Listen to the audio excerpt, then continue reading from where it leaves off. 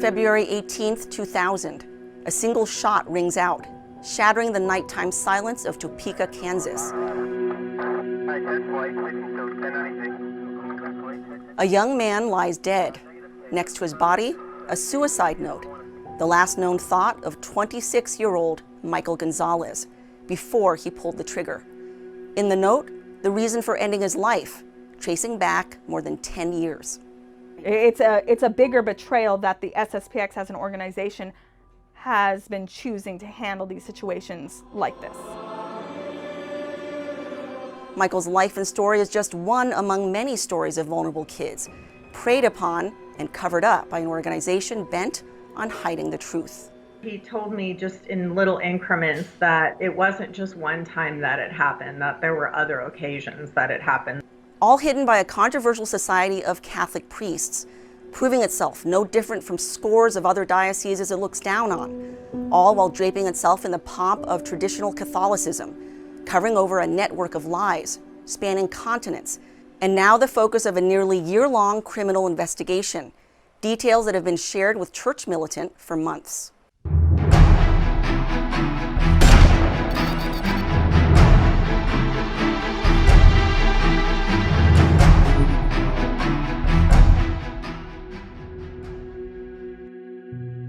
Father Ramon Angles, an influential priest in the SSPX, a breakaway Catholic sect with its own hierarchy and society of clergy throughout the world, adherents to the traditional Latin Mass and largely rejecting the Church's Second Vatican Council. It was Angles who Michael Gonzalez identified as having sodomized him when he was 14 years old, confiding his terrible secret to his oldest sister. And then finally, he broke down one day and he just started crying and he told me who it was. And he had confided in me and told me it was Father Angles. The serial abuse changed young Michael, causing him to turn in on himself, even skipping his 8th grade graduation from St. Mary's Academy in St. Mary's, Kansas. The campus seen in this footage taken by a former student in the late 1980s. I noticed a huge change in him when he didn't even show up for his graduation. We all showed up for his graduation and he didn't even show up for it. And I noticed that day that his behavior changed, his mannerisms changed, and he really shut down. The abuse destroyed Michael, leading to a life of alcoholism, depression, and a confused sexuality. Ultimately, he took his life. He wasn't able to cope with it. It was a downward spiral. He never finished high school. He was just getting in trouble after that, and he couldn't deal with it. On the night of February 18th, 2000, Michael, unable to cope any further, called his ex-girlfriend. And while they were on the phone, my brother ended up saying that he was going to kill himself, and the people that he was living with, he got a hold of a gun and shot himself in the mouth and ended his life. But Teresa recalls how odd it was that years earlier, right around the time of Michael's abuse, Father Angles canceled almost $20,000 of debt her family owed to St. Mary's Academy. Because I remember my mom saying, "Oh, we don't owe the college any money anymore." And I was like, "Oh, that's neat." So one day I'm kind of going through cleaning up the house and I found this letter from that says all of your debt is canceled if you do not speak badly about the academy and what has happened here. The letter was signed Father Angles. Kurt Tioni, who taught at St. Mary's Academy in the late 1980s, remembers the terrible secret Michael confided to him all those years ago when Michael was a student. And he said, well, it was one of the priests here at the school. One of the SSPX priests? Yes, one of the SSPX priests. And I tried to get him to tell me which one it was, but he wouldn't tell me. Kurt reported the crime to Angles, having no idea it was Angles himself who was the alleged perpetrator. He also went to the police, many of whom had close ties to the SSPX and who blew him off. And he was very angry with me. He said, if you believe anything that kid says, you're crazy, you you need to worry about your job here and quit getting involved with, other things like this. And was very angry with me. 2 weeks later, Kurt was fired. And it wasn't too long after that that I was let go, that I was told I could not come back the following year, that my contract had been rescinded, even though I was offered a contract for the following year. So what reasons did they give for not renewing your contract? No reason, nor would they give me any reasons. Fast forward almost 30 years. A Kansas State investigator contacted Kurt to speak with him about the rape of Michael Gonzalez, part of a much larger statewide investigation of sex abuse and cover-up by the SSPX, with the focal point being St. Mary's, Kansas, a serene, picturesque community of faithful Catholics, all supporting the SSPX, many unaware that it is a bastion of corruption, abuse, and cover-up, deceiving them for decades about many of the priests who have passed through here that they know. And he said, what if I told you that it was Father Angles? And I said, I would totally believe it. And then he told me about the suicide note that had been left and so forth. So he had said that it was Father Angles that had raped him. Looking back, there were clues. In addition to recalling that Father Angles would lurk around the Gonzalez family, Kurt recalls the priest also surrounded himself with his favorite group of boys. He always had what we used to always call his harem of boys, of his favorite boys, which I, again, rang a bell in my head too. On that one, it's like, why? And it was only boys and never girls. Another eyewitness testifies to Angles's cover-up of sexual grooming. In 1989, Father John Rizzo, a former priest of the SSPX who frequently visited St. Mary's from his SSPX assignment in Idaho, got a call from a distraught mother after her 15-year-old son received a love letter from an older male teacher at the academy. So one Sunday evening when I arrived, the parents of this particular student came to me and showed me what was truly a love letter. The male teacher saying, I love your looks.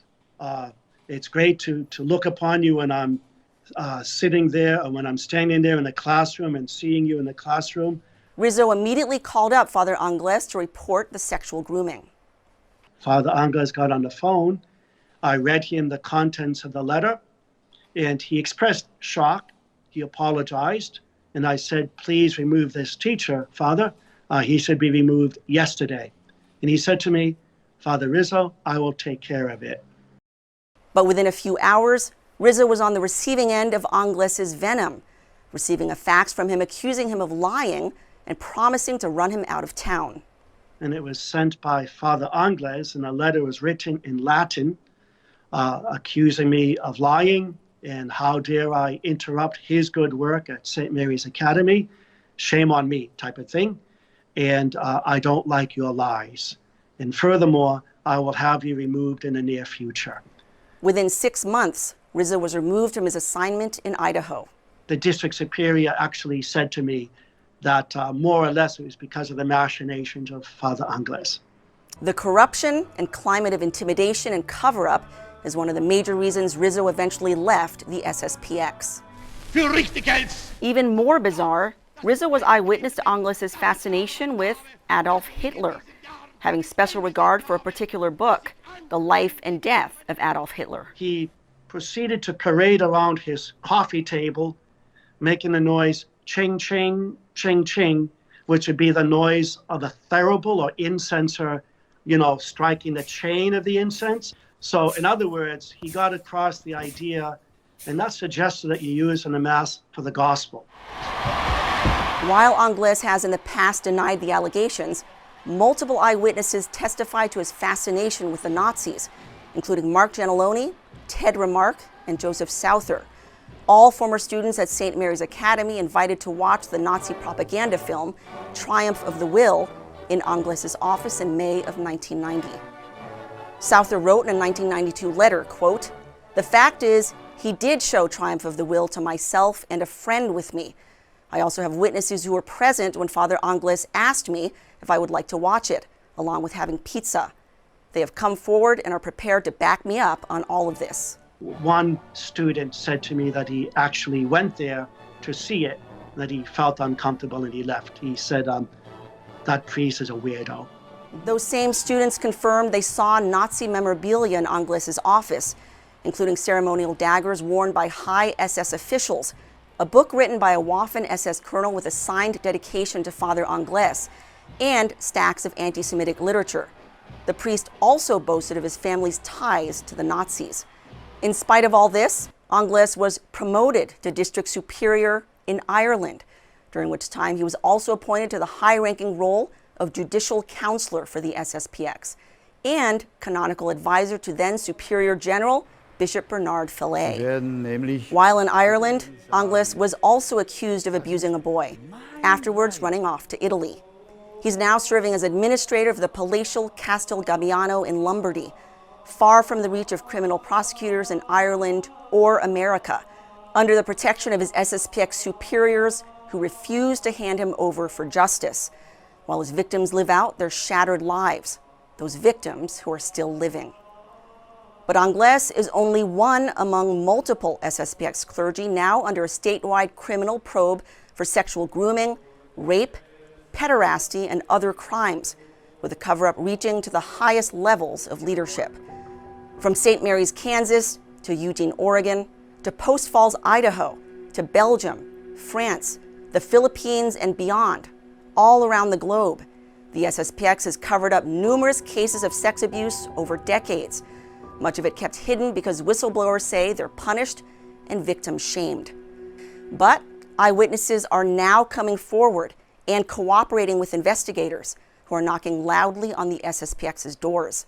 The society is scrambling, doing damage control, engaged in a charm offensive with supporters and donors, using whatever Catholic social media personalities they can dupe into carrying their water, all while hiding a crisis in its ranks. The SSPX survives by appealing to largely innocent, tradition-minded Catholics who have a love for the ancient rites of the Church, in contrast to the often outrageous scenes in more modern parishes. All these souls want is a safe spiritual and physical environment for their families, far from the horror of abusive liturgy and sex abuse and lying clergy. They hold their priests in the highest regard, a rank that too many of the clergy and their superiors have taken advantage of. Many SSPX followers, while perhaps viewing themselves as very different from, even superior to more modern-minded Catholics, do sadly share a very common bond. They are victims on many different levels. St. Mary's, Kansas is home to what will soon be the largest SSPX chapel in the world, as shown in this informational video published on YouTube by the SSPX, and is now the epicenter of the current abuse investigation, whose population is largely made up of SSPX parishioners who own local businesses and hold seats in government, including the police. The town was the subject of a profile in The Atlantic earlier this year, but there was one thing the article did not cover. There's a huge investigation going on right now for just Kansas incidents. I think as of right now, there's at least 8 priests that are going to be investigated. Jassy Jacobs was a longtime parishioner at St. Mary's and first met Father Pierre Duverger in 2013, a priest who hails from France and whose 2 brothers also serve as SSPX priests. In the confessional, Jassy started to cry when she mentioned she'd suffered sex abuse as a child. He interrupted her, pouncing on the chance to be her counselor. He really emphasized on the fact that he was my father and I was his daughter, and he also really emphasized on the fact that he had me promise that I was going to text him, call him, email at any time, any hour, for anything. A month later, they had their first face-to-face. And then he said, "So are you a virgin?" And I said, "Yes." And he said, "Are you sure?" And I said, "Yes." And then he said, "Can you really be sure?" And I said, "Father, I don't know what you're asking me." And then he said, "Well, if he put his fingers inside of you, you're not a virgin." And so I kind of shut down at that point. And then he said, "Listen, this is what you need to do. I want you to send me an email with everything that you enjoy doing. And then I want you to send me an email in detail of all the sexual abuse that ever happened to you. I want you to include in detail any sexual temptations you have, any sexual thoughts you have, or actions you've committed." And I kind of looked at him and he said, "This is because you don't understand what sin is, and I'm going to help you to understand sin." Shortly after this troubling encounter, Duverger was reassigned, leaving St. Mary's. But a couple years later, speaking with a lay counselor, Jassy recounted her strange experience with the priest. And he said, stop right there. This story sounds familiar. I want the name of that priest. And I said, I don't feel comfortable giving that to you. And he said, you don't understand. I hear, stories all the time. This one matches up. And I said, I'm not going to give it to you. I'm sorry. And then he said, okay, is it Father Duverger? Stunned, Jassy was then put in touch with another alleged victim, one whose story has been deemed credible by state authorities, and which reportedly involved not only sexual grooming, but also sexual assault by Father Duverger. In the name of the Father, and the Son, and of the Holy Ghost. Jassy then went to Father Gerard Beck, currently assigned to an SSPX chapel in Idaho, who confirmed that Duverger had been reported for past misconduct. So I meet with Father Beck. We sit down, he grabs a pen and he starts writing what I say down. And did he seem surprised at all? No, he actually said, well, from what I know, Father Duverger is actually already under some restrictions due to a certain imprudence with a woman that is nothing near what you just told me, which now I know they use the word imprudence instead of sexual abuse all throughout. Another priest, Father Hervé de Latour, formerly assigned to St. Mary's, also told Jassy he came to know of yet another victim in 2007. He never reported Duverger to police and even counseled Jassy to stay quiet about her own experience. In an email dated November 30th, 2019, he wrote, "Since the events took place 6 years ago, maybe everything should be forgotten now. The pain can be offered to God." In the name of the Father, and the Son, and the Holy Ghost. Jassy then went to the highest authority in the U.S., Father Jürgen Wegner, District Superior, and questioned him about Duverger. And I said, well, did you do an investigation? And he said no. Even worse, Jassy learned Duverger was serving as principal at St. Thomas More Academy in Sanford, Florida, with unfettered access to boys and girls as well as female staff. Wegner assured Jassy that he was under strict supervision. She believed him until a few weeks later when she spotted a poster outside church featuring the priest. And I see a poster of Father Duverger running a pilgrimage, which is more than 50% women. With adults, women. Right. And they do confessions on pilgrimages. So Were you shocked? Yeah, I knew right then and there the restrictions were not as severe as Father Wegner had led me to believe. Upset by the discovery, Jassy contacted the Superior General, Father Davide Pagliarani, the highest global authority in the SSPX, who punted, telling her through a secretary in an email dated January 16, 2020, that it is up to the District of the United States to give you an answer. Human nature is weak. In the meantime, Father Marc Vernois, pastor of St. Thomas More in Florida, assigned to supervise Duverger, warned Jassy over the phone not to go public with her story. He says, but listen to me. If you go public, you will be ruining so many people's lives. Your name will never be heard the same in any community you ever go into. You could be shutting down schools, losing souls. I said, whoa, it sounds to me like you're trying to blame me for your guys' choices. I'm not the one putting children at risk here. Fed up with being given the runaround, Jassy went public in a Facebook post on January 19th. How did people react to your Facebook post going public with all of this? About 95% of the people who reached out to me have been supportive. Listen, we know things like this have been going on. Good for you. Other victims also of SSPX priests contacted you. Oh yeah, many victims. Are you allowed to say how many? I would guesstimate about 20 at least. In a last-ditch effort, Jassy emailed Father Wegner and told him either he removed Duverger's access to vulnerable girls or she's going public. He then tells her what she believes to be a lie. He emailed me and said he doesn't have the power to remove Father Duverger. So then who has the power? Because you appealed to the Superior General and he said, well, the decision is Father Wegner's. Right. And now Wegner's saying, well, I don't have the power. Yes. The SSPX was thrown into a panic after Church Militant contacted them with a query about Father Duverger.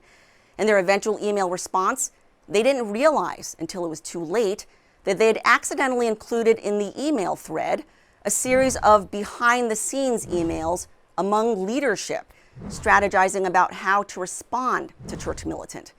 Their email reveals an organization devoted more to protecting the institution than of concern for victims. I would like to thank His Excellency Bishop Fillet. Most of the strategizing came from James Vogel, Communications Director for the U.S. District for the SSPX. He's editor-in-chief of Angelus Press, the official publisher for the Society. In an email dated February 24, 2020, Vogel acknowledges to others in the thread, again unaware that Church Militant would see the email, the ugly history of sex abuse in the SSPX. We cannot issue a blanket denunciation of the accusers and say he, Duverger, is innocent of everything. Church Militant has already dug into some of our ugly cases in France. What if they find out the history here? He goes on to say, we can admit he's been placed under restrictions, but I still think most people will find it bizarre he is allowed to teach, run a school under the circumstances. After some back and forth with Father Wegener, Wegener writes, here is it not about mollifying Church Militant. If we go down that road, they will judge us as Jassy does. For them, as for Jassy, the only proper outcome would be to have him in a religious prison. Making clear their concern is to stem further inquiry, he goes on to ask, but what is the right middle between saying pretty much nothing and soothing them? Vogel responds, it is an interesting strategy, but it is a kind of deflection, which might not be bad as an interim decision. Whatever we say or decide, they will respond. It will not end with Father Duverger.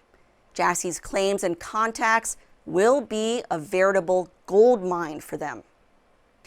After all this behind-the-scenes strategizing, the SSPX chose the way of silence, issuing Church Militant a curt response, Father Wegener claiming he could not discuss the matter and instead referring us to SSPX attorneys.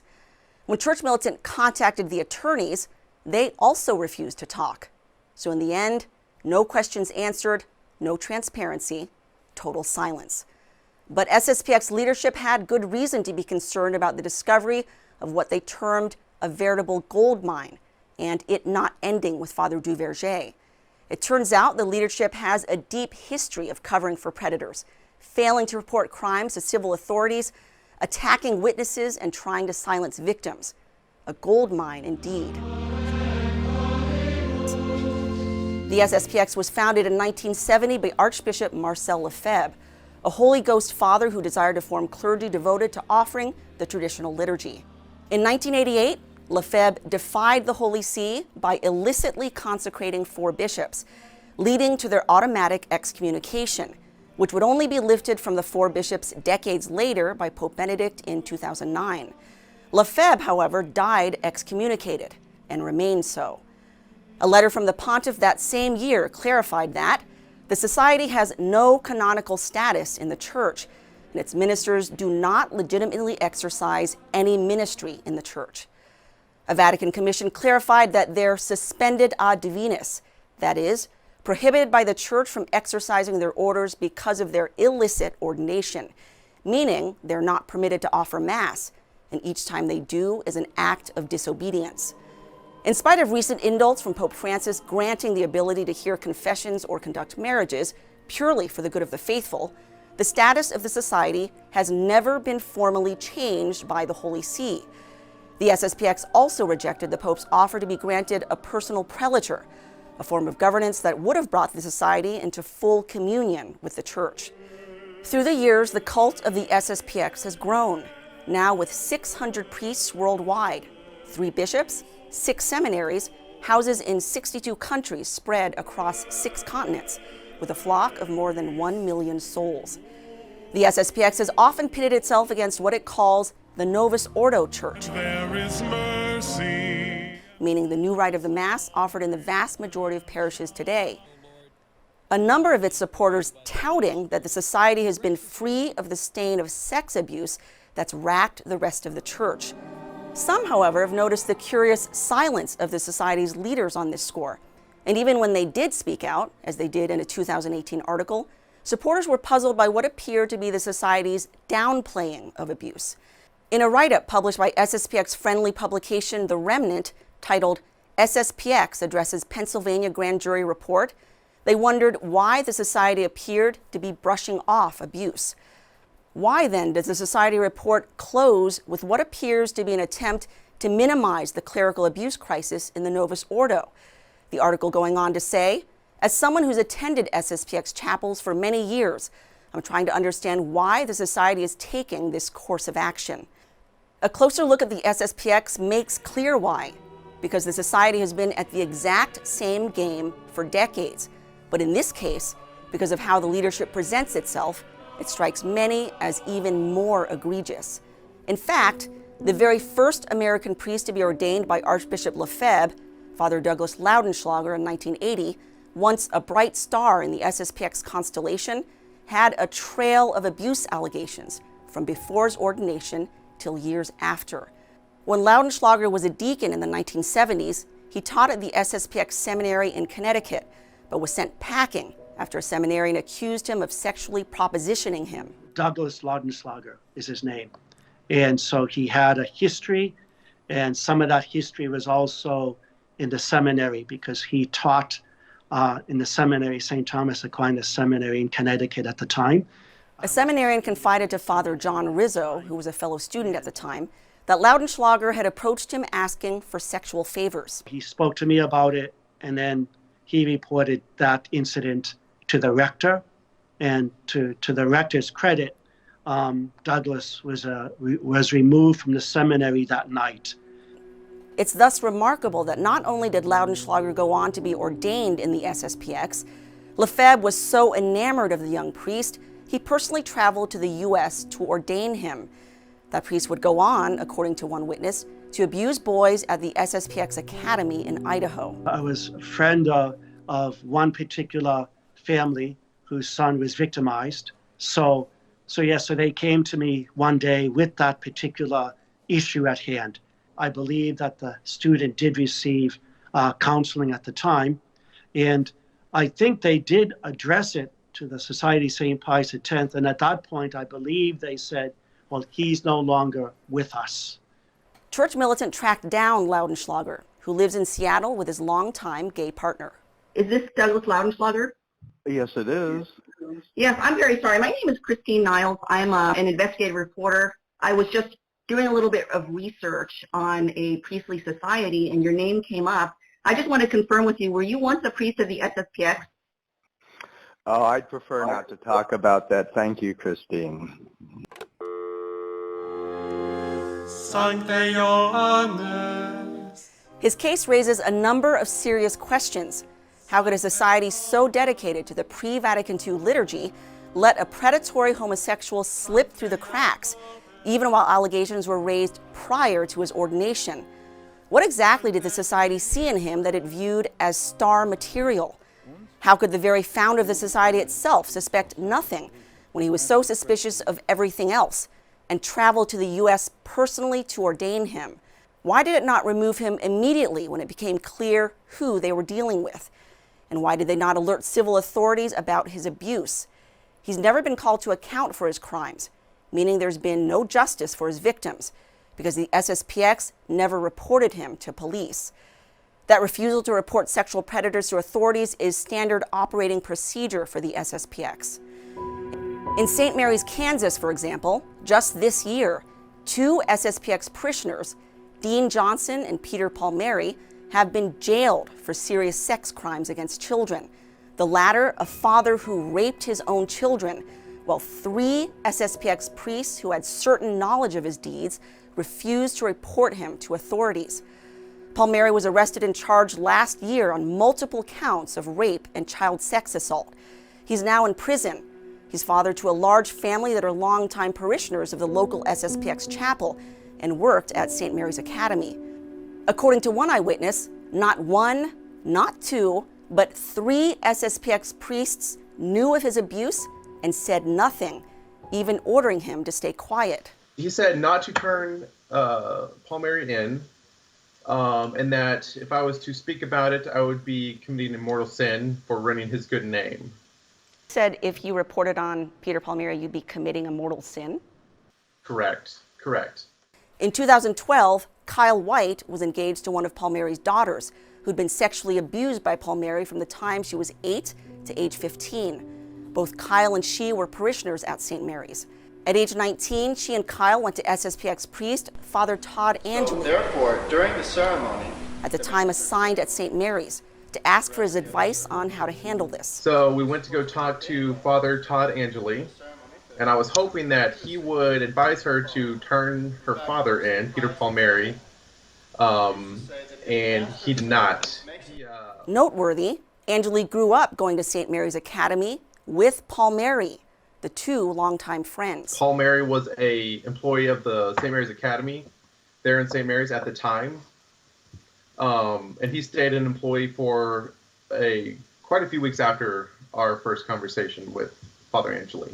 A few weeks after you told Father Angeli about the abuse, Palmieri was allowed to continue working at the school. Correct. I heard it was a priest down in Arizona, I believe it was, that called there in St. Mary's, letting them know that, hey, you need to get rid of this guy. So then it wasn't Father Angeli. Exactly. No, it was not Father Angeli, to my understanding. Kyle ignored Angeli's advice to stay quiet, leading to a surprise phone call a few weeks later from Father Hervé de la Tour, the same priest who had counseled Jassy Jacobs to stay quiet about Father Duverger. Father de la Tour told me to not speak about Peter Palmieri and run his good name. I would be committing the sin of detraction. Kyle then turned to Father Kenneth Novak. Make a mockery of a Catholic church. Who met him under cover of night in the choir loft of Assumption Chapel. Father Novak said that he was not supposed to be talking to me. He agreed that Peter Palmieri needed to be turned in because how pedophiles work, they don't stop. He was told not to speak with me. After all three SSPX clergy refused to offer assistance, Kyle took his report to the SSPX-friendly police anyway, who failed to launch an investigation, claiming the matter was hearsay. It wouldn't be until 6 years later that the county sheriff revealed the police had bungled the case. Palmieri finally arrested and charged for his crimes. He's currently behind bars. Church Militant reached out to Father Angeli, who's now in Michigan, to ask why he counseled Kyle not to report Palmieri to police.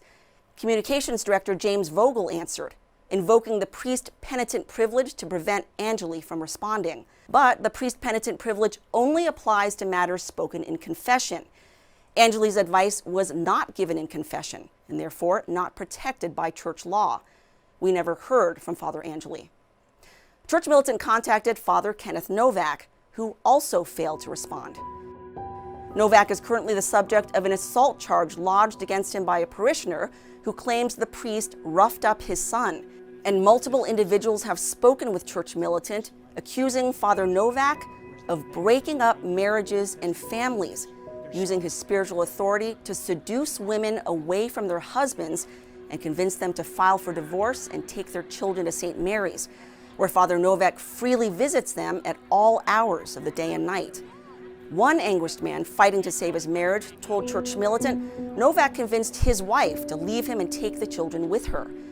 Meanwhile, his children inform him the priest comes over to the house to visit, sometimes late at night, where he trashes the father in front of the children. A similar account was echoed by another man who spoke with Church Militant, also fighting to be reunited with his family. His wife also reportedly seduced by Novak, taking the children away and convinced by the priest to file for divorce. And a distraught grandmother told Church Militant she'd been cut off from her grandchildren after they came under Novak's influence. All of them have asked to remain anonymous to protect their families, whom they continue to fight for. SSPX leadership is aware of the complaints, but have largely done nothing, permitting Novak to freely minister at St. Mary's. And in Eugene, Oregon... Hello, I'm Father Lawrence Novak. Wait, I don't need introduction.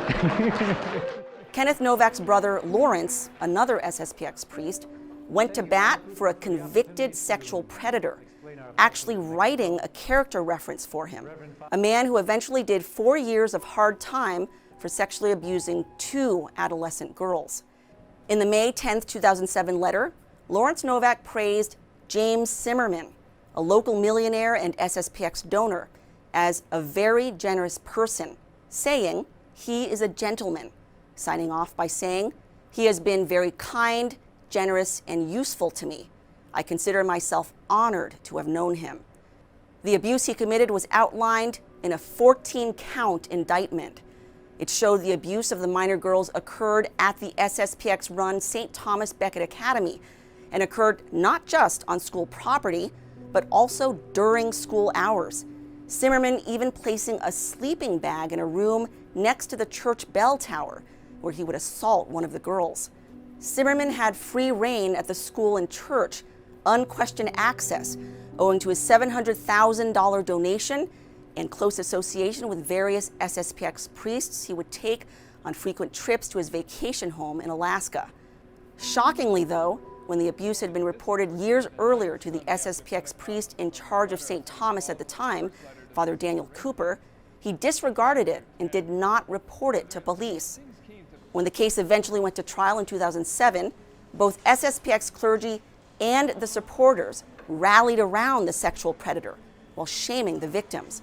Like Father Novak, FSSPX priest Father Pablo Arzuaga also wrote a letter to the court vouching for Zimmerman's character. Writing all the way from France, Arzuaga pleads with the court to show the sexual predator mercy, calling his multiple crimes of repeated sexual molestation a mistake. This is a man that has never done anything wrong before and possesses a good number of qualities.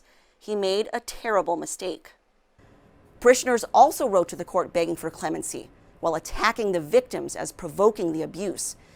In a May 2, 2007 letter, Eric Bronger claims he saw the victim make herself available and provoke the situation. James, in my belief, was targeted by this young lady. Ann Zimmerman's son, Michael Bryant, wrote in a May 29, 2007 letter about the victim, "I have heard the victim's parents are severe in the judgment of my dad, while never considering the aggressive behavior of their daughter." In addition to Zimmerman's criminal conviction, he also settled a $3 million lawsuit with the victims' families. Fast forward nearly a decade, and imagine parishioners' shock when they saw Zimmerman sitting in the pews on a Sunday morning in 2016 after being released from prison. One parishioner was so outraged, he wrote an email on February 25, 2016 to Bishop Fillet in Menzingen, Switzerland, saying, "On this last Sunday, February 21st, my family arrived at Mass to find a convicted child molester, James Zimmerman, seated in church with his wife and his stepson's family. He was within arm's reach of several young girls. I was immediately filled with a range of emotions: disgust, horror, anger, shock. This is a man who violated and stole the innocence of young girls in our parish, at times in the church building itself, destroyed families, and tore a rift in this parish." Going on to ask, what shepherd brings a sheep-killing wolf into his flock, especially with no warning or notification? And later in the letter, does the FSSPX really want to be known as sympathetic to perverts of this nature? Couldn't this type of policy be seen as a magnet to other predators? Bishop Fillet replied within 8 hours in a brief note saying the matter was in the hands of the U.S. District Superior. Nobody to protect you. Father Wegner. Wegner agreed to a public meeting with parishioners, which took place more than 2 weeks later. At the meeting, which Wegner flew in especially for, he blasted and shamed parishioners for what he called their lack of charity towards Zimmerman. Church militants spoke with eyewitnesses who had attended the meeting, some so disgusted they left the parish and quit the FSSPX altogether. Zimmerman remains a registered sex offender in the state of Alaska, and sources say he continues to donate to the FSSPX. But this is only the tip of the iceberg. Father Philippe Peignot was found guilty several years ago by an FSSPX tribunal of abusing an 11-year-old boy in France, making him sit on his lap as he fondled his genitals. According to a 2017 expose in Swedish media, after the boy reported the abuse, the FSSPX sat on the information for a year before then Superior General Father Franz Schmidberger transferred Peignot to a new congregation, never reporting him to police. Peignot would later be put in charge of a scout camp, in spite of multiple victims known to the FSSPX. In fact, it was none other than Bishop Bernard Fillet himself who lifted the ban on Peignot, allowing him once again to be around children. It was only after the boy, now a grown man, wrote to the Vatican's Congregation for the Doctrine of the Faith that decisive action was taken, the Vatican asking in a letter sent in 2013 that the FSSPX open a canonical trial against Peignot, where he was found guilty. In 2016, a Swedish media crew found the priest in a chapel in the town of SBA, near Bordeaux. He was surrounded by children. The priest's devoted following of SSPX supporters, who are oftentimes accused of cult-like worship of the society, slashed the tires of the media crew's vehicle. Then there's Father Christophe Joannel, sentenced to 19 years in prison for rape and torture of 3 women who had been teachers at the SSPX school that Joannel ran, Notre-Dame de la Sablonnière in Goussainville, near Paris. The victims accused him of sexually assaulting them during exorcisms, and an SSPX tribunal found Joannel guilty of rape. Instead of reporting him to police, the rapist was hidden away in a Capuchin monastery in Burgundy, where he was ordered to do just 2 years of prayer and penance, at which point he might be reconsidered for ministry. All of this was done, according to French media reports, with the knowledge and approval of Bishop Bernard Fillet. It was at this monastery in 2014 where police found Joannel and arrested him. His sentence was increased from 17 to 19 years after a court found him guilty of torture in addition to rape, using scissors, knitting needles, and broomsticks to assault one of his victims, a man the SSPX, with Fillet's knowledge and consent, would have turned loose. He's charged with abusing young boys in both Idaho and Washington over the last decade. And in 2016, Kevin Sloniker was given life behind bars after he pleaded guilty to abusing 7 boys aged 8 to 14 over the span of 10 years at the SSPX Academy in Post Falls, Idaho. Sloniker had been kicked out of the SSPX seminary in 2005 after leadership found him mentally unstable for trying to circumcise himself. But that wasn't disturbing enough, apparently, for the SSPX to keep him away from children. The priests allowed him to actually stay on as youth camp counselor at Immaculate Conception Church, where he'd take boys on trips across state lines and abuse them. One young victim even informed the SSPX he'd been stripped naked and whipped by Sloniker, but leadership, while claiming to have removed him in 2006, failed to restrict his access.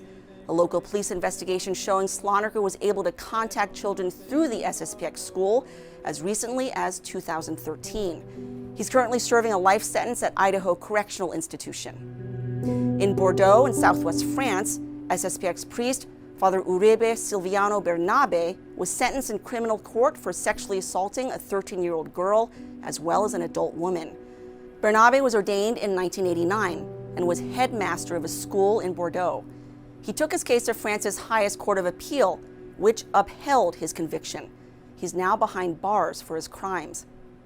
And in Brussels, Belgium in 2017, in another case directly touching on Bishop Fillet, Father Frederick Abbé was sentenced to 5 years in prison for homosexual abuse of boys in an SSPX boarding school. It was Fillet personally who had assigned Abbé to live in a priory next door to the school, under the supervision of then Brussels District Superior, Jürgen Wegner. In fact, a 2006 letter from Wegner rejoices over the fact that Abbé has joined his priory. The priest community has also grown as the 4th priest we've been waiting for a long time has joined us. It is Father Frederick Abbé. Our patience has been rewarded. It was during Wegner's time there that Abbé carried on his abuse of boys, his room next to a corridor giving him direct access to the boys' dorm, where he would sneak to at night and force oral sex and other abuse on them.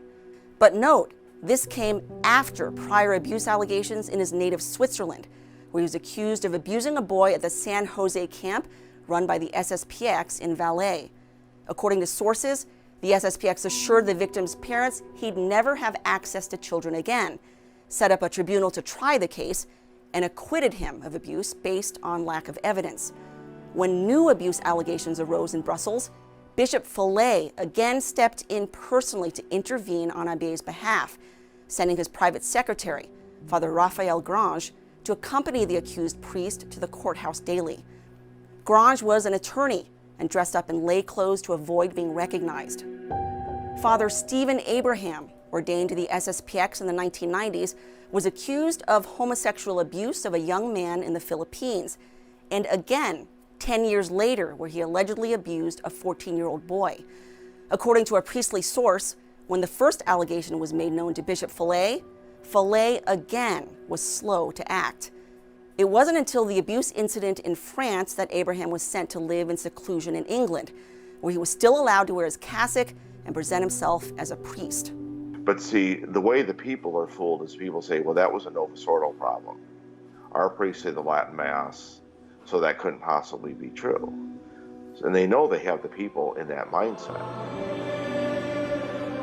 The SSPX, led by Bishop Bernard Fillet during so much of this cover-up, which also involved his predecessor as well as his successor, claims on its site that it is, quote, committed to protecting all minors and vulnerable adults.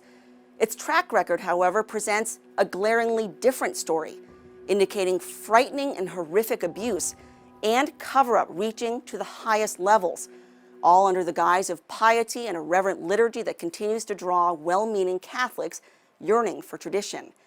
There are, in fact, two threads of tradition in the SSPX, the liturgy, but also the dark world of sex abuse and cover-up. Despite its claims to be so different and superior to the rest of the Catholic Church, actually, it isn't that different at all. In some ways, in fact, because of its claim to superiority, it's able to get away with even more, given the near fanatical support of so many of its adherents. There are many more criminal clergy than the ones we've covered, but law enforcement has asked us to not report on them yet so as not to compromise their criminal investigations. All throughout our research, Church Militant was faced with repeated stonewalling from SSPX leadership, either given outrageous reasons why they would not answer our questions or choosing to say nothing at all. Meanwhile, Church Militant has learned that Father Wegner, District Superior, the man in America behind so much of the cover-up, is transferring to a post in Austria this fall, far from the reach of criminal prosecutors, all with the blessing and knowledge of SSPX leaders. Christine Niles, Church Militant, Detroit.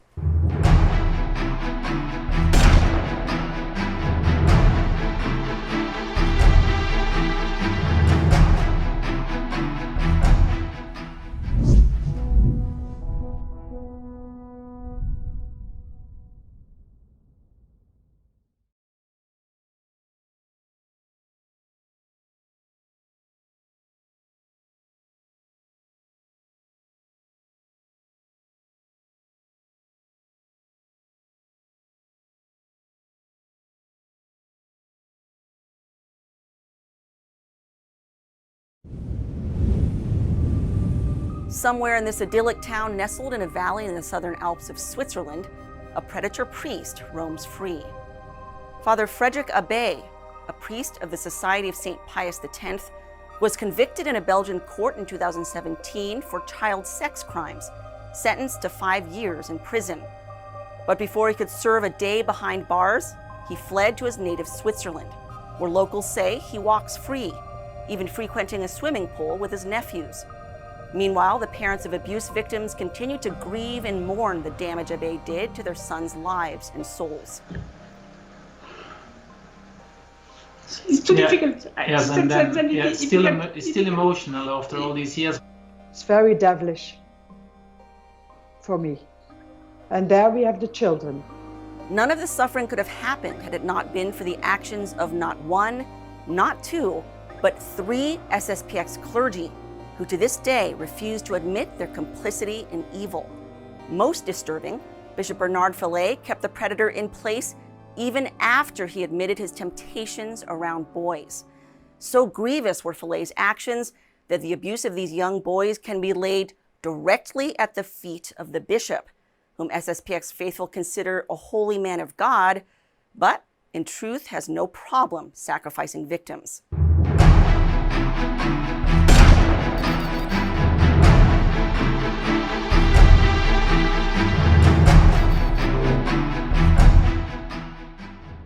There is something wrong in the church.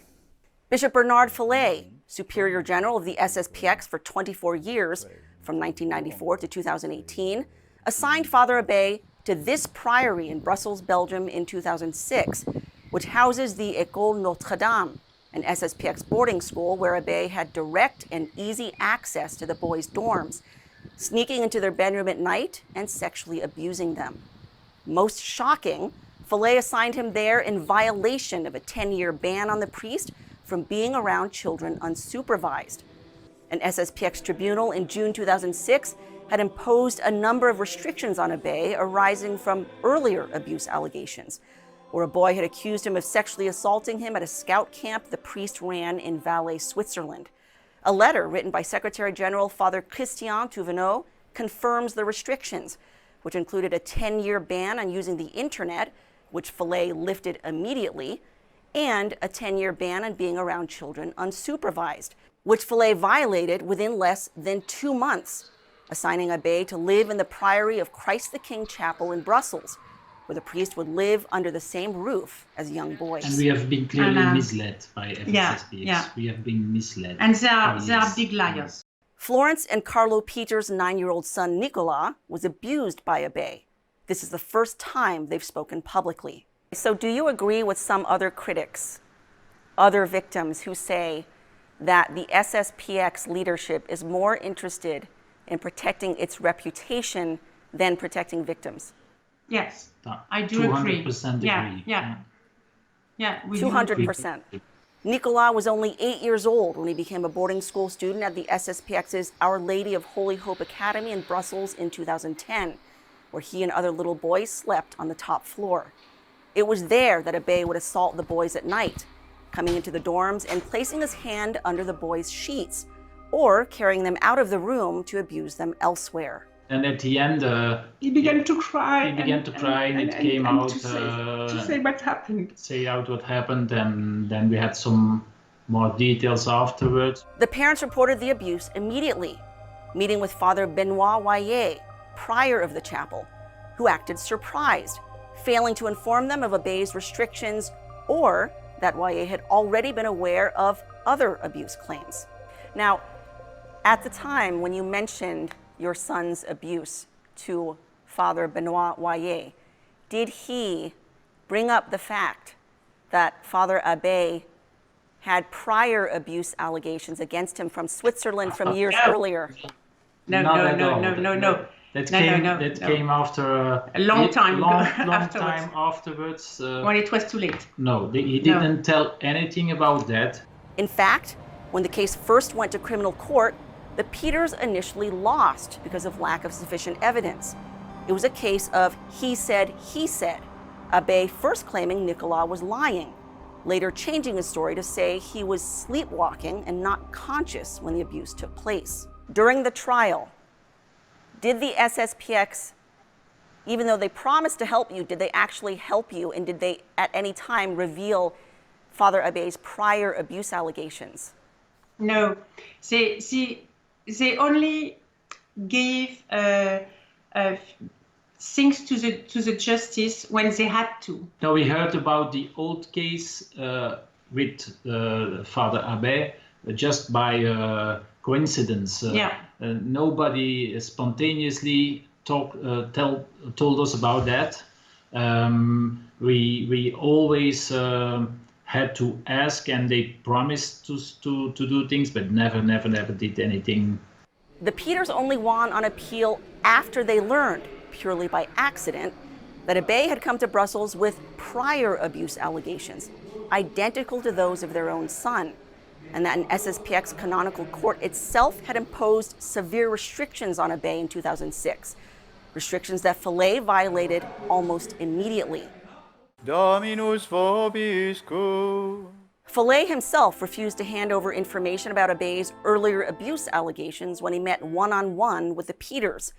In short, Fillet willfully concealed evidence from the court and from the parents of sexual assault victims. And he said, "Oh, I can't because it's a secret. It's a secret, and only Rome can decide if I can give you the secret." And he said, he said that, but at that time he already knew that Rome had decided that the FSSPX should resolve these cases internally. So he knew that. So you're saying that? Are you saying he lied to you? Yes, of course he lied. Of course. He's a good liar.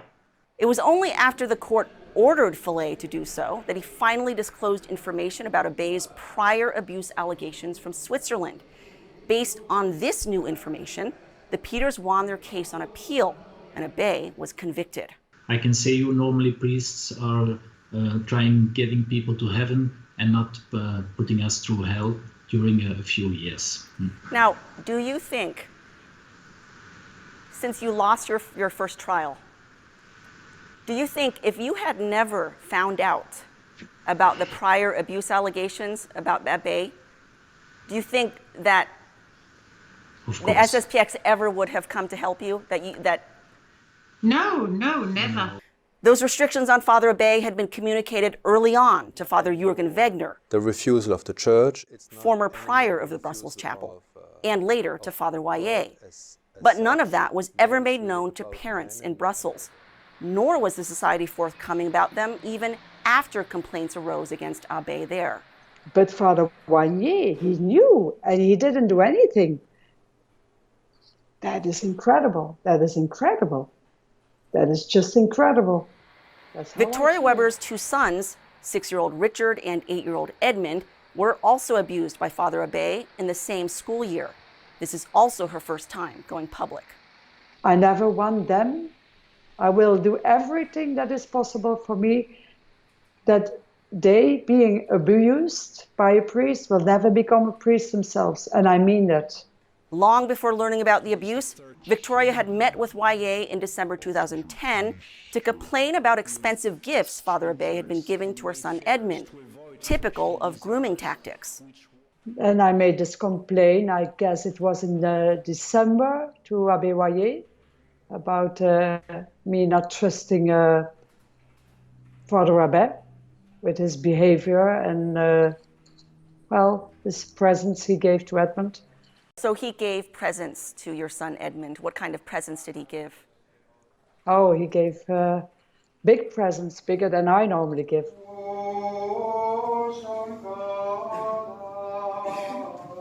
She told Wayé to have a talk with the other clergy about sex abuse and grooming, something Wayé never did. Oh, so this was in December. Did Father Wayé give you any indication at that time that he knew about Father Abe's past abuse allegations against him in Switzerland? No, not at all. Not at all. He didn't do anything with this. He just let it happen further on for another few months. So this is, for me, I can't understand why. I don't understand why. Victoria finally learned in April 2011 about the abuse both her sons had suffered. It was in the car driving home from school that Richard broke down in tears, and his older brother Edmund explained what happened after Abe had carried Richard out of his bed in the middle of the night. And I said, what is it, Edmund? What do you mean? And then he said, well, then he brought Richard back, and Richard was just standing there, Mama, and he was just standing there looking out of the window. It was night, so it was dark, and they had curtains. And he said, he's looking out of the window. And we asked him, Richard, what happened? Are you okay? And he just said, it's a secret between l'abbé et moi. The abbé et moi, Father Abbé. She met with Father Wayé the next day. And the first thing I asked him was, did you speak like you promised me? Did you speak to your priest? Did you speak to Abbé? And then he said, no, I didn't. Just like that. No, I didn't. And I was like, well, now it's too late. So when you spoke to him in this meeting, did he, at that time, did he ever give any indication that he knew about the prior abuse of Father Abe? Not at all. Not at all. As the abuse became more widely known, the Weber family soon began to be shunned by the SSPX. So I felt very, very fast that this was all turning around like that we were the guilty ones and they were the victims. That was the atmosphere that I felt very fast. I began to feel more and more the mentality of St. Pius X, more and more by all these priests just dropping us. They just dropped us like annoying, making difficulties. One SSPX priest managed to secure them a private meeting with Bishop Fillet, who made a special trip to the Webers' home that summer. He acted like he didn't know anything. So he also, when you met, and we believed him. When you met with Bishop Fillet, yes, he also gave no indication at all that he knew of Father Abe's past allegations. At the contrary, the opposite. Totally the opposite. Totally the opposite. Fillet promised the Webbers he'd do everything he could to help, even claiming he'd start a canonical process right away. What did he promise you? That he would do this investigation as soon as possible, that he would send people over from his fraternity to talk to us and to find out more and more, this kind of things, that he would handle this totally. And did he? Well, no. No, he didn't. Nobody came. Nobody contacted us. This was the first contact 1 year later. That letter was from Fillet informing the Webbers he had decided, contrary to what he'd promised, that he would not start a canonical process against Abe until the criminal trial was over. In 2016, an SSPX priest wrote a letter to Superior General Fillet with a heartfelt plea asking him to stop protecting predators. Quote, "I know the reputation of the society is at stake and that the condemnation of one of its former members will be negative for it. But it would be much more harmful in the long term to learn that authorities in the society have all attempted to exonerate a former member to the detriment of the justice due to the victims. No victims have sullied the society, quite the opposite with regard to the predators." He goes on, "Look at all the scandals that have shaken the church a little everywhere in the world for some years. Bishops have been condemned for covering up these horrors. Spare the society from suffering this shame." Fillet wrote back, in essence telling him to mind his own business. Quote, "Don't involve yourself in this matter, but leave it to the superiors who have the graces of office to handle it as they must," going on to blame the victims. Quote, "Unfortunately, you're wrong when you say that no victims have sullied the society." Little did the priest or the victims' families know that Fillet was sending his personal secretary, Father Raphael Grange, to accompany Father Abe daily to the courthouse. Grange had worked as an attorney before he became a priest and was dressed in lay clothes to avoid being discovered. It's hard not to conclude that Fillet sent Grange there to give Father Abe legal advice, once again showing Fillet was not on the side of victims, but rather working to protect his own priest, even one with a track record of pedophilia.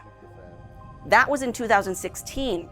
The next year, the Belgian court handed down a conviction against Abe, sentencing him to 5 years prison for his crimes. The conviction partially hung on damning audio recordings made by Father Waye when he questioned Abe in 2011 in the immediate aftermath of his abuse at the Brussels Academy. The audio recordings not only reveal that Abe admitted to temptations around boys, but also contained a kind of confession of his crimes. Abe also says on tape he's spoken to Bishop Fillet about his predilection for boys, revealing that Fillet was fully aware of the danger the priest posed to the boys in Brussels, yet kept him in place. Even worse, Waye withheld the crucial evidence contained in these recordings for 6 years, never mentioning the tapes during the trial, only making them available to the court on appeal in 2017. The prosecutor was so outraged by the SSPX's conduct that he shouted in court on the last day of argument that the society should have been put on trial and not just Abe. The Belgian attorney was furious and he said the FSSPX should have been here next to Father Abe to be judged. The panel of judges agreed, the court accusing the SSPX of criminogenic behavior, a French term meaning fostering or promoting pathologically criminal conduct.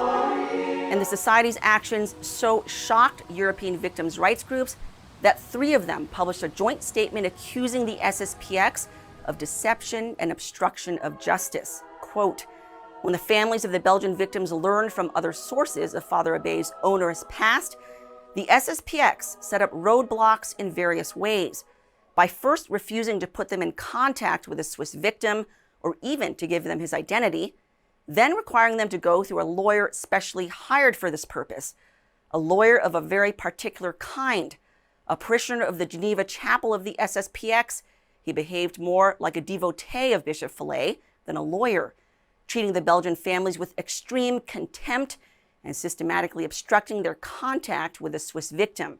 We do not see cooperation with justice there. After that, the SSPX releases a statement congratulating themselves for cooperating with the authorities. What is your reaction to that? I was furious. I was furious, and I directly sent them a mail with all the wrong things they did and all the difficulties we had to achieve that.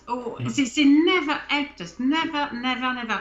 To this day, Abbé remains a free man, never having served a day in prison. Nobody's talking, nobody knows, and we don't know what to do to have justice made, because we have a verdict, but there's no justice.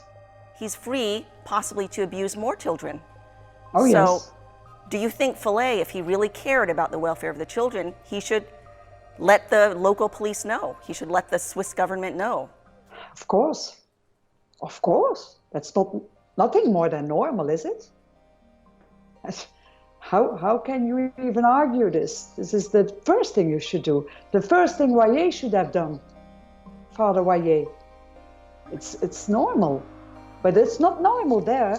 So the FSSPX is more important to. It's a kind of cult, you understand? It's a kind of cult. Bishop Fillet has fallen silent in the face of church militants' multiple media queries, refusing to answer basic questions about his role in the Abbé affair, why he violated the ban almost immediately, and whether he feels any remorse for the suffering he caused to victims. Because of Fillet's connections in Switzerland, he could easily track down Abbé and help bring him to justice, but he has thus far refused any such appeals. As has become increasingly clear ever since church militants' April 22nd expose detailing decades of sex abuse and cover-up in the SSPX, transparency and accountability are notions far removed from the society, which appears to believe it's above the law, its leadership ignoring and dismissing the pleas of its own clergy as well as parishioners, while protecting the society's reputation above all. Meanwhile, a predator priest roams free in the village of Fully, Switzerland, with children who remain at risk, all because of the society's complicity in evil. Christine Niles, Church Militant, Detroit.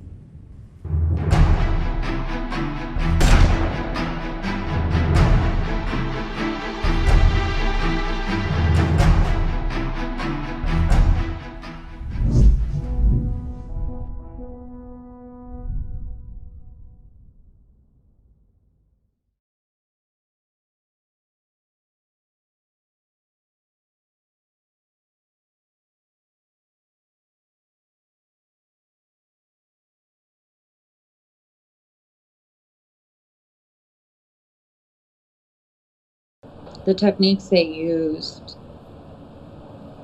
and the intimidation that you would undergo in their presence, it was so, how would you say, it was just so overwhelming and terrorizing that, you know, I don't know. She's speaking of Father Ramon Angles, an accused rapist, pederast, and Nazi sympathizer, appointed to a powerful position in the Catholic breakaway group, the Society of St. Pius X, by former Superior General Bishop Bernard Fillet, who himself is covering up and lying about sexual abuse of minors within his society. Maria is the third person to confirm with Church Militant that Michael Gonzalez, her brother, admitted to them that Angles had raped him in his youth, going on to kill himself at age 25. As shown in this police report, confirming his death on February 18, 2000, also leaving a letter behind naming Angles as his rapist. Father Angles is under criminal investigation in the US, but also reportedly in Ireland for sex abuse, whose effects continue to devastate those left behind. Do you believe that Father Angles should be in prison? Absolutely, 100%. He should pay for his crimes. Yeah. And he's never done so? He never has. No. What's more, Angles has secured an attorney who's one of the most public LGBT activists in Kansas. Same-sex marriage promotes family values. Despite the accusations, Angles is the one whom Bishop Fillet, unbelievably, charged with crafting the child protection policies for the SSPX. Just like homosexual predator Cardinal Theodore McCarrick, one of America's most powerful cardinals, put in charge of drafting child protection policies for the U.S. bishops, it's a classic case of putting the fox in charge of the hen house. For the traditionalist world, they now have their own McCarrick, a case of McCarrick 2.0.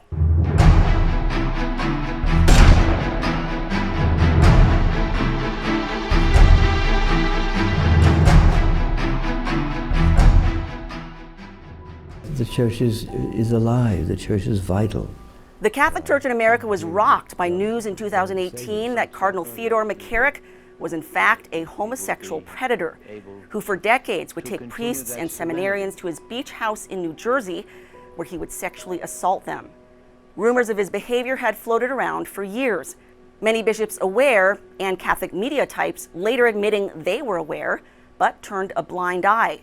The few whistleblowers who did speak out were ignored or dismissed, like Richard Sipe, attraction of a priest to adolescents.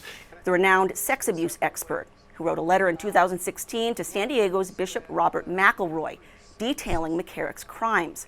Quote, I have interviewed 12 seminarians and priests who attest to propositions, harassment, or sex with McCarrick, who has stated, I do not like to sleep alone. One priest incarnated in McCarrick's Archdiocese of Newark was taken to bed for sex and was told, this is how priests do it in the U.S. None so far has found the ability to speak openly at the risk of reputation and retaliation. The system protects its impenetrability with intimidation, secrecy, and threat. Clergy and laity are complicit. Bishop McElroy ignored the letter. It would later be revealed by papal nuncio turned whistleblower Archbishop Carlo Maria Vigano that McElroy had in fact been handpicked by McCarrick for the California diocese. It was Sipe's correspondence to Pope Benedict in 2008 exposing McCarrick's predation that led the pontiff to impose restrictions on McCarrick, banning him from international travel and speaking engagements, restrictions McCarrick ignored. To bring justice and peace into a torn and divided world. Vigano was also first to reveal these restrictions in his 2018 bombshell testimony, exposing a network of complicit clergy protecting McCarrick and promoting what he called a corrupt gay mafia in the church. Not only that, it was McCarrick who'd been placed in charge of crafting the U.S. Church's response to the sex abuse crisis in 2002. A story broken by the Boston Globe in its famous Spotlight investigation. McCarrick, the homosexual predator, guilty of abusing and assaulting dozens of priests and seminarians, was the very man put in charge of drafting the Dallas Charter for the Protection of Minors, a charter that exempted bishops from accountability and allowed abuse in the church to continue for decades. A disturbing parallel can be drawn with the SSPX, which is placed in charge of its child protection policies, its own homosexual predator, all with the blessing of Bishop Bernard Fillet. As Church Militant reported in our April 22nd Spotlight, Michael Gonzalez, a former student at the SSPX St. Mary's Academy in Kansas in the 1980s, inserted a gun in his mouth and pulled the trigger on February 18, 2000. Leaving among his personal effects what his family has called a suicide note, naming Father Angles as his rapist. He told me just in little increments that it wasn't just one time that it happened, that there were other occasions that it happened, that every time that my brother was called to the office, Father Angles would abuse him in some way, shape, or form, whether it be him spanking him with a paddle or whether it be him actually raping him or just, you know, having other people present while that was happening. His eldest sister, Teresa, confirmed the abuse in our first report, and now his little sister, Maria, is also speaking out. He would sometimes break down And he was just exasperated. It was very difficult to perceive what he was saying, but he would talk about the rape. So was Michael afraid of coming forward with this? Was Father Angles a powerful person? He was very afraid. He would tell my parents on different occasions, and there were times I know he would drink excessively, and he would get overwhelmed with emotion, and he would yell at my father, and he would tell them, why aren't you helping me? Father Angles, he really messed me up. He's hurting me. Michael's death left Maria traumatized. It just shattered me. I was very close with Michael. He was a very kind and sensitive young man. He was an artist. He was so charismatic, and people really wanted to embrace him and love him and care for him and help him. But it seems that, I think he had called out in so many ways and so many times, but he was so looked down on, They turned him into a social pariah, an outcast.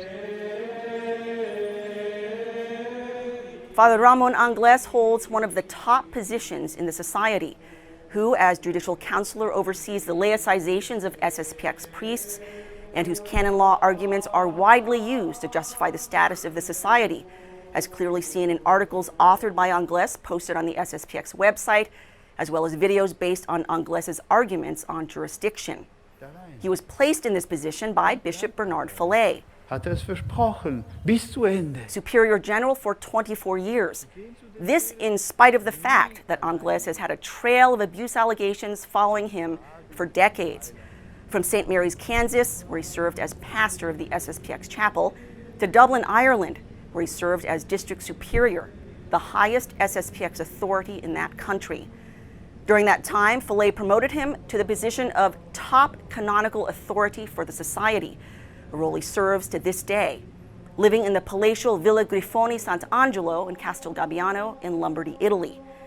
The 18th century villa was used by Fallet to hold high-level meetings, as well as entertain VIP guests, including Archbishop Guido Pozzo, former head of the Vatican's Ecclesia Dei, the pontifical commission established to bring the SSPX into full communion with Rome. Fallet transferred Angles to Villa Grifoni in 2017. Angles, who boasts of descending from wealthy Spanish nobility, has reportedly been friends for years with the man who gifted the property to the SSPX in 2015, Baron Niklas Schrenk von Notzing, a wealthy Bavarian patrician who's a generous donor to the SSPX, as seen in this 2007 tax statement, showing more than a dozen large contributions to SSPX establishments around the globe, totaling more than $500,000 in a single year. He also contributed to the $40 million SSPX seminary recently built in Virginia, where Bishop Fallet is being transferred in August. It was that supposedly noble Spanish blood Angles prided himself in when he bragged of his ties to the Nazis. A number of eyewitnesses confirming the existence of Nazi paraphernalia in his office at St. Mary's. Students also confirming he invited them to watch the Nazi propaganda film, Triumph of the Will, in his apartment. Several sources with direct knowledge told church militant Angles has two faces: the charming side he shows to those he respects, and the abusive and tyrannical side he shows towards those he holds in contempt. His Nazism played directly into his sex abuse, treating those of a so-called higher race with dignity, while looking on boys like Michael Gonzalez and other alleged victims as little more than poor Mexican trash to be used and abused at his pleasure. This same man was appointed by Bishop Fallet to craft the child protection policies of the SSPX, a fact confirmed by his attorney, Pedro Iragana-Garay, speaking to the Kansas City Star. Quote, "He is still with the Society of St. Pius X and is the author of its documents on policies, procedures, and protocols for responding to the sexual abuse of minors." Iragana-Garay denies the allegations on behalf of his client, telling the Kansas City Star in May, quote, He denies and rejects most emphatically and unequivocally any allegation accusing him of indecent behavior ever. Iragana Garay happens to be Angles's cousin and is a well-known Democrat, attorney for the ACLU, as well as, disturbingly for SSPX adherents, a well-known LGBT activist in Topeka, Kansas. Adoption by gay and lesbian and transgender people is good for children. He's a speaker at Topeka gay pride rallies and has made his career fighting for so-called LGBT rights. Bigotry wrapped in prayer is still bigotry. Defending same-sex marriage and transgenderism, among other things. Iragana Garay has been featured in major media for his LGBT activism, including this Huffington Post piece, representing gay, lesbian, and transgender folks, and has taken part in debates in favor of gay rights. Same-sex marriage is of benefit to children. The SSPX continually warns its followers never to associate with the worldly, which opens up a line of questioning for the SSPX that would be somewhat uncomfortable. It's unclear if society money, meaning money that's come from SSPX followers, is flowing into the pockets of a notorious gay activist attorney representing Angles. In short, who's paying the bills? We belong here. The society recently launched the website it calls Plan to Protect, featuring photos of children and promises of commitment to transparency. It's based on its partnership with a Canadian-based child advocacy group of the same name. While their partnership has lasted for several years, it's been largely invisible. The SSPX only launched its website in February of this year, months after it learned it was already under criminal investigation for sex abuse. It's a bigger betrayal that the SSPX as an organization has been choosing to handle these situations like this.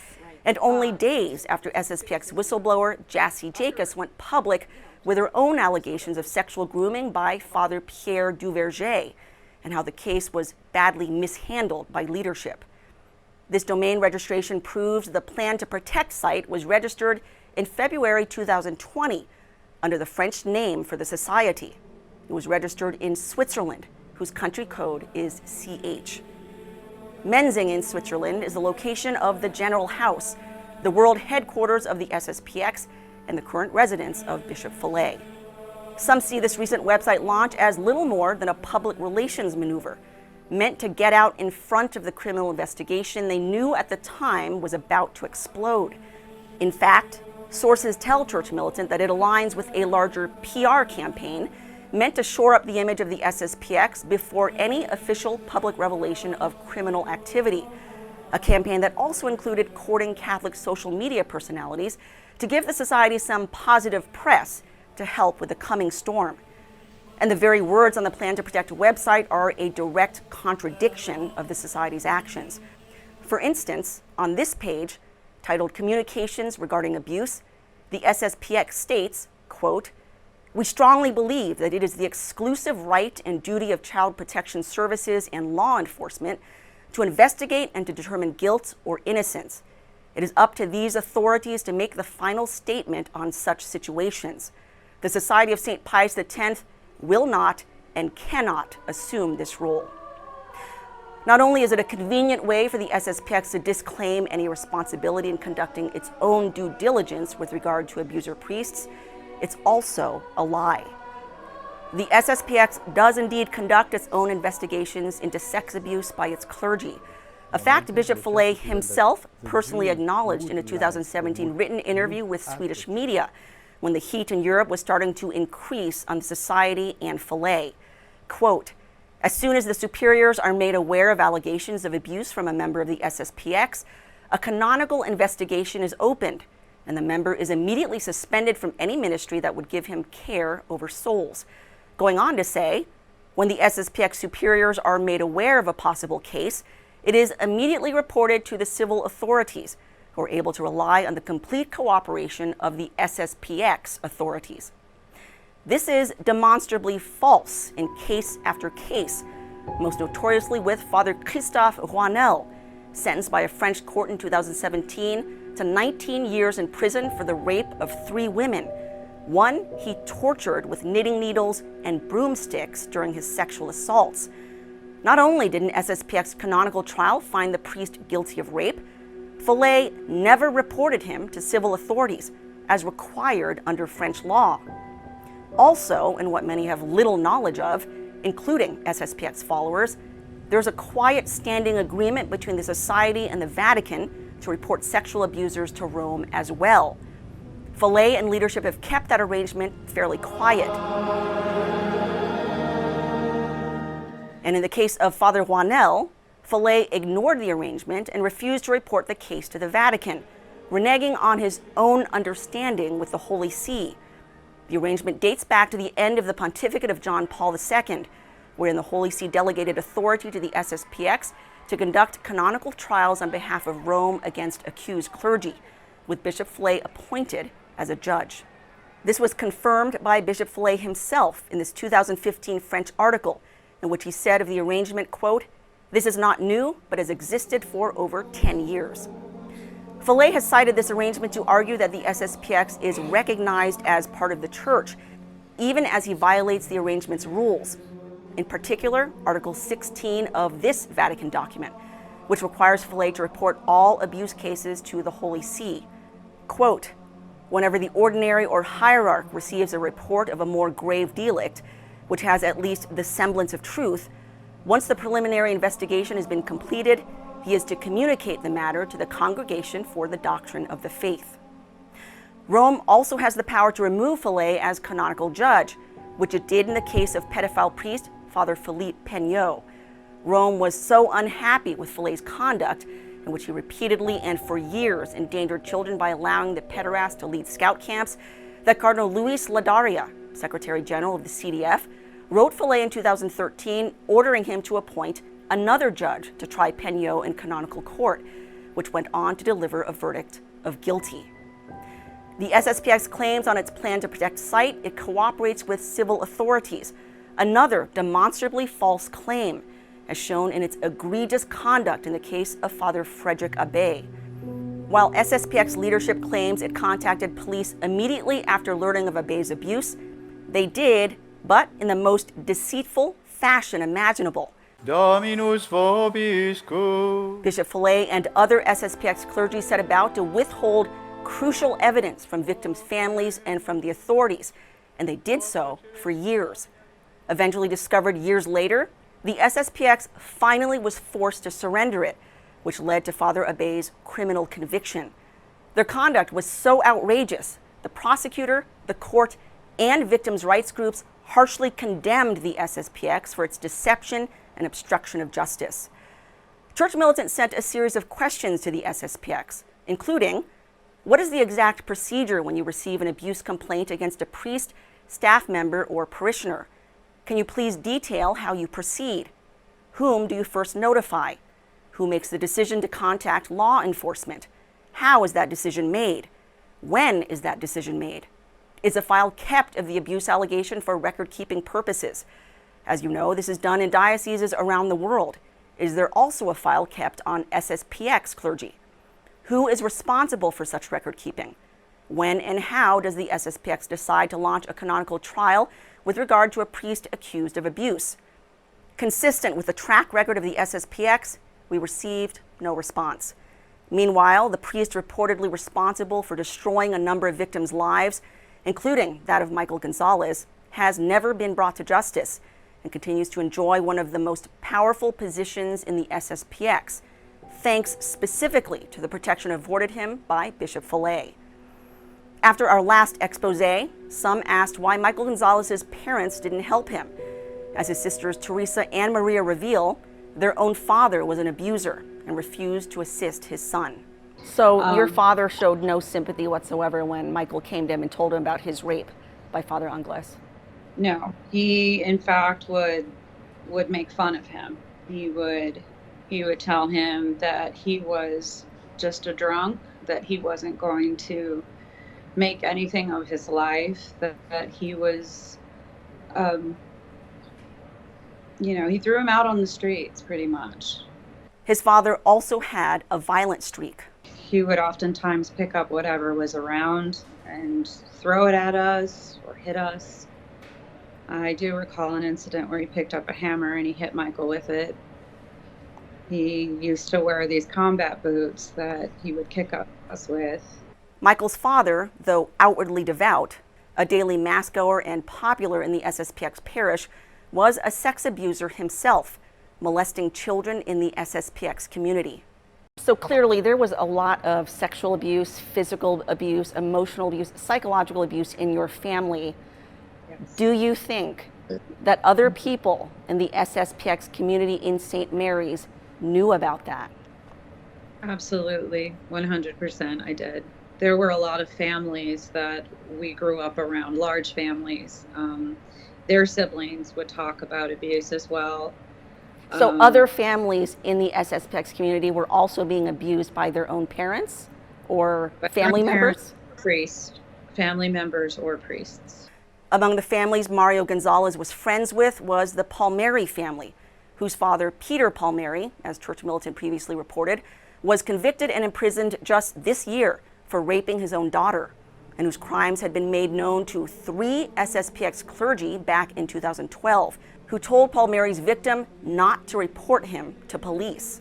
Michael's father's sex abuse was eventually found out by relatives who confronted him. He gave him an opportunity to take care of the things he needed to take care of, and then turn himself in, and if that he didn't, that they would come and get him, turn him in. And instead of turning himself in, he fled.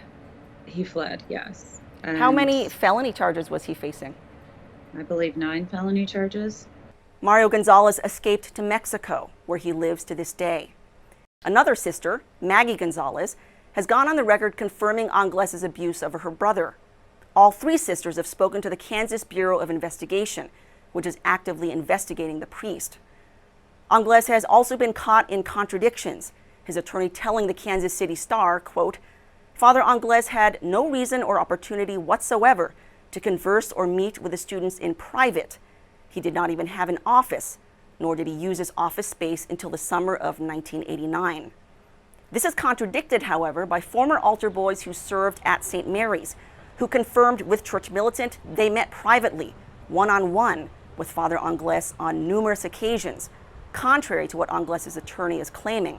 In fact, Angles moved into the same building as the boys' dorms in the 1990s, as several former St. Mary's residents confirmed with Church Militant, including Philip Goff, who taught at the SSPX Academy in the 1990s and confirms Angles and his pro-gay Democrat attorney are lying.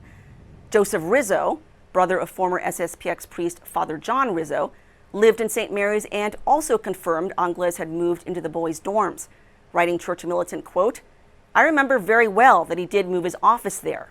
His denials of everything posted does not surprise me in the least." Church Militant contacted Iragana Garay with a number of questions, including whether his client is willing to return to Kansas to undergo questioning by authorities to help facilitate the criminal investigation. No response. How do you react to the fact that after all this happened with your brother, Father Angles was actually promoted to district superior in Ireland, meaning he was the head guy for the SSPX in the entire country of Ireland. He was promoted to that position, and not even that. He was after that promoted to the very powerful position of official canonical advisor to the society, which he inhabits today. In fact, I don't know if you've seen the pictures, but he lives in a castle in Lombardy, Italy. Amazing, beautiful, palatial residence. How do you react to all that? I just think it's the ultimate symbol of their own hypocrisy. You know, I think that's the epitome of he represents the epitome of their hypocrisy. Cardinal McCarrick got away with his crimes for many years, largely protected by complicit clergy who either knew about his abuse and stayed silent or refused to believe the stories. It would take an abuse victim finally coming forward after decades of silence to force McCarrick's day of reckoning. While Michael Gonzalez can no longer speak for himself, his family speaks on his behalf, pleading for the justice he's been denied by leaders of the society. For the moment, Angles is enjoying refuge by simply maintaining his innocence, while his alleged victims say he should be forced to face the music. Until then, he continues to enjoy high rank and prestige in the SSPX, thanks to the work of Bishop Bernard Fillet. Christine Niles, Church Militant, Detroit.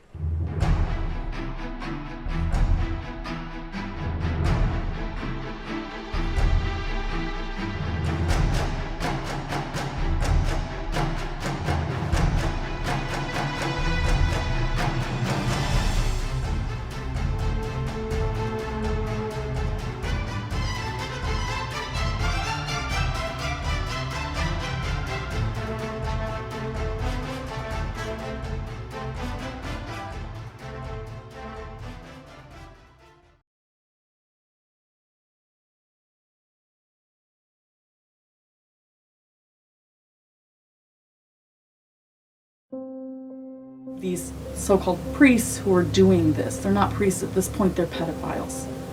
They're pedophiles. For those who have ears to hear, get out now.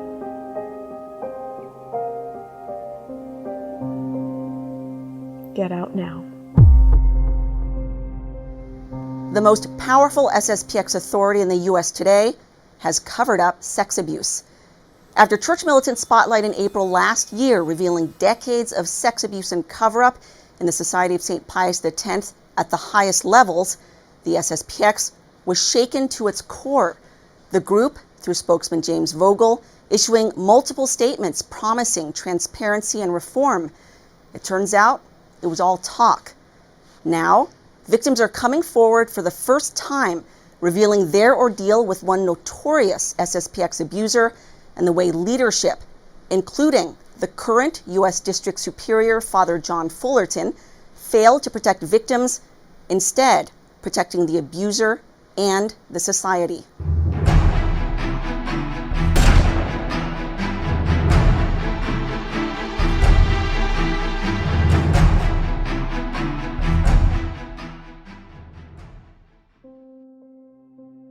The systematic cover-up by senior church officials in Pennsylvania. In August 2018, Pennsylvania Attorney General Josh Shapiro released his bombshell grand jury report citing 300 predator priests allegedly molesting more than 1,000 victims. Among clergy named, Father Benedict Vanderputten, once a priest of the SSPX, accused of sexual assault. While in Los Gatos, California, Vanderputten had indecent acts with a 15-year-old girl and attempted the same with another girl, age 17. Church Militant knows the identities of the victims, but has not been given permission to make them public. Another victim, however, is coming forward. I was completely devastated. It tore me up and really messed up my faith entirely.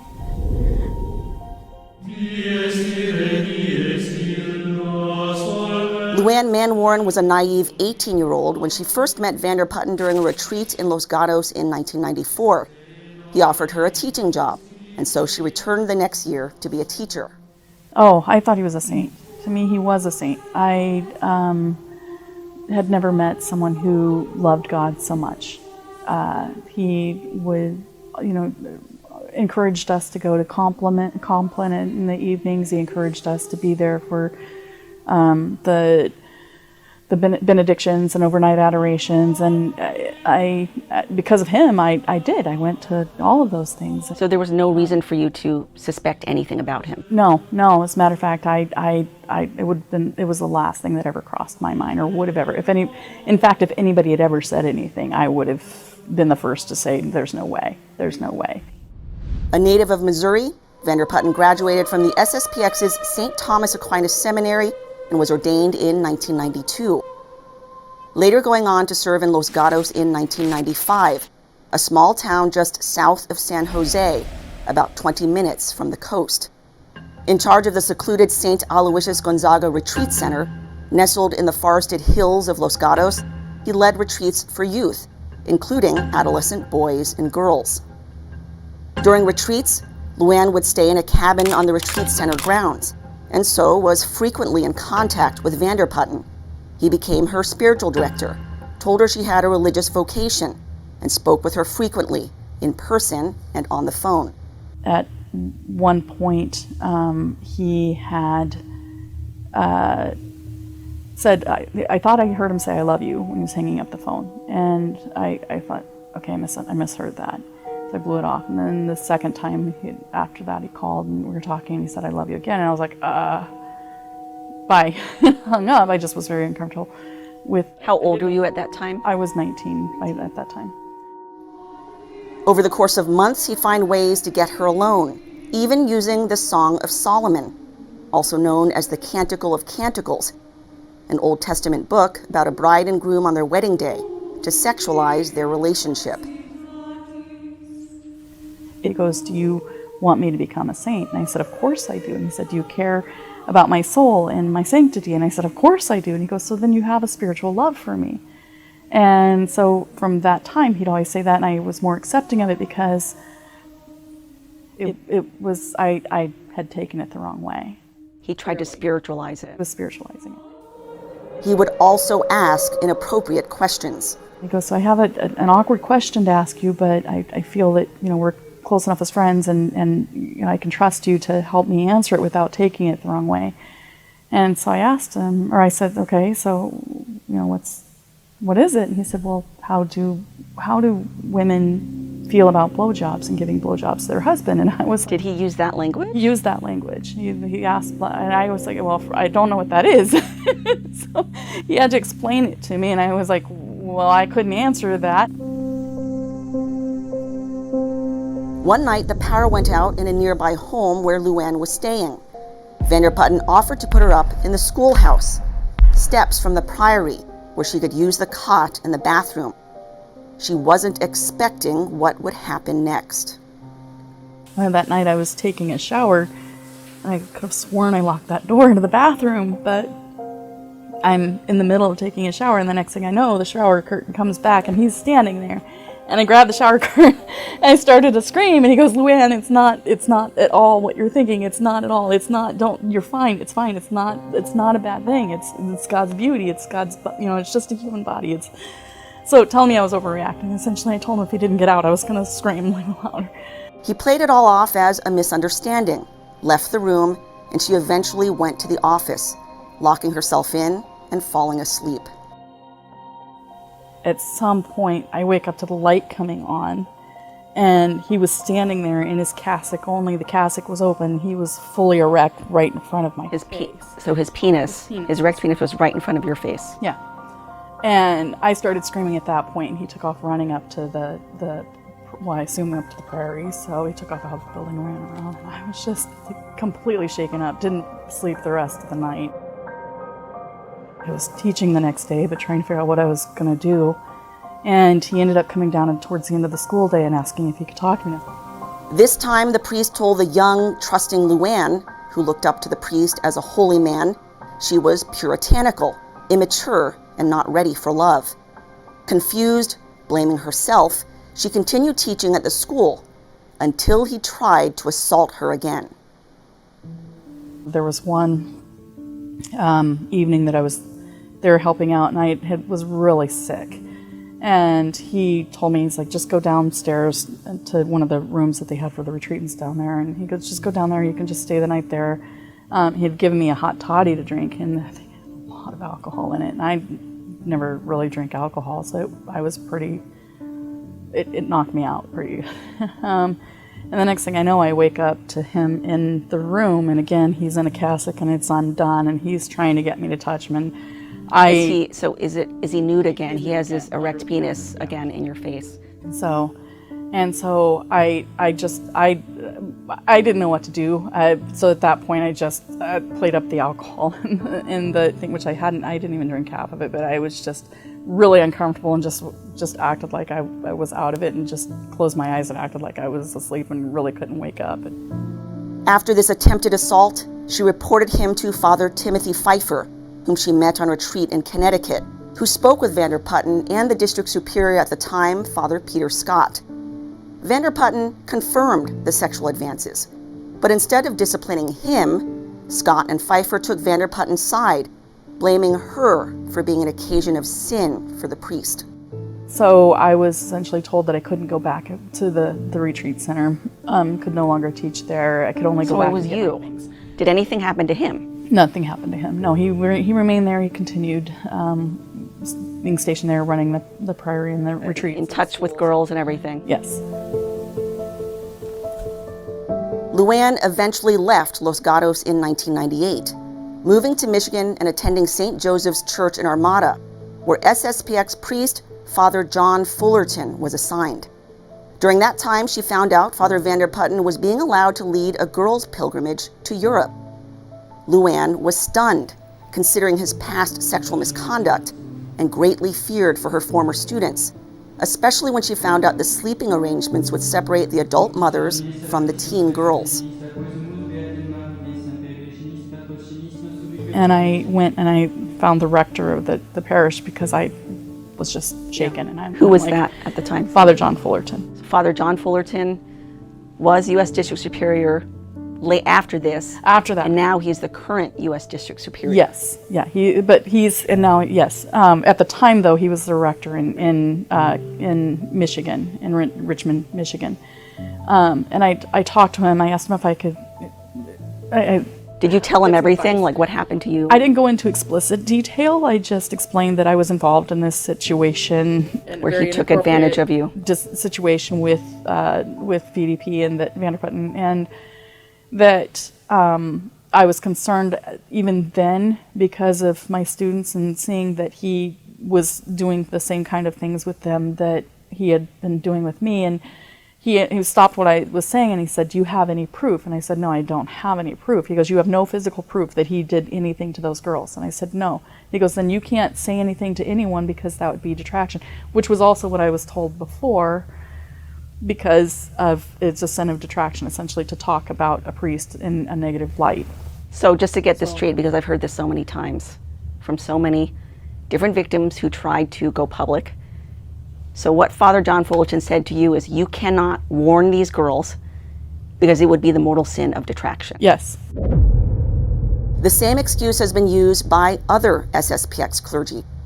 As we highlighted in our April 2020 spotlight, it's the same reasoning several priests in St. Mary's, Kansas offered when whistleblower Kyle White wanted to go to police about parishioner Peter Palmieri, who had been raping his own daughter. He said not to turn Palmieri in, and that if I was to speak about it, I would be committing a mortal sin for ruining his good name. Church Militant has spoken to other victims and eyewitnesses in different parts of the world who've told us precisely the same thing. When they discovered or experienced abuse, they wanted to go to authorities, but were told by SSPX clergy it would be the mortal sin of detraction. And then they went on, two of them went on to be sexually assaulted by Father Vanderputten. Yeah. After Father Fullerton told you couldn't warn them. I found out later that year, I think. No, the following year, that they had been molested and one of them was raped.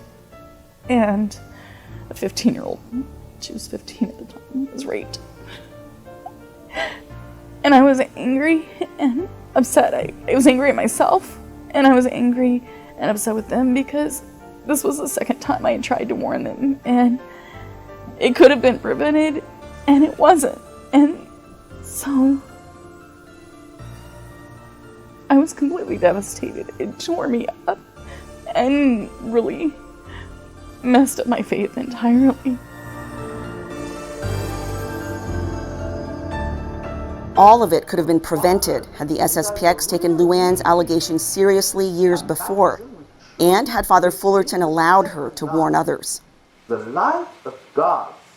After these incidents, then Superior General Bishop Bernard Fillet actually gave Fullerton a promotion, sending him to Missouri and appointing him head of the entire U.S. district. I looked at the society as the answer. I mean, and that's what, we were told, essentially. They are the only remnant of the traditional faith, and essentially, they're all that's left and that are holding true. And with that happening and with them protecting that and protecting him and seemingly more worried about their name than protecting these girls and protecting young, innocent children. It just destroyed me, honestly. My faith was out the window. Fullerton served in America for several years before being transferred to a post overseas, recently returning to the U.S. to once again take up the mantle of U.S. District Superior. My role is to take care of the priests, to make sure that we're using the priests properly. He arrived last fall after the previous scandal-ridden superior, Father Jürgen Wegner, under criminal investigation for sex abuse cover-up, transferred to Austria. How do you feel about the fact that Father John Fullerton, the very man who told you, don't say anything because it's a mortal sin, you can't talk to these girls, then they end up getting sexually assaulted. How do you feel about the fact that he is now, once again, U.S. District Superior? Okay, that honestly frustrates me and upsets me because not only did he tell me I couldn't talk to them, but I've since talked to and been in touch with a couple of the girls that this happened, because it wasn't just those two students, there were others involved, but especially with one of the girls, one of my students, and she told me that he literally specifically told them not to go to the police, not to report it, and so Father Fullerton? Father Fullerton. Going back to 2001, Follet did not report Vanderputten's sexual assaults in California to police, but sent him away to do a brief stint of prayer and penance in Scotland before his intention to reinstate him to active ministry. Church Militant Reporting has discovered this is the deceptive bishop's typical modus operandi in dealing with abusers, like Father Philippe Peignot, a French SSPX priest who admitted to sexually abusing Vincent Lambert, the famous quadriplegic at the heart of end-of-life battles that raged in France in the mid-2000s.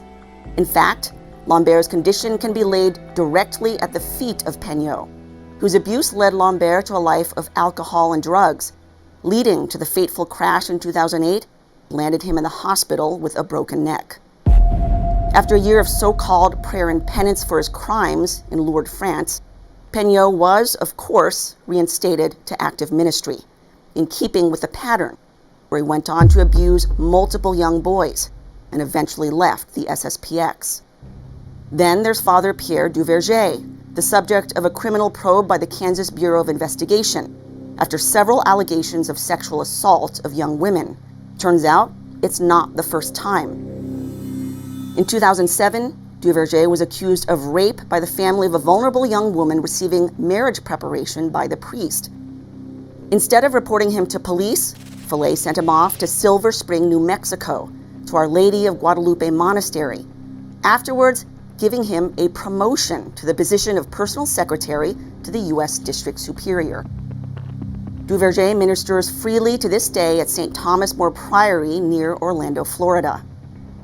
And Father Frederick Abbé, banned by the SSPX's own canonical court from being around children after an accusation of pedophilia, whose ban was lifted by Bishop Follet after only 2 months, when he transferred him to live in a priory in Belgium under the same roof as a boys' dorm.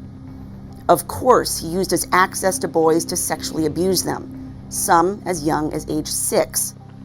As Church Militant has covered in a previous spotlight, Abbé was eventually convicted of child sex crimes and sentenced to 5 years in prison. It was only after our report aired revealing he'd been roaming freely in Switzerland that he was apprehended last year and extradited to Belgium to serve out his sentence.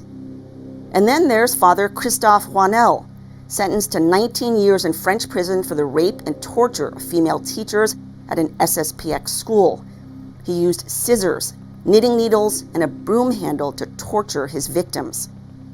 Follet had sent him away to a monastery in Bordeaux for, yes, prayer and penance, intending to reinstate this monster after only 2 years. Fortunately, law enforcement arrested him before Follet had the chance. Similarly, Vanderputten was sent away by Follet for his crimes, first going to Menzingen, Switzerland, global headquarters of the SSPX, before Follet made the decision to send him to a remote outpost in Scotland, the Orkney Islands, where he stayed at Golgotha Monastery. Follet did not even inform the local monks themselves they were sheltering an abuser. From a 2018 article from STV News titled, "Monks Who Took in Priest Unaware of Child Abuse Claims," quote, "We were contacted by someone associated with the Society of St. Pius X asking us to receive a priest from America who needed to go on retreat, going on to call Vanderputten an unstable nuisance. Father Michael Mary, founder of the order, clarified, 'We didn't know the details of his situation.'" After several weeks there, he was eventually expelled from the SSPX, but not over the crime of sex abuse. Instead, he committed what Fillet viewed as the greater crime of seeking reconciliation with Rome. From Fillet's July 21, 2001 letter to Vanderputten, "The rumor was going around that you have asked Rome to relieve you from your engagement in the society. What you have already done and are doing is sufficiently serious to consider that with such an attitude, you expel yourself from the society." The district superior at the time, Father Peter Scott, briefly noted Vanderputten's defection from the SSPX in a 2001 letter, but nowhere mentioned his sexual crimes, instead warning the faithful about his dangerous ideas regarding reconciliation with Rome. "I feel that it is my duty to warn you that in leaving the Society of St. Pius X, to which he had bound himself in perpetuity, he has taken it upon himself to attack the Superior General. It is our duty to pray for him, but it is also my duty to alert you as to the dangerous ideas that he is spreading around." Vanderputten afterwards went to Scranton, Pennsylvania, joining up with other renegade SSPX priests in the Society of St. John, whose leader was homosexual predator Father Carlos Urutagoiti, ordained by the SSPX, whose sexual misconduct with boys led him to be kicked out of the diocese by Bishop James Timlin. The same bishop was also considering taking in Vanderputten, sending off papers to Rome to regularize his canonical status as a diocesan priest, only to learn of his past sex abuse allegations. When confronted, Vanderputten admitted caressing the girl's breast and exposing his genitalia, but claimed there was nothing erotic about it, and instead was merely his attempt to build trust between him and the underage girl. Timlin sent him off to Southdown Institute in Ontario, Canada, a priest rehab center where he was diagnosed as having predatory behavior. The bishop finally ousted him after getting a call from a distraught mother who learned her daughter's abuser was roaming freely in his diocese. From the 2018 Pennsylvania grand jury report, Bishop James Timlin, quote, received a call from a woman in January 2002. She reported Vanderputten molested her 18-year-old daughter in December 2001. What sticks in my mind is he said, "You want to be a nun, and I'm an alter Christus, so it's okay for us to have sex." How old was your daughter at the time? She had just turned 18. He knew the law. That woman is Julie Suela. She's breaking her silence for the first time over her daughter's abuse. Mental suffering, I think, is worse than physical suffering. The Suelas, a family of 11 children, attended Vanderputten's chapel in Los Gatos in the 1990s, and like so many others, looked up to him and trusted him. He in turn ingratiated himself with the family. From what I understand, before that time, he'd spent a few years sort of grooming her. Oh, yes. Yes. Trying to achieve trust. Gifts. When he would go away on trips, he would always bring back gifts for her and to the family. Rosaries. As with any SSPX priest, they were taught to revere him, obey him, and never question him. After years as part of their family, Vanderputten abruptly disappeared in 2000. Parishioners not told the reasons were owing to his sexual crimes. After some time passed, in June 2001, he contacted the Suela family out of the blue. He asked my daughter and myself and my husband if she would like to go out to Missouri, where he lived on the family farm, and she would teach his nieces and nephews at his brother's home a mile away from where he would be staying. The family thought it over and agreed, believing it would be a good experience for their daughter. Little did they know it would turn out to be a nightmare that would change their lives forever. And she flew in, and he met her at the airport with a kiss on the mouth, flowers, and therein ensued molestation.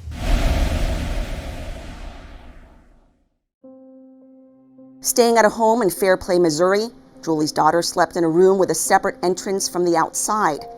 It was this door Vander Putten used to sneak into her room while she was sleeping.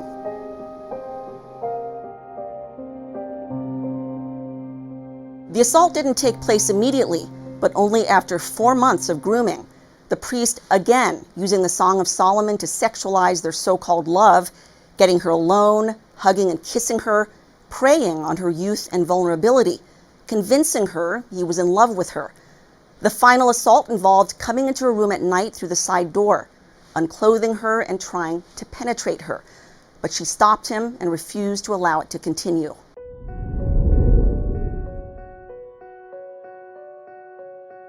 Father John Peak, who was friends with Vander Putten. And he called me and he said, there's some sexual tension going on here. I don't know what's going on, but you need to take her back home. So we did. And did you find out right away, or how was your daughter's demeanor when she came back? When she came back, she was very reserved. She wasn't happy, and her health started to decline over a year and some months, so that she became more like, wouldn't eat, anorexic. It was only a year and a half later that she finally opened up to her father and mother. By that time, the statute of limitations to prosecute sex crimes in Missouri had already passed. Devastated, Julie turned to SSPX leadership for help. Today is the third Sunday after Epiphany. First, the SSPX priest assigned to Los Gatos after Vander Putten had left. I went to Father Daniel Cooper, and he said, I will not testify against a brother priest. So Father Daniel Cooper was unwilling to help you. Right. She then turned to the highest SSPX authority in the U.S. I went to Father Peter Scott, who was the district superior then. He said, I'll take care of it, but don't tell anyone, because that's a sin, a mortal sin of detraction. So the U.S. District Superior at the time, Father Peter Scott, told you not to tell anybody else about the sex abuse that Father Benedict Vander Putten had perpetrated on your daughter, saying that it would be a mortal sin of detraction. That is correct.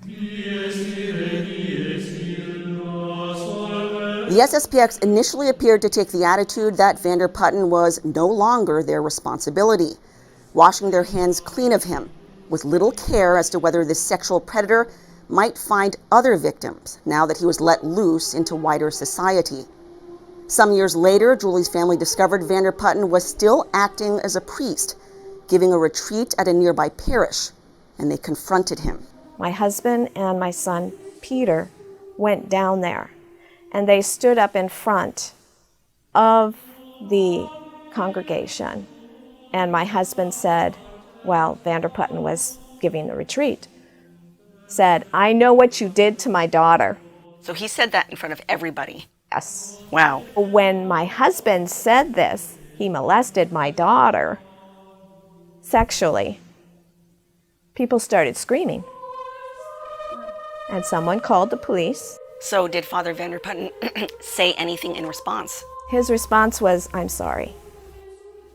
That's like an admission. Correct. Julie spent years writing to various church officials and even to Rome, informing them of Vander Putten's whereabouts, the fact that he was still ministering as a priest and misleading others, begging them to put a stop to this predator. As we noted, it was her call to the Scranton Diocese that got the priest kicked out of Pennsylvania, and it was her letters to the Vatican that eventually got him laicized in 2005 under Pope Benedict, after more than a dozen years as an SSPX priest. SSPX Global Headquarters in Menzingen lauds itself for reporting Vander Putten to Rome when they learned he was still ministering as a priest. But it was too little, too late.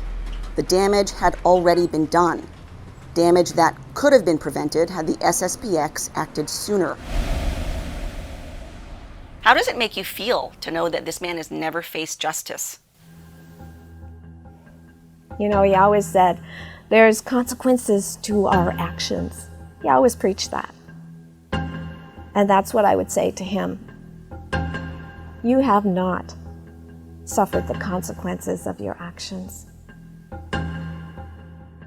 We are not revealing the identity of Julie's daughter out of respect for her privacy, but we've spoken directly with her and have confirmed all the details of her abuse. We've also spoken with other young women, grooming victims of Vander Putten, who revealed his modus operandi was always the same: singling them out for attention, showing affection, getting them alone, using the Song of Solomon to sexualize their love. Father Fullerton just did a little interview when he became U.S. District Superior again a few months ago. They specifically asked him about sex abuse, and he said, "We take sex abuse very seriously."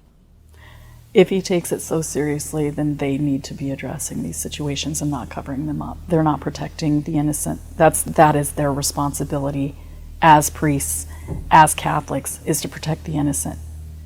They're not protecting the innocent. They're protecting these priests and they're protecting themselves. I'd like to say to Father Fullerton specifically, he knew about me. He knew about these girls. He knows about these other priests.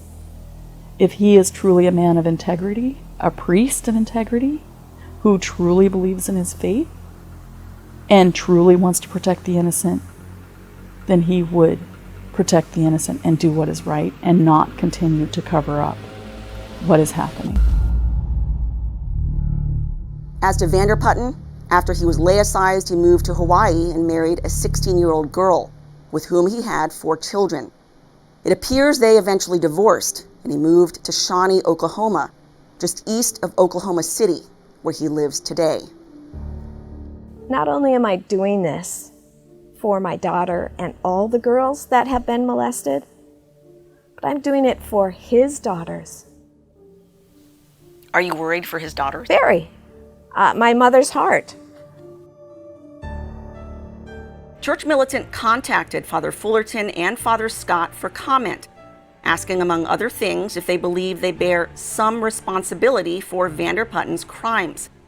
In spite of promises from spokesman James Vogel that they'd respond within 2 weeks, we received no answers from the priests, even though we gave them more than 2 weeks. Church Militant also contacted Benedict Vander Putten, asking him to address the allegations. He also failed to respond. As to Julie, she has strong opinions about the SSPX's blame in the matter. Absolutely, they bear responsibility, and they shirked it. They acted like it was the girl's fault. That attitude carried over to the SSPX community Julie had been a part of for 12 years. Her friends abandoning her after she reported her daughter's abuse. Another common theme Church Militant had discovered in multiple cases. To me, they quit talking to me. They would look at me and make a face. They ignored me. It was terrible. I went through mental agony over that, on top of the mental anguish of what happened to my daughter.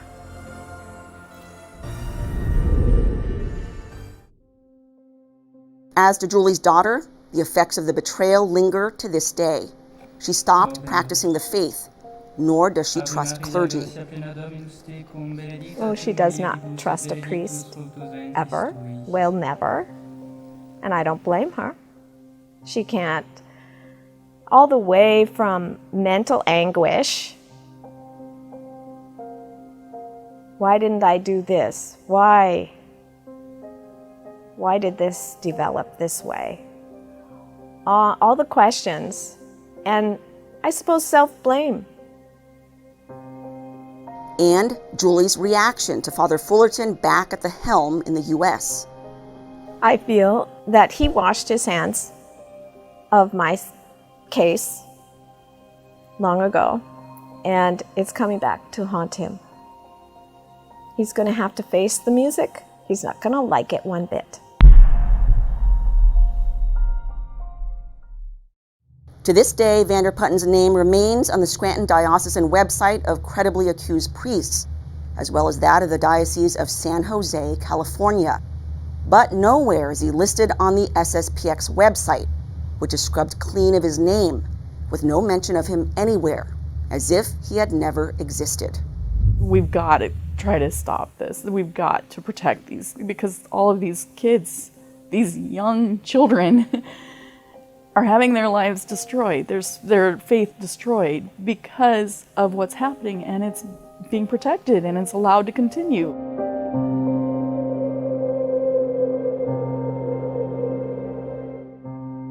It's a study in contrasts, the so-called Vatican II Church showing greater accountability for abuser clergy, while the SSPX remains silent, striking out his name in the hopes the public never finds out they once formed and harbored a predator, one of many. Meanwhile, Vanderputten roams freely in Oklahoma, never having faced justice for his crimes. And one of his protectors, Father Fullerton, who silenced whistleblowers and victims, is now back at his post as the most powerful SSPX authority in the U.S., in charge of the many souls here who continue to blindly trust and look up to him and other clergy they believe are beyond reproach. In spite of all the talk about transparency and reform, it's clear it's back to business as usual for the SSPX. Christine Niles, Church Militant, Detroit.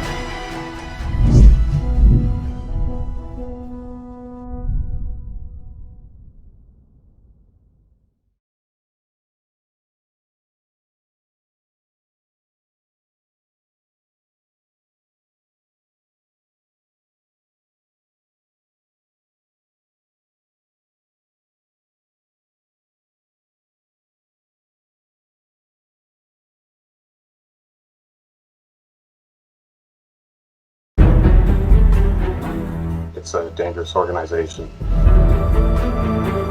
They need to be held accountable. One of their key tools for grooming was sexually abusing. It's a bigger betrayal.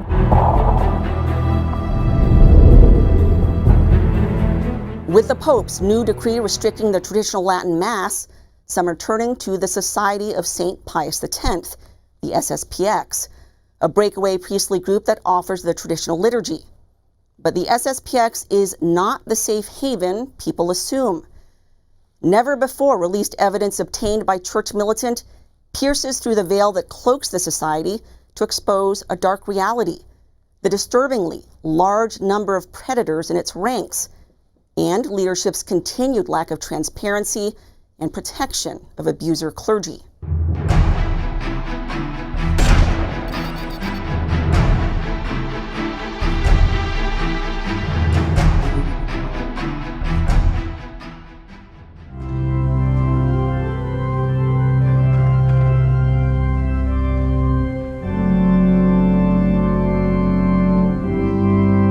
There are hundreds of cases, but to me of what I know, there might be anything between, let's say, 5 and 200 cases of abuse.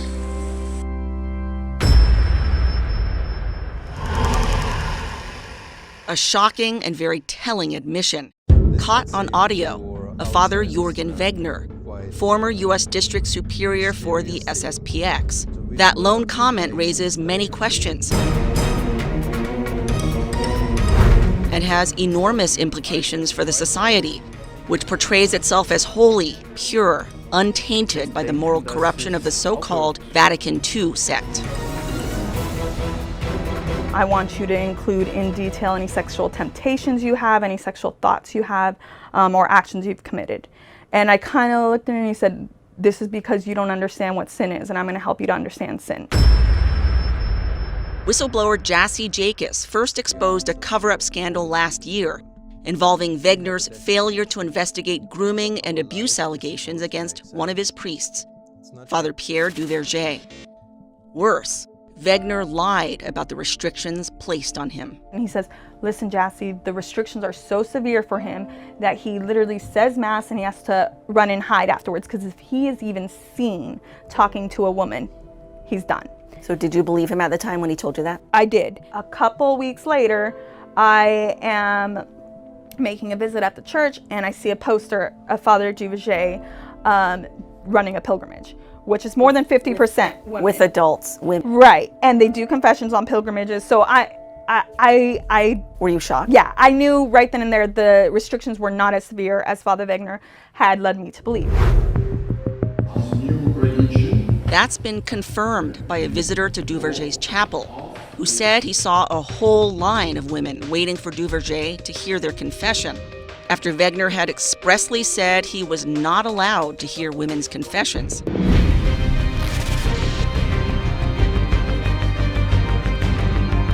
Jassy contacted multiple authorities in FSSPX leadership to warn them about Duverger, including current Superior General Father Davide Pagliarani, only to be stonewalled.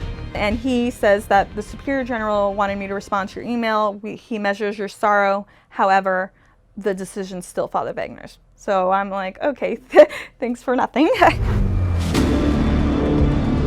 Not only has Duverger faced sexual grooming allegations, he also faces multiple sex assault accusations.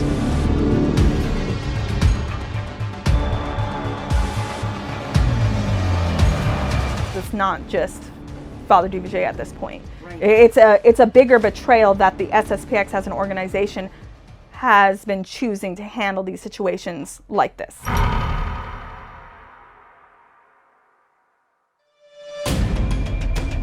Long before Father Duverger came to America, questions swirled about his reputation in France. This cryptic message left on a French traditionalist forum in 2005 reads, L'Abbé Pierre Duverger chasserait ses maîtresses. This has several possible meanings, including Father Pierre Duverger is rumored to chase off, hunt down, or prey upon his mistresses. Just 2 years after these comments, Father Duverger was embroiled in a sex scandal in Bordeaux with a young woman he was counseling in preparation for marriage. As a result of their reported sexual liaison, her engagement to her fiancé was broken off, and Duverger was abruptly transferred in the middle of the school year. More on that later. But in addition to this scandal, Church Militant has confirmed with another woman in Europe that Duverger had sexually groomed her through explicit conversation. He was obsessed with me masturbating, constantly talking about it. The victim has asked to remain anonymous to protect her family. Like Jassy, she received counseling from Duverger to deal with childhood sex abuse. The difference is this woman was only 12 years old at the time. Sometimes he asked if I looked at myself in the mirror while naked, and always saying one day I'll fall in love and make love. An emotionally and psychologically damaged girl who turned to her priest for help, and who instead used her trauma for his own sexual gratification. Father Duverger focused on explicit and sexual details. Duverger was also in the habit of engaging in late-night FaceTime sessions with girls he was counseling, sometimes calling past midnight, sending numerous selfies, some of them shown here. He would ask the girls to call him Daddy, at times signing off by saying, Daddy loves you. He would even ask them to appear in their underwear.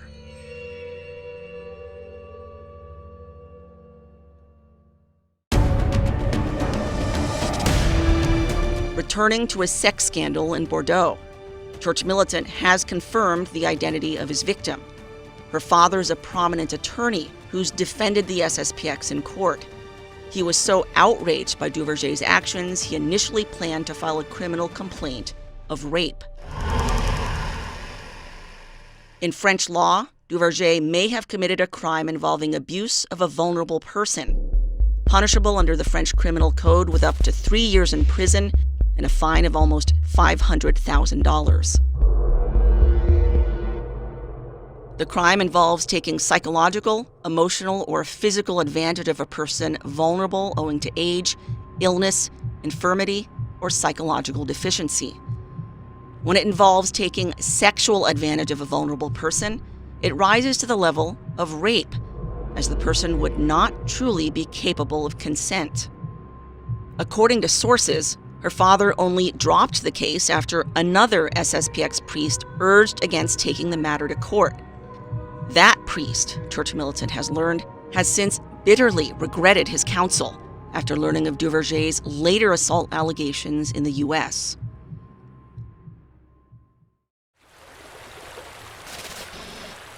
These include charges from a young Missouri woman counseled by Duverger. She is also a childhood victim of abuse. While her family, who she claims abused her as a child, has dismissed her as unreliable, both law enforcement and victims' advocates find her testimony credible. If her allegations of family abuse are true, it would be in the family's interest to deny them, as the family is well known to the local SSPX community. And there's evidence her own mother was gravely concerned about Duverger.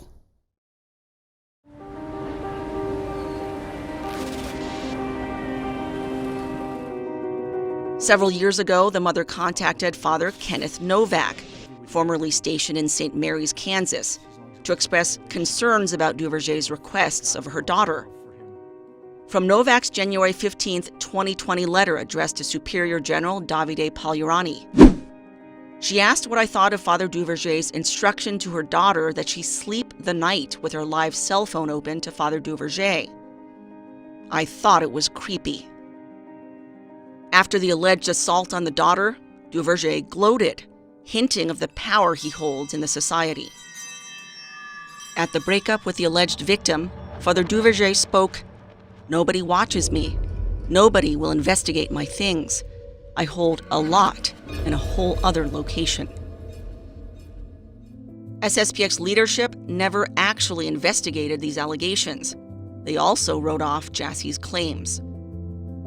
Ms. Jacobs testifies that for the past 2 years, SSPX priests have not treated her seriously, shuffled her around, displayed fake remorse, put her off deceptively, and made fake promises. She's been made to think her story isn't important enough, and the SSPX has been derelict in its duties.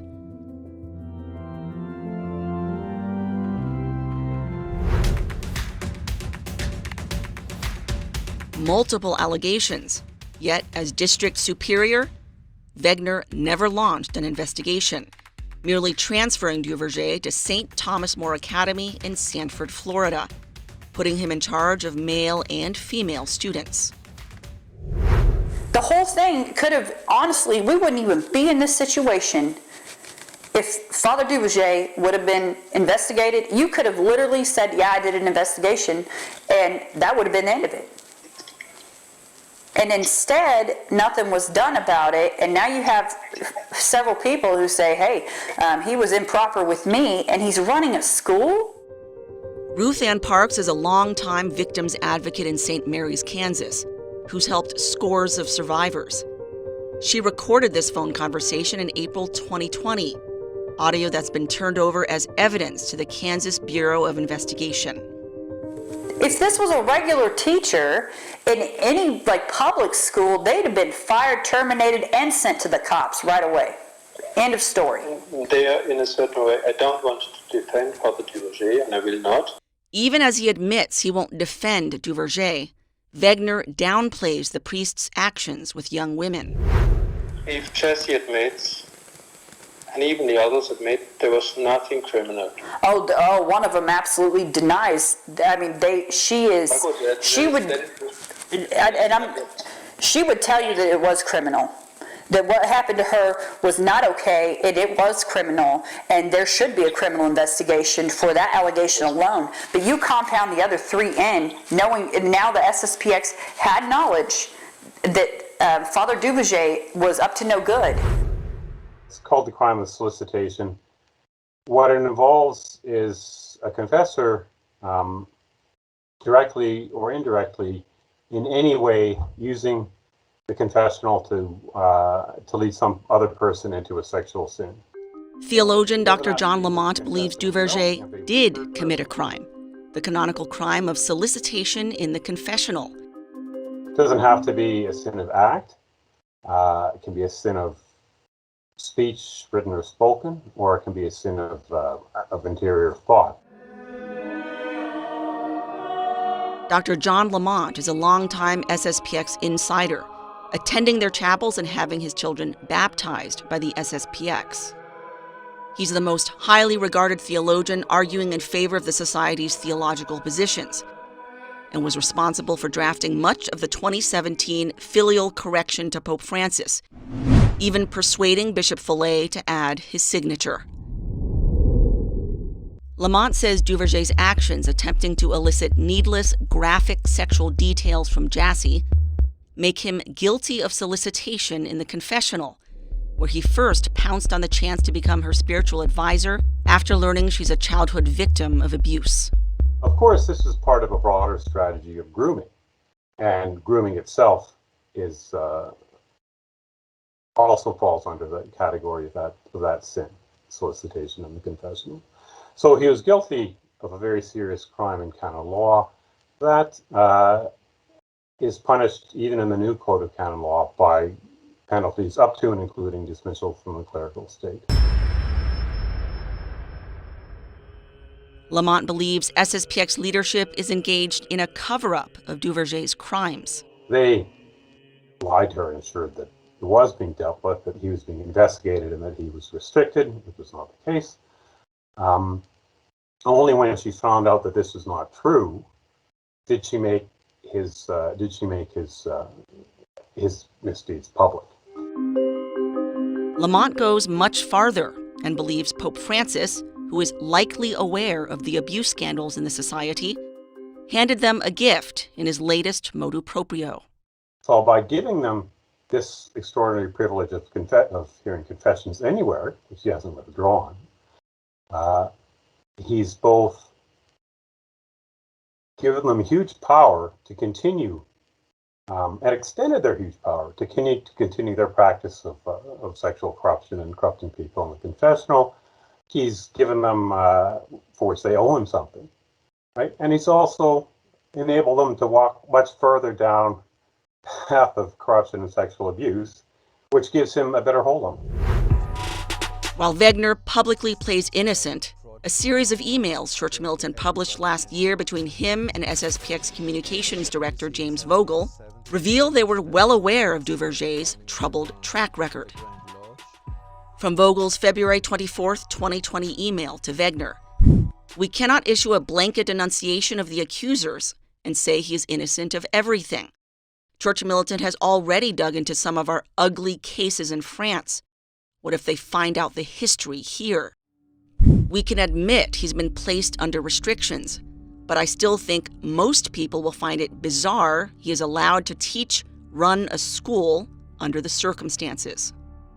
Another SSPX priest confirms Father Duverger has abused others. From Father Hervé de Latour in this December 14, 2019 email. "We know of several victims already, so we should do something to protect other potential ones." But as an organization, are you willing to take the risk that he's not going to reoffend? Are you willing to take the risk that he's going to be in a school setting and that he is going to behave himself fully and just it's going to be okay? Are you going to be able, because if that happens, Father Wegener, and he goes out and he does something, you are 100% culpable because now you know. Are you willing to take that risk? No, in a certain way, I am not willing to take that risk. In spite of Wegener's words, SSPX leadership has taken that risk on numerous occasions. After the 2007 scandal in Bordeaux, then Superior General Bishop Bernard Fallet abruptly shipped Duverger off to America in the middle of the school year.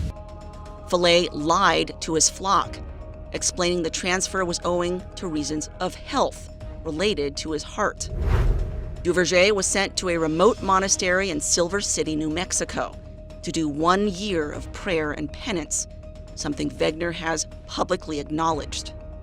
Duverger was then reinstated to priestly ministry, in keeping with Bishop Fallet's modus operandi of squirreling away guilty priests in remote places before returning them to ministry, where a number of them went on to abuse again. Fallet's actions are no different from what scores of bishops did for decades.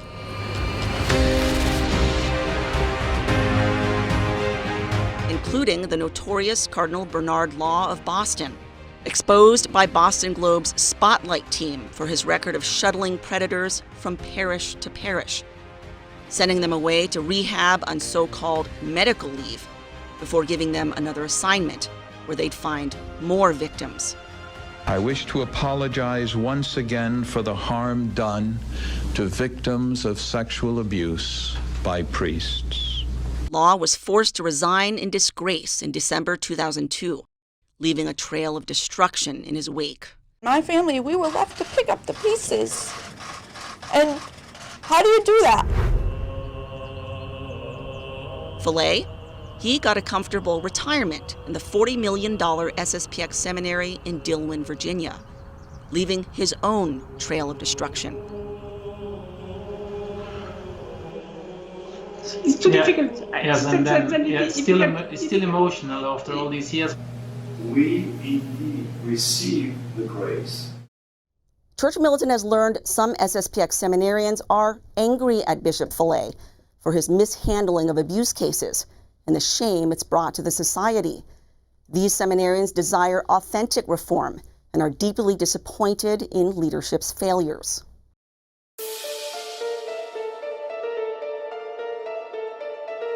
Just as Cardinal Law and so many bishops rationalized their shuffling of predator priests by claiming those were different times, so SSPX leadership says the same.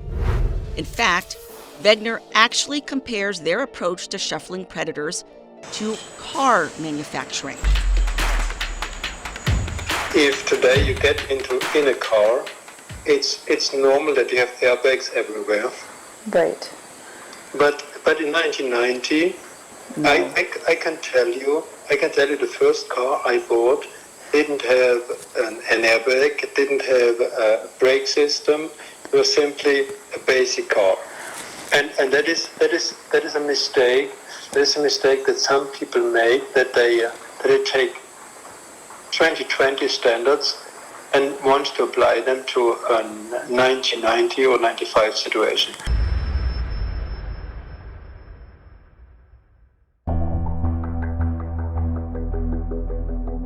When Bishop Fallet reinstated Duverger in 2010, only 2 years after his suspension over rape allegations, Duverger was actually given a promotion, assigned as personal secretary to the U.S. District Superior at SSPX U.S. headquarters in Platte City, Missouri.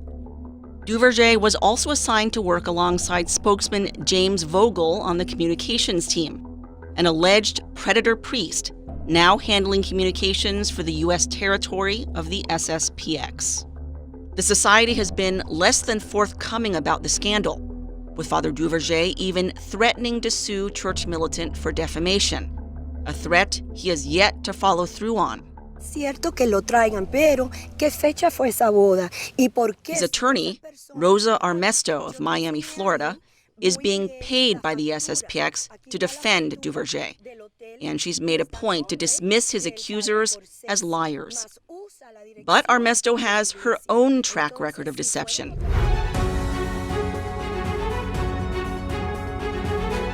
Punished at Florida State University Law School for cheating on her final exam. A 5-member law school panel unanimously upheld the ruling, as did a state court. From the 1992 case, Armesto v. Widener. The hearing panel's finding that Ernesto cheated during the exam is supported by substantial, competent evidence. Ernesto was convicted based on clear and convincing evidence. Ernesto's appeals of this negative ruling were dismissed, and the case is still cited as precedent in Florida law.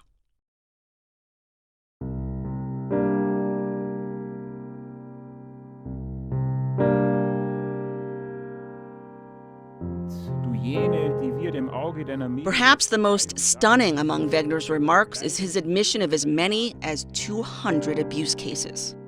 There are hundreds of cases. To me, of what I know, there might be anything between, let's say, 5 and 200 cases of abuse. These remarks raise a number of serious questions that must be answered. Was Father Wegener referring to abuse cases only in the U.S.? That's the natural implication, considering he was in charge of the U.S. at the time. If so, that would mean 200 abuse cases among only approximately 50 priests, an extraordinarily high number. That would also mean the total of abuse cases worldwide would be many hundreds more, with 680 society priests globally, according to the latest figures. This leads to other questions the society must answer. What is the actual total number of abuse cases in the SSPX over the course of its 50-year history? How many SSPX priests have been accused? How many of those allegations are credible? What actions were taken against priests who were credibly accused? Only global headquarters in Menzing in Switzerland knows the truth, and they aren't answering questions. Unlike almost every diocese or religious order in the country, the SSPX has never published a list of credibly accused clergy. When Church Militant asked the Superior General if the society ever intends to do so, there was no response. We also asked Paul Urani to reveal the total number of clergy accused of abuse or sexual misconduct. Again, no response.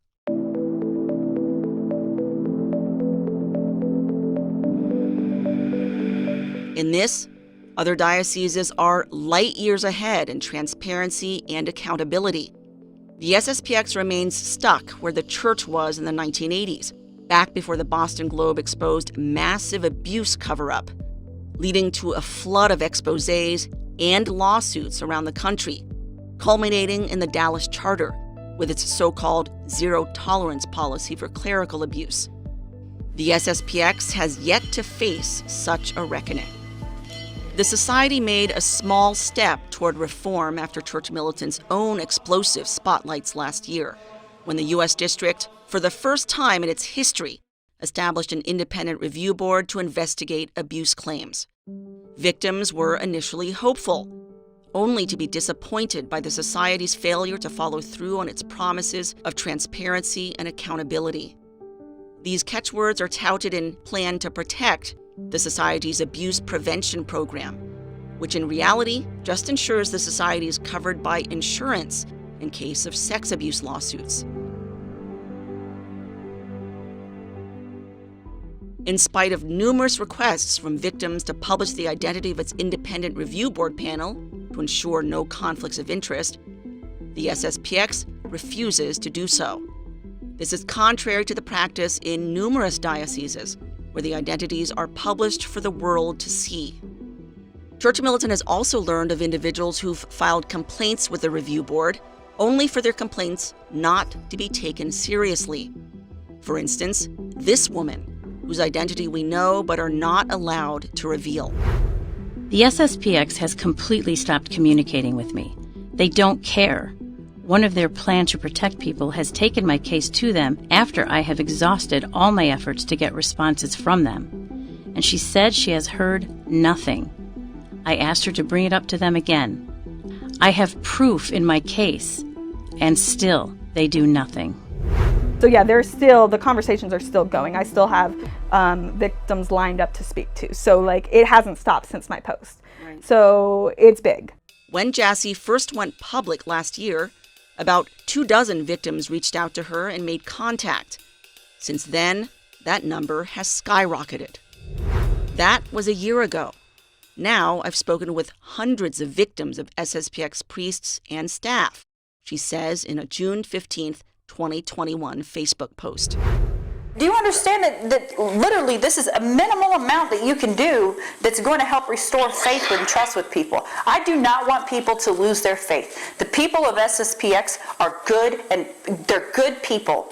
Despite all the things that are going on right now, the last thing they need to do is lose their faith. Even as the Superior General refuses transparency, Al-Irani is taking full advantage of the Pope's crackdown on the traditional Latin Mass, using the opportunity to make new recruits. From a July 22nd letter, the Society of St. Pius X has the duty to assist all those souls who are currently in dismay and are confused. We must extend a warm, helping hand to them. As so many have learned, that warm helping hand is immediately withdrawn as soon as members break their silence about SSPX leadership's moral corruption and cover-up. Christine Niles, Church Militant, Detroit.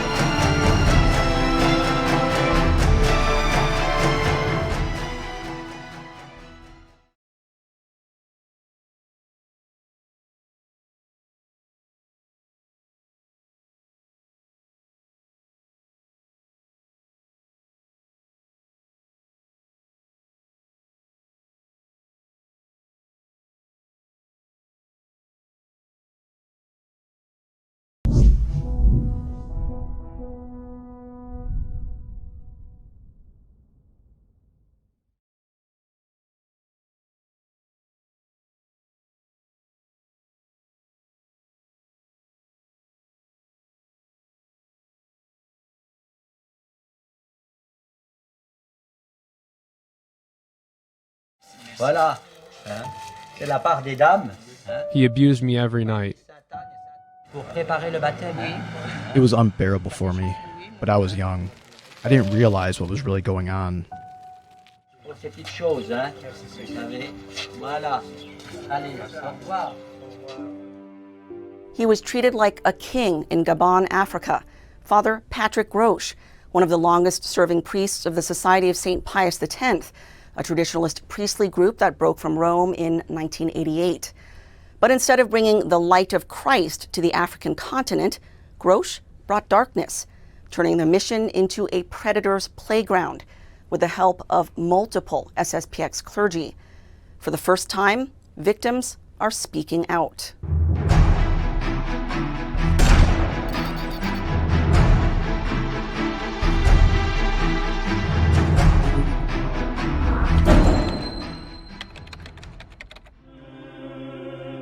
J'ai pu voir ces villages de païens devenir chrétiens et se transformer, non seulement, je dirais, spirituellement et surnaturellement, mais se transformer physiquement, socialement, économiquement, politiquement. In the 1930s, a young Father Marcel Lefebvre from France became a missionary priest in the small African country of Gabon, off the coast of the South Atlantic Ocean.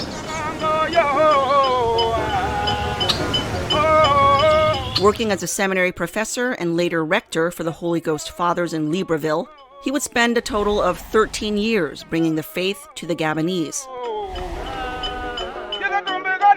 His work in Africa so impressed the Church, Pope Pius XII appointed him apostolic delegate to French Africa, calling him, quote, the most effective and the best qualified of my apostolic delegates. It was thus Lefebvre gained his lifelong love for the African people, and many decades later would not forget where it all began in Gabon.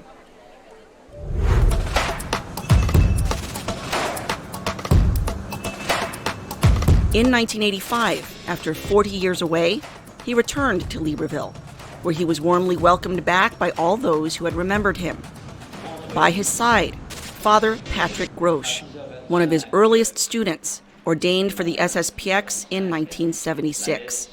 Grosch was the one chosen by Lefebvre to found the Society's Gabonese mission.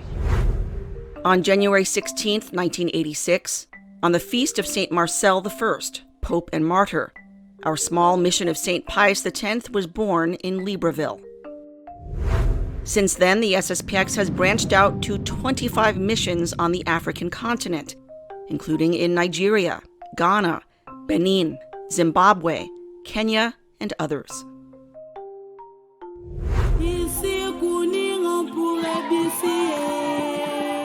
Once a French colony, Gabon gained independence in 1960, but still retains French as its official language.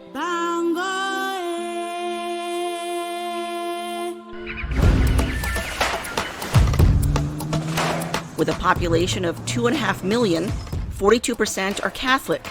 A slightly smaller percentage consist of other Christian denominations, with about 10% being Muslims.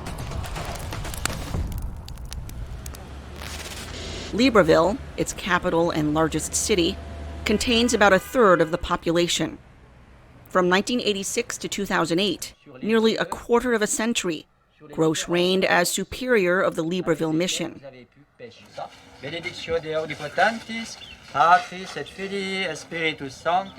this day, the 74-year-old cleric remains a revered chapter member of the SSPX, looked on with respect and devotion because of his close and long-time association with Archbishop Lefebvre and his exalted status as one of the founding fathers of the African missions.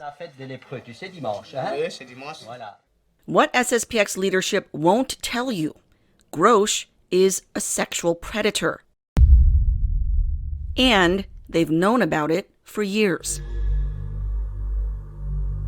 Around 2010, an assistant to then Superior General Bishop Bernard Fallet, quote, confided to a priest that they didn't know what to do with Grosch and that he had to relearn his priesthood after a life of shame. This comes directly from an SSPX priest with knowledge, who confirmed the facts with Church Militant, and who left the society precisely because of its mishandling and cover-up of abuse. Et puis, en 76, il y avait plus de prêtres. In spite of all this, the SSPX featured Grosch in its 40th anniversary video on the founding of the District of France. I was sexually abused by Father Patrick Grosch, a close collaborator of Archbishop Lefebvre and founder of the St. Pius X mission in Gabon. The events occurred in Gabon and Libreville, but also in France in his family home in Besançon, and also in a society school. That's François, one of Grosch's many abuse victims. François was only 16 in 1986 when the abuse began, the same year Grosch founded the mission. I lay on top of him, my back to him as he wanted, and he started touching my private parts. He caressed me all over and masturbated me. The abuse took place multiple times over the course of 5 years, with Grosch making up excuses for why François needed to come to his room after Mass or catechism lessons.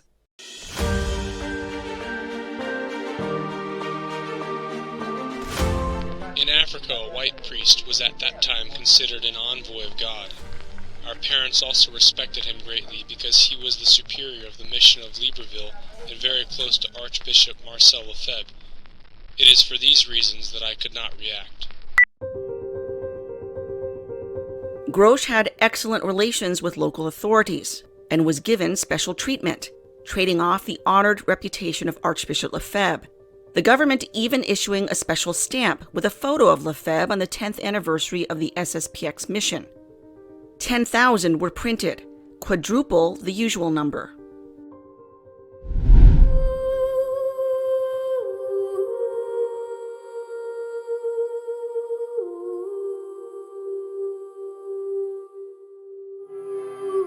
With the backing of the church and the government, Grosch was untouchable. Victims were terrified of going against him, and parents revered him as practically divine.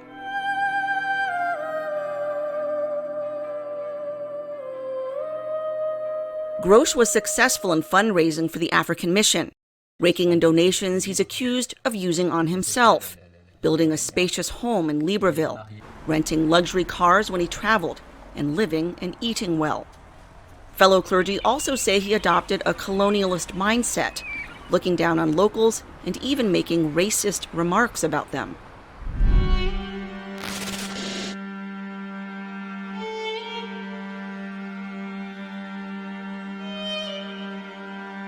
The abuse continued even after François left Africa to study in France, one time when Grosch visited his mother in Besançon.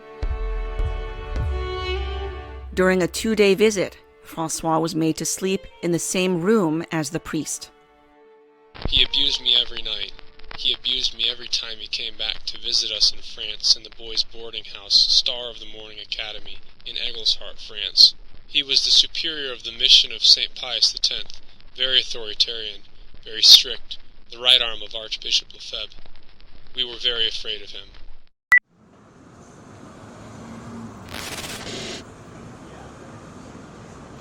In 1993, when Grosch visited François studying in Sarreguemines, France, he finally worked up the courage to tell the priest no. After that, François never saw him again. Decades passed. Now an adult, François recognized Grosch had never been held accountable for his crimes. He finally reported him to the SSPX. I sent a letter to Father Davide Pagliurani, the Superior General of the SSPX, in December 2019. He received a response on January 17th from Secretary General Father Christian Touvenot. From the French translation, the Superior General recently became aware of your letter and the serious accusations it contains against a member of our congregation. Touvenot traveled to visit François, where he took down his testimony. And on May 19th, actually I spent most of my time. Father Pagliurani held a virtual meeting with Grosch, where the priest immediately admitted to the abuse. The translated letter notes, as soon as the Superior General brings up, without going into details, the misconduct alleged against Father Grosch, he speaks up, admitting his guilt, clearly and without difficulty. Grosch, who has prostate cancer, told Pagliurani he was sorry for his misconduct and that this moral sorrow is much more profound than the problems of physical health he's currently suffering. On May 23rd, Pagliurani set forth restrictions on Father Grosch. Among them, he cannot receive visitors privately. He cannot offer catechism lessons or spiritual direction. He cannot leave the priory without the permission of the superior. He can go on vacation at a time and place permitted by his superior. On December 1st each year, he will report to the district superior. He's still, however, allowed to offer Mass and help with Sunday liturgies. Inexplicably, while he's banned from offering private spiritual direction, he is allowed to hear confessions, where he can be private and alone with another.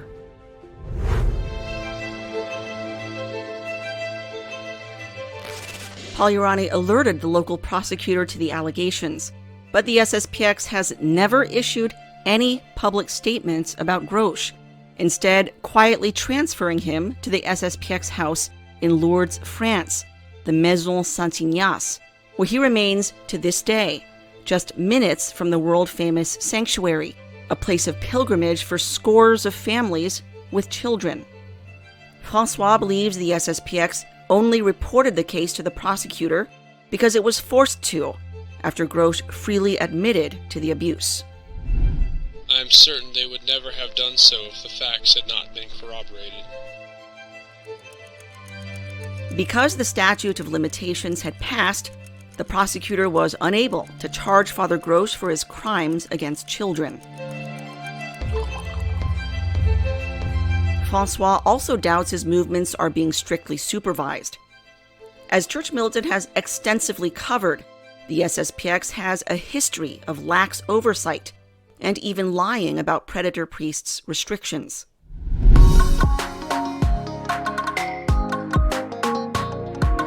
In 2012, on the 25th anniversary of the founding of the Gabon mission, the SSPX published a flattering piece on Father Grosch, reminiscing about his time in Libreville.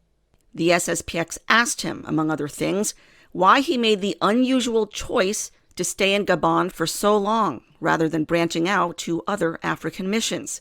He said, "We stayed on the mission because initially there was a large influx of faithful, and at the same time a large number of children in catechism.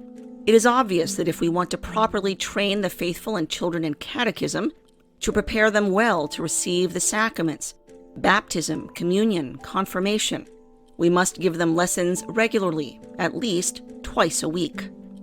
As already mentioned, it was often after catechism lessons that Grosch would abuse François. But François wasn't the only victim, and Father Grosch wasn't the only abuser.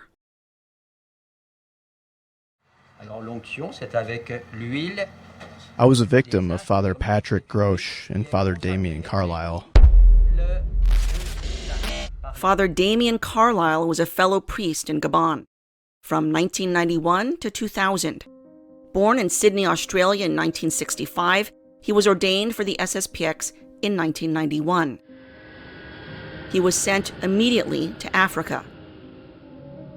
It was Damien who started the sexual touching on me around 1992 or 1993. It started when we went to the beach, first very discreetly, giving me my towel and helping me to wipe myself. He took the opportunity to touch my private parts.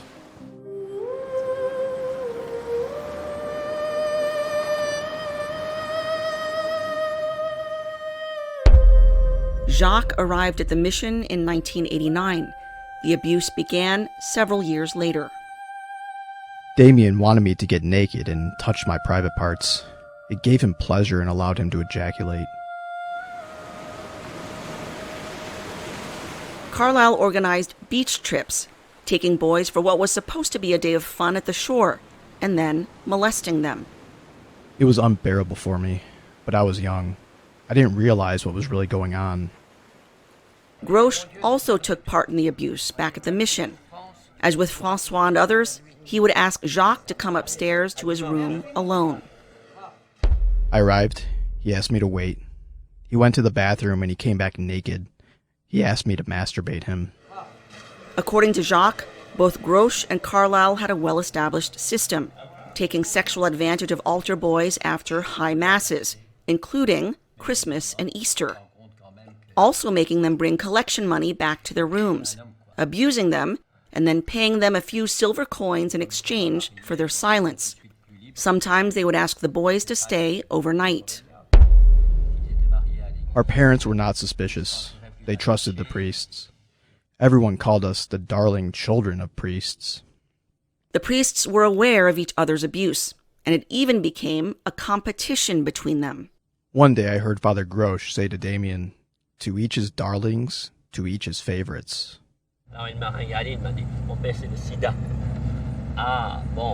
Father Carlisle would arrange overnight trips to the small village of Meba, about an hour east of Libreville, where Jacques says he also abused boys. I know at least 6 other victims, but they don't want to talk. I know that many of us have been abused. Grosch and Carlisle began to grow jealous of each other with the boys they abused, and eventually had a falling out. But during the period they preyed upon children, they didn't work alone. They had help. Early on, the SSPX sent Fathers Karl Stalin and Loïc Duverger to become assistant priests in Gabon. All 3 clerics had bedrooms upstairs in the mission house. Not only did they assist Grosch in catechizing children, according to François, they were accomplices in his abuse. In the name of the Father, and of the Son, and of the Holy Ghost. Amen. I remember perfectly the first time when the priest who assisted Patrick Grosch asked me to join him upstairs in Grosch's bedroom. It was Father Karl Stalin. Stalin was in Gabon from 1986 to 1995, nearly 10 years. Today he serves as district superior in Eastern Europe, after a stint as district superior in Asia. In Gabon, he brought boys up to Grosch's bedroom, alone, and left them there, alone. Father Carl Stalin and Loïc Duverger asked the children to go to Grosch's room. Sur les pas de notre Seigneur Jésus-Christ. Father Loïc Duverger also helped. In Gabon from 1986 to 1989, Duverger later served as District Superior for Africa. He is brother to accused sexual predator Father Pierre Duverger, whom Church Militant has reported on extensively. He would ask the girls to call him Daddy, at times signing off by saying, "Daddy loves you." Father Pierre remains in active ministry, overseeing children at an SSPX academy near Orlando, Florida. His brother Loïc currently serves as assistant to the district superior in France. It was Stalin and Duverger who came to get me to go to Patrick Grosch's room. Both Stalin and Loïc offered testimony during the investigation into Grosch's abuse in 2020. Neither one admitted knowledge of the abuse, nor, of course, did they admit they facilitated the abuse. But it wasn't just Grosch, Carlisle, Stalin, or Duverger. Other clergy also allegedly preyed on Gabonese boys. Named among testimony given during Grosch's investigation was another priest, Florentino Panacotl from Mexico. He oversaw the sacristy and led the Eucharistic Crusade for boys. Serving in Gabon in the 1990s, his alleged attraction for boys was known, with locals calling him a pervert.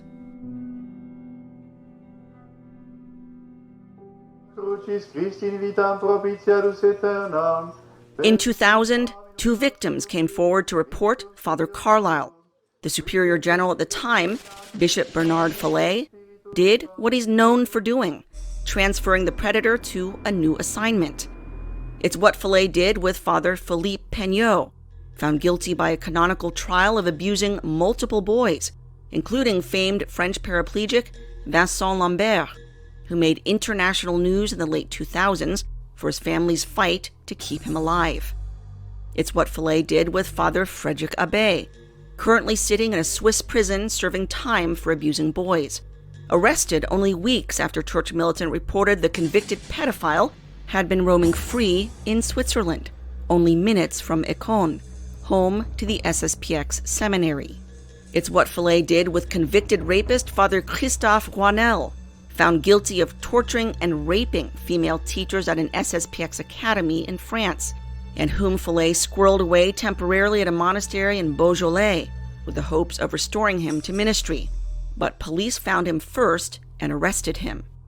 It's what Fallet did with Father Pierre Duverger, accused of sexually grooming a 12-year-old girl he was counseling, also accused of raping a vulnerable young woman he was also counseling.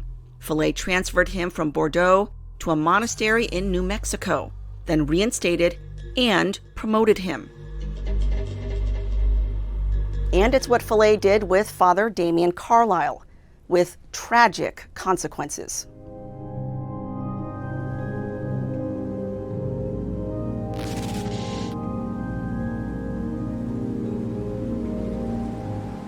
You now have managed to shatter my trust and hope in you. My Lord, I am no one of consequence in this world, but I had thought that a bishop of God would be trustworthy. After a few months in the SSPX seminary in Flavigny, France, Fallet transferred Carlisle in 2001 to Wanganui, New Zealand, to St. Anthony's Priory, where he lived for about 2 years, granted free movement and free access to children.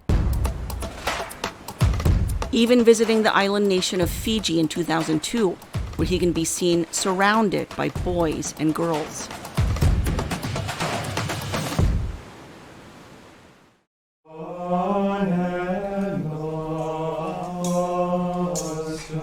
It was around 2001 that he began abusing Eric, an 11-year-old, along with Eric's young friend, Tom.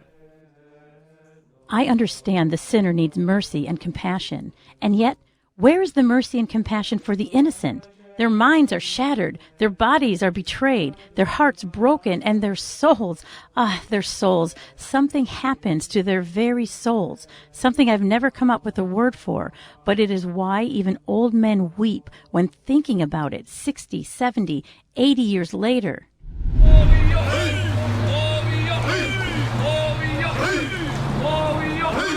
There were also claims Carlisle abused Maori boys, New Zealand's indigenous people, some who attended the SSPX chapel in Wanganui.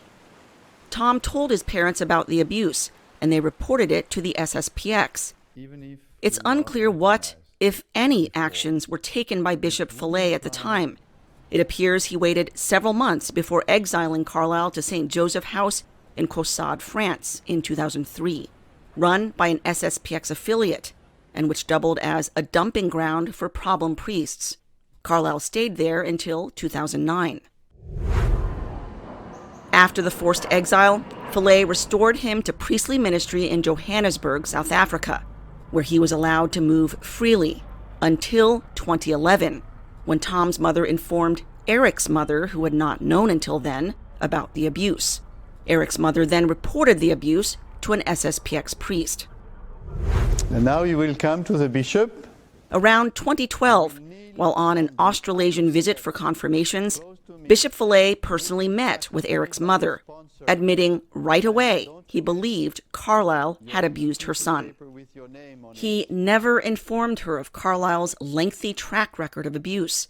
Neither did he reveal he was the one who assigned Carlisle to New Zealand, placing her son and other boys directly in harm's way. For 15 years, our boys have suffered, and still the authorities are doing more for the sinner. Our boys will carry these damages all their lives. There is no escape. There is no way out. It is always there. In spite of Follet's promises he would never allow Carlisle back to New Zealand or Australia, even for funerals, in 2017, Eric's mother learned the predator had been back, not once, but twice, for 2 funerals, there on extended stays. Follet never even having the courtesy to inform the family. Follet has broken promises to victims' families before. When you met with Bishop Follet, yes, he also gave no indication at all that he knew of Father Abbé's past allegations. At the contrary, the opposite. Totally the opposite. Totally the opposite. Follet willfully concealed evidence from the court and from the parents of sexual assault victims. And he said, "Oh, I can't because it's a secret. It's a secret, and only Rome can decide if I can give you the secret." And we said, he said that, but at that time he already knew that Rome had decided that the FSSPX should resolve these cases internally. So he knew that. So you're saying that? Are you saying he lied to you? Yes, of course he lied. Of course. He's a good liar. Once the mother of Father Carlisle's abuse victim in New Zealand realized Bishop Follet had lied to her, she wrote him a scathing letter. You obviously deem it paramount to communicate with a pedophile who abused our children with homosexual acts rather than communicate with our tormented children. Oh, how this smacks of the way the Vatican has treated the sexually abused for many, many, many decades. You, I see, have decided to duplicate their example and throw our boys on the junk pile. My lord, you have allowed great concessions and much for Father Carlisle. What have you done for our boys? Boys you told me you absolutely believe were sexually abused by that priest because there is too much evidence that it cannot be denied. Nothing. You have done nothing. You have learnt nothing. Adiutorium nostrum in nomine Domini. If you had learnt anything at all by now, it should have been that your abandonment of our boys isn't just another abuse. It is worse than the original abuse.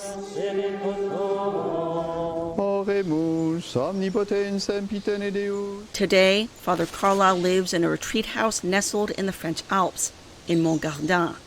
Known as the Golden Prison, it's a place where the SSPX sends troubled clergy. In spite of his decades of abuse, the SSPX has never reported him to police. Neither has it ever issued a public statement about Carlisle, leaving followers in the dark, just as it's done with Father Grosch and so many other predator priests. Church Militant contacted Fathers Grosh and Carlisle, but received no response. Neither did we get responses from Fathers Stalin or Loïc Duverger. The current Superior General, Father Paul Urani, and the previous one, Bishop Fillet, also did not respond to queries. The SSPX continues to fundraise for the Gabon mission, while keeping entirely quiet about the sex abuse that turned the mission into a predator's playground, devastating numerous young souls. Meanwhile, Bishop Fillet, destroyer of innocent children's lives, lives in comfortable retirement in the $40 million SSPX seminary in Dillwyn, Virginia. He has never publicly apologized for his role in facilitating the abuse and has never owned up to his responsibility in deceiving multiple families. Christine Niles, Church Militant, Detroit.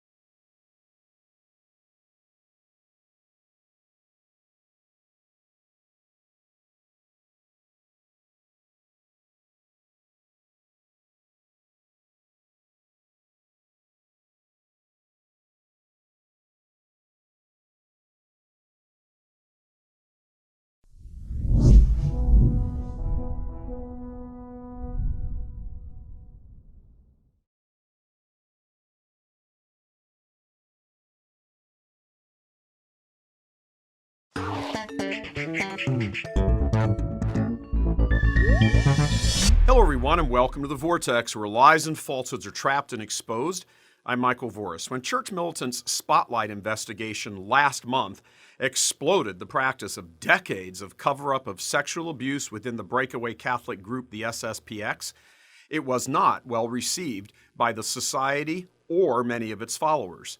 Since that original airing, Church Militant has released a virtual blizzard of damning stories, proving beyond any reasonable doubt that this is indeed par for the course within the society.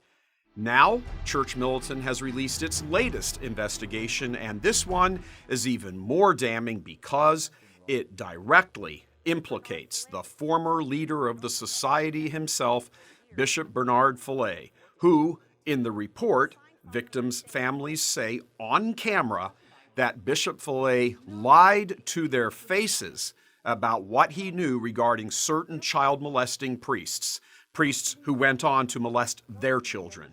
These priests, one in particular we focus on in this report, had been investigated by the society itself years earlier, which found enough evidence to place him on severe restrictions about being around children, a 10-year restriction. Within just weeks after that determination, Fillet himself, personally, with full knowledge of the priest's past crimes, placed the priest, get this, in a school with a boys' dormitory under the same roof. Once the night came and the young boys were all tucked in, the priest would creep down the hall and molest his pick of the day.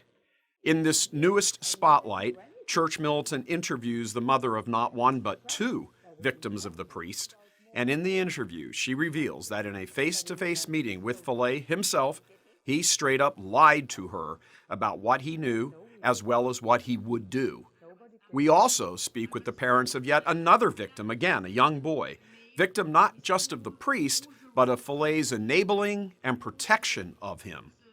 In a later trial, it was unearthed that Fillet, as well as other priests, willfully kept the truth about the priest and what they knew about him from the parents so as not to bring scandal on the society. In short, protecting their own self-anointed mission to be the saviors of Catholicism. And hey, when the stakes are so high, what's a few children's innocence robbed and their lives marred? You gotta break a few eggs to make an omelet, right? And herein lies another issue with the society, this internal belief that they and they alone represent authentic Catholicism, apparently gives them psychological permission to allow lives to be destroyed, lives of children to be destroyed by horrible evil. Fillet is practically bowed down to within the clericalist culture of this cult and has adopted the attitude no one dare challenge him.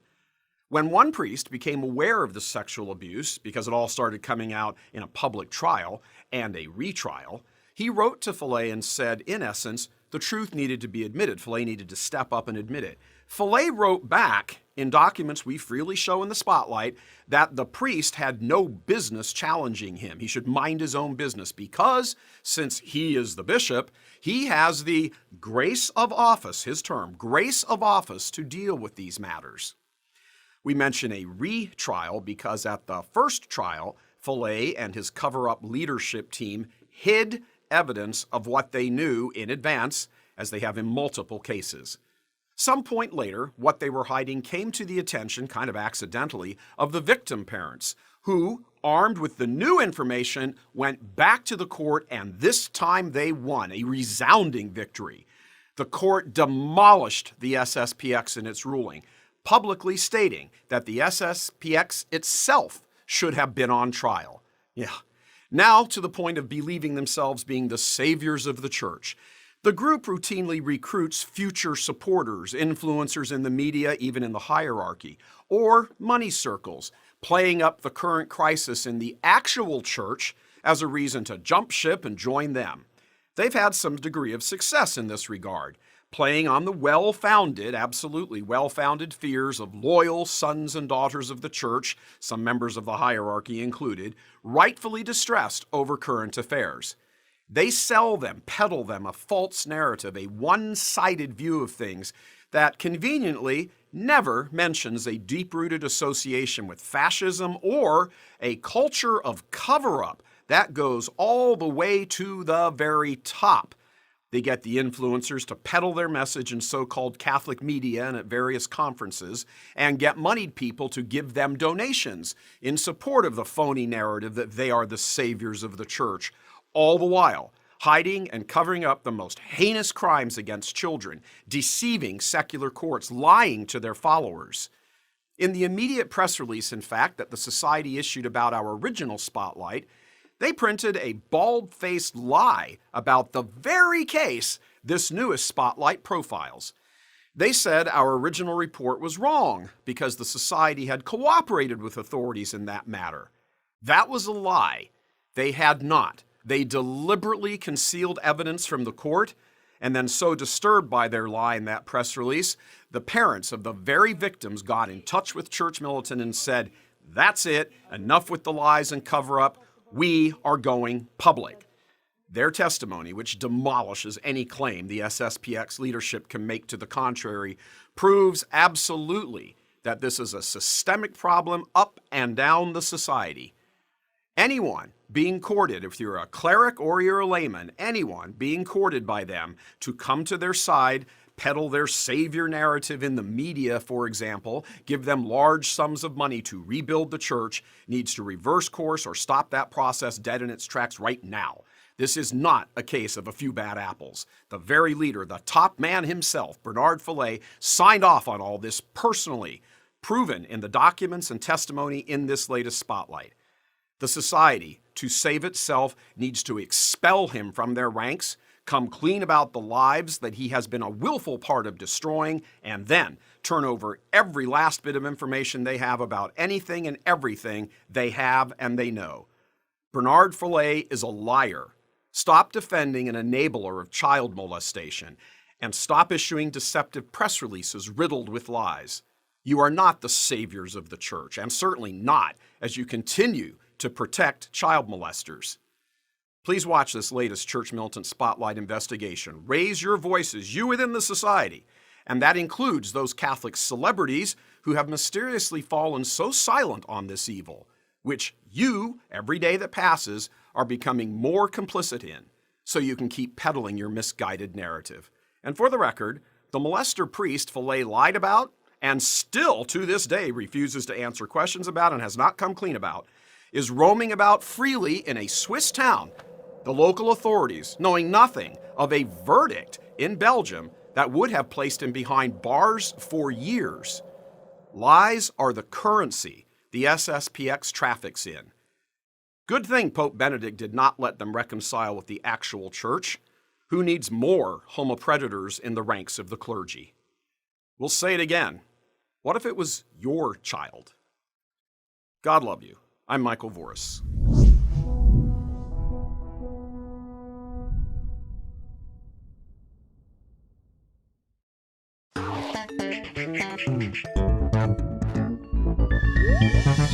Hello, everyone, and welcome to The Vortex, where lies and falsehoods are trapped and exposed.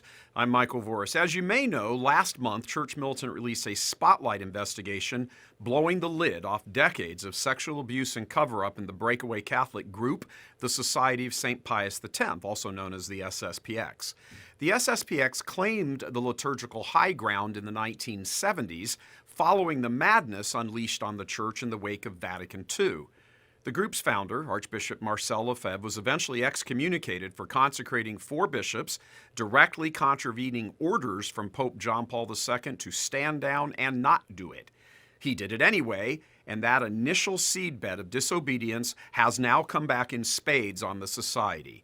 A cult-like aura developed around the society, a word, for the record, repeated to us over and over by multiple former followers and priests of the society. In that cultish community, a climate developed where priests were treated as direct messengers of the Most High, who could never be questioned, much less challenged. To challenge them was to see yourself shown the door, publicly humiliated, even having your name called out from the pulpit, a practice that still continues to today. What keeps the society and its adherents glued together is the devotion to the traditional Latin Mass, first and foremost. Beyond that, there are many within the society who believe there is no salvation outside the society, the FSSPX, that Rome is apostate, the Novus Ordo Mass is invalid, and even further, that it is actually evil. That term applied by none other than FSSPX Bishop Bernard Fillet, a man whose actions in hiding and moving around abusive priests within the society gives him a special familiarity with evil.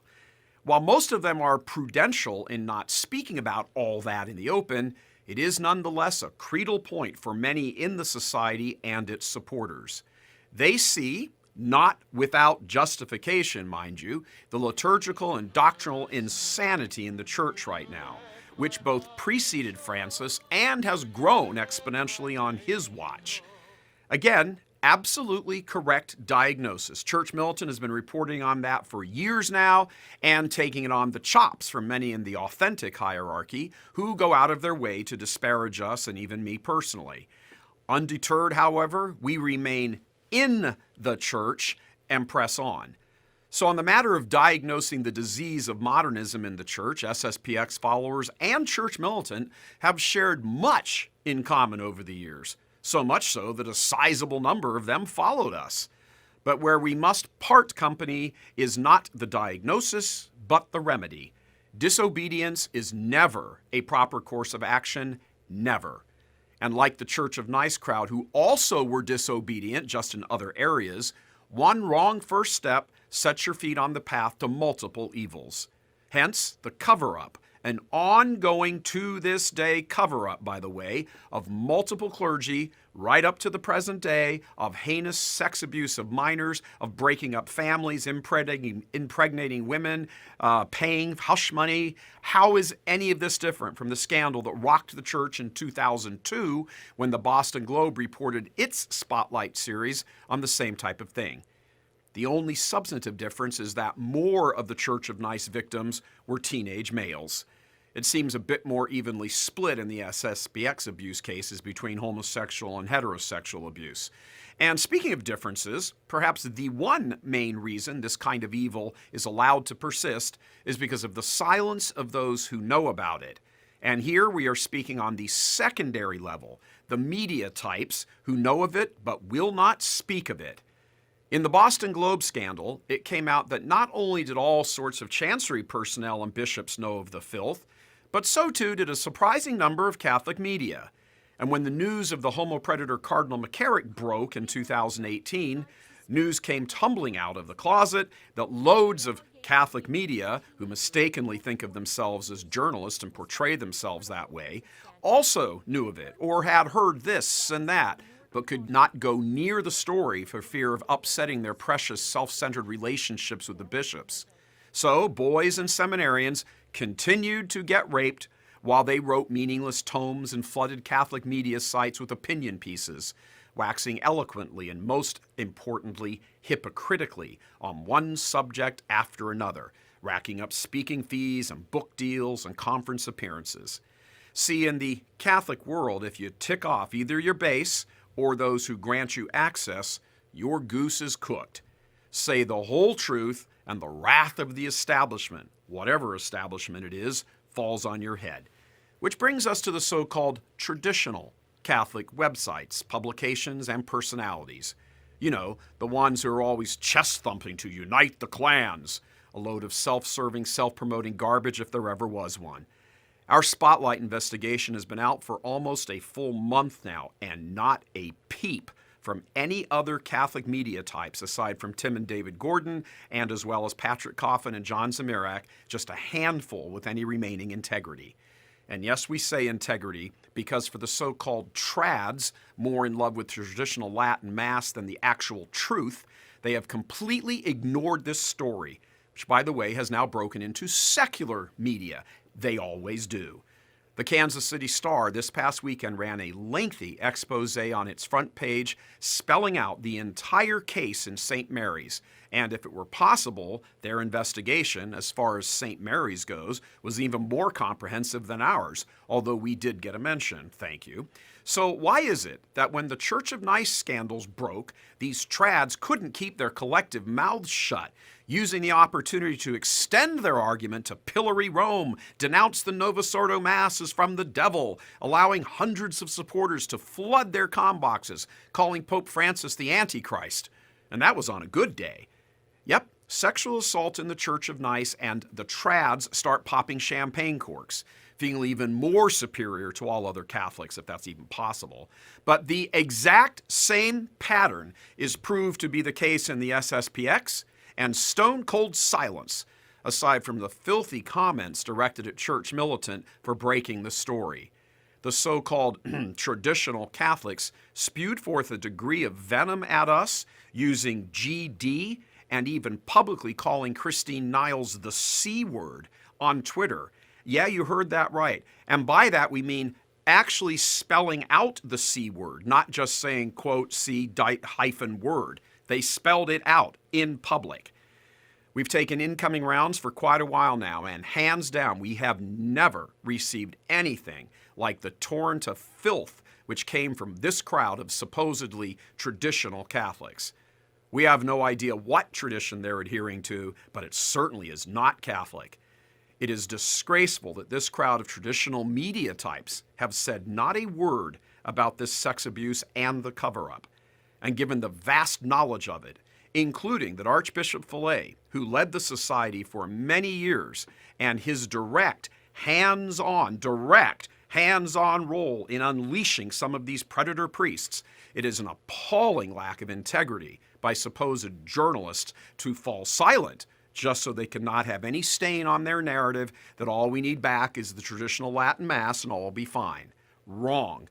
That single-minded, naive approach has always been wrong. It's never been right. The church fell apart in the 60s when the Latin Mass was the only game in town. Reverent liturgy, and yes, the Latin Mass, is only one piece of the puzzle in restoring the church.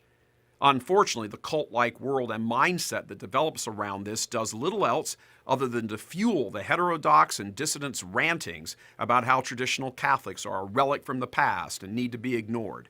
The circle the wagons and damn the torpedoes approach of the trad community is damning itself, as is evidenced by the severe lack of integrity and their willful unwillingness to engage with the truth.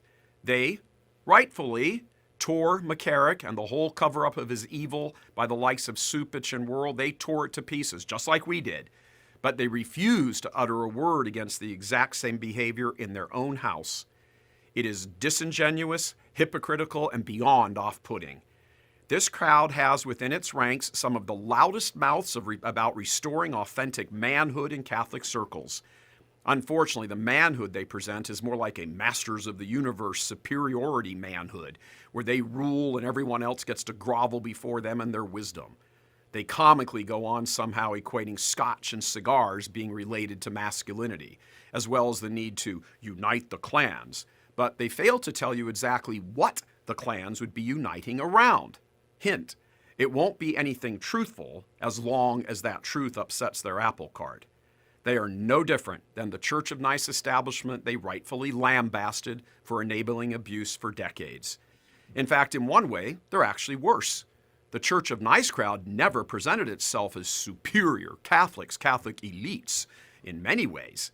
Maybe they'd heard of this filth within the FSSPX before, maybe not, but they have now. And until they step up and start reporting on it, they should be dismissed out of hand because they are lying by their silence. Our Lord called out hypocrites, and that is Catholic tradition. Hey, self-appointed public trad leaders, question for you. What if it was your child? God love you. I'm Michael Voris.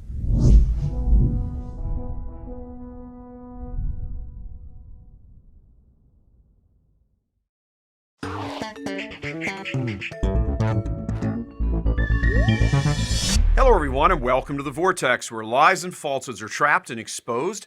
I'm Michael Voris. One of the tragedies, among many, resulting from the invasion of modernism into the church, blossoming in the aftermath of the Second Vatican Council, is the reaction from some faithful Catholics. Since it was the celebration of the Mass itself, which was the most obvious change that occurred in the church 50 years ago, many Catholics reacted by clinging ever more tightly to the old rite, the traditional Latin Mass. Various groups sprung up that essentially placed all their eggs into the basket of the traditional Latin Mass, the most notable, probably, the Society of St. Pius X, commonly known as the FSSPX. In 1988, concerned that the society, dedicated to the ancient form, would die with his death, the leader, Archbishop Marcel Lefebvre, disobeyed Pope John Paul and illicitly consecrated 4 bishops who would carry on the work of the society after his death. All were immediately excommunicated and their act deemed schismatic by John Paul. In the intervening decades, the society has dug in its heels, forming its own hierarchy, marriage tribunals, seminaries, chapels, schools, communities, and administrative arms, none of which answer to the jurisdiction of Rome. But at the heart of the society is its devotion to the liturgy, the traditional Latin Mass.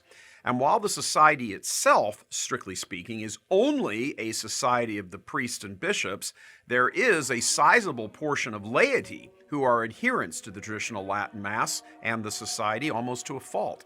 And herein, a serious problem has arisen. In this structure, many of the FSSPX laity who are unquestioning of their clergy would never demand accountability from them. That has created an environment within the society itself where abusive clergy can easily take advantage of children, young males, and women. There have been, in fact, so many cases of abuse that the society itself has been the target of a statewide criminal investigation in Kansas. The small community of St. Mary's, Kansas, a main hub of the FSSPX, is the focal point of the investigators' probing. So far, the investigation has unearthed not only multiple cases of abuse by multiple priests who either are at St. Mary's or have passed through the community, but even more disturbing, a worldwide cover-up of the sexual assaults by the leadership of the society. In fact, given the numbers of abusing priests, the number of victims, and the number of leaders involved in the cover-up, the scale of the scandal almost dwarfs the homo-predator clergy scandal that has erupted for the past 20 years across the world.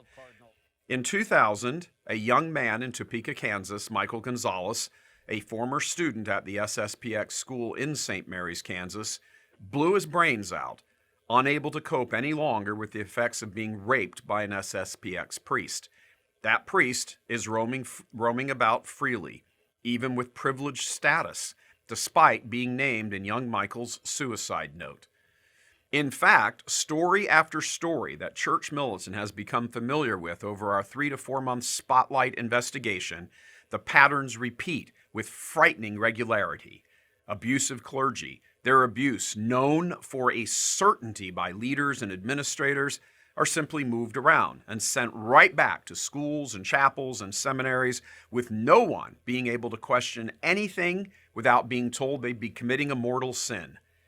In this area, the SSPX has severely abused any spiritual authority they think they have, hiding behind the rituals and professing a greater loyalty to the Catholic faith than other Catholics they sometimes hold in disdain for attending Novus Ordo Masses. But the loyalty to the faith, for not a few, is only ritual deep.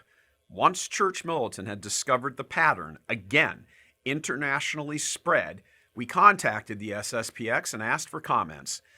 In responding to our inquiries, they did not realize they accidentally copied us on their internal emails that reveal fear Church Militant would come to discover what the society itself in those emails termed, quote, a gold mine of abuse and cover-up.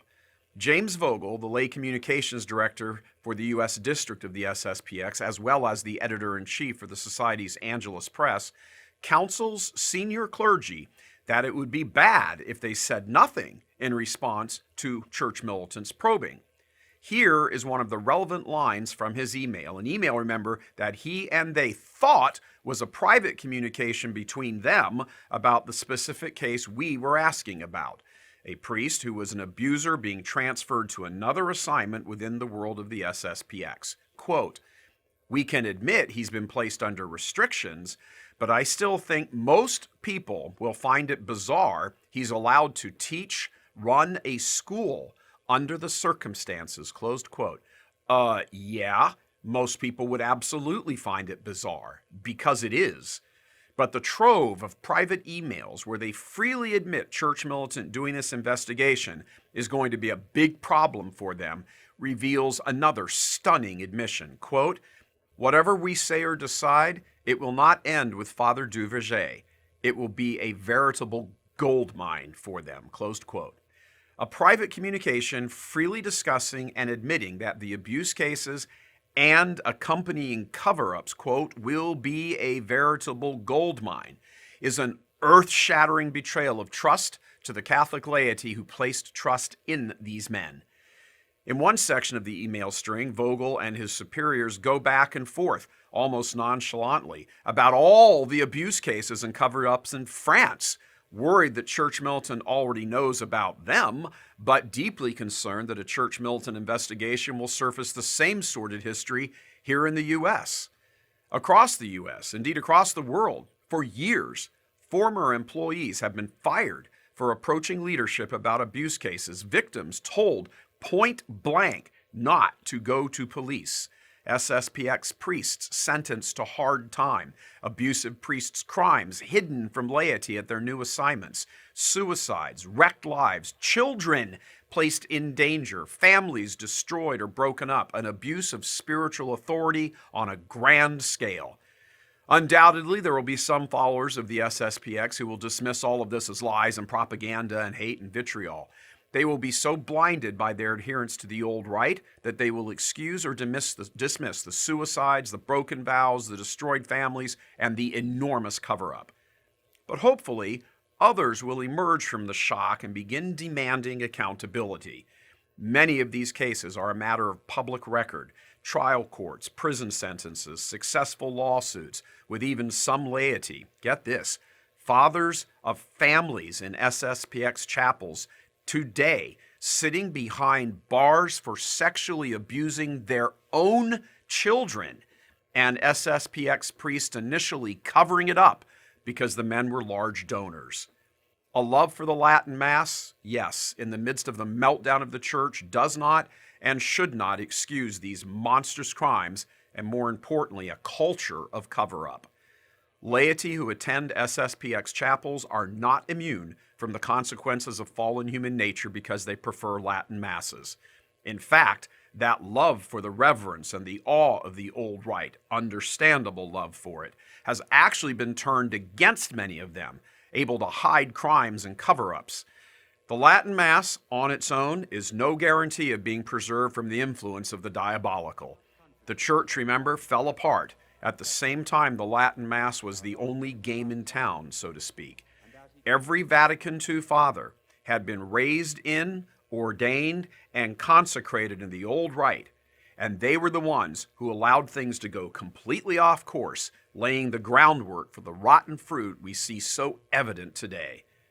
Our Spotlight investigation is not about theology or arguing about supplied jurisdiction or finer points of canon law or rehashing old arguments that still need to be settled about licety and so forth. It's about accountability for leadership that has taken advantage of many well-intentioned Catholics, manipulated by them to believe that sexual abuse and cover-up could never happen in the society. Not only can it, but it most definitely has and still is. Just ask 26-year-old Michael Gonzalez, who put a pistol in his mouth and blew his brains out. That is, if you could ask him. But you could ask his rapist stashed away in Italy, identified in Michael's suicide note. We know it'll be hard watching this Spotlight, available by just clicking on the provided link. Many SSPX adherents are well-meaning Catholics who are only looking for an escape from the evils that have befallen the Church. So, too, was the family of young Michael Gonzalez. God love you. I'm Michael Voris.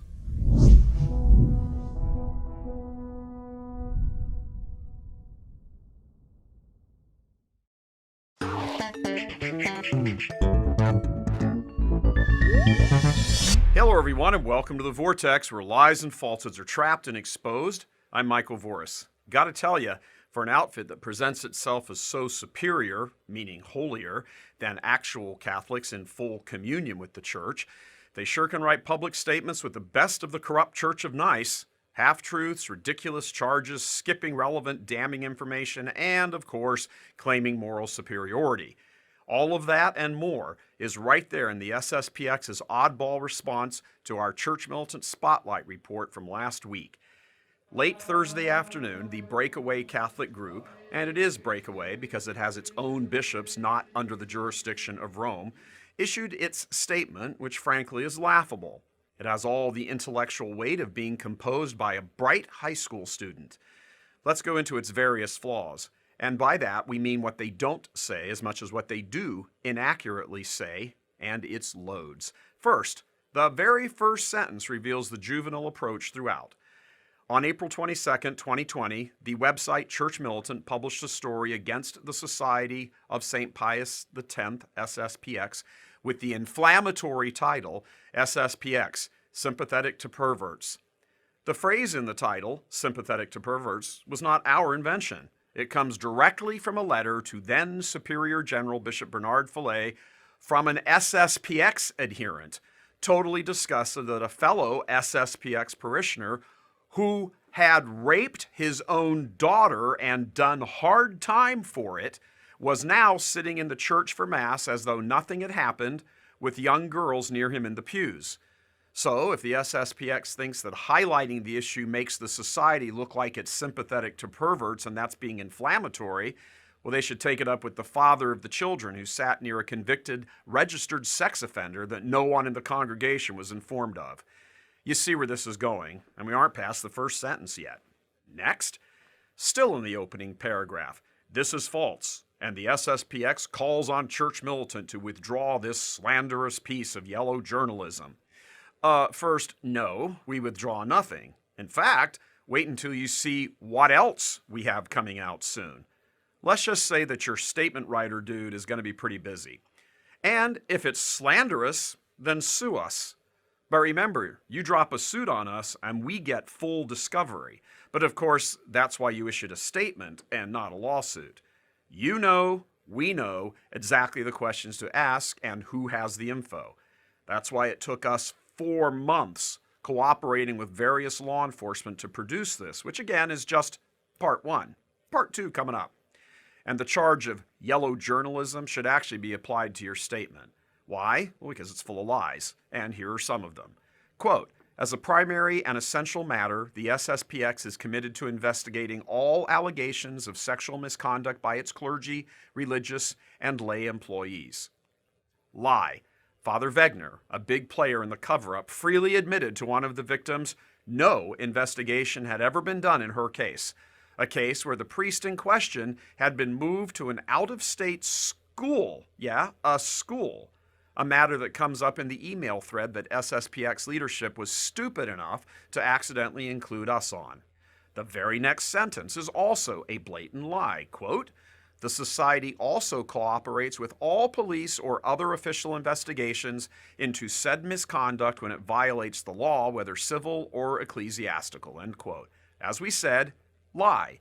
Investigators tell church militants straight up that the breakaway group dragged its feet for months in responding to a routine information subpoena that normally takes between 1 to 2 weeks to respond to. Next lie. Similarly, church militant implies, without evidence, there are numerous investigations against SSPX clergy currently underway in the United States, closed quote. In their self-incriminating email string, the one they slipped up with, they admit themselves there are multiple cases. So there's that. Next lie. Church militant repeatedly relies on hearsay, conjecture, and factual misstatements to paint the SSPX in a false light, closed quote.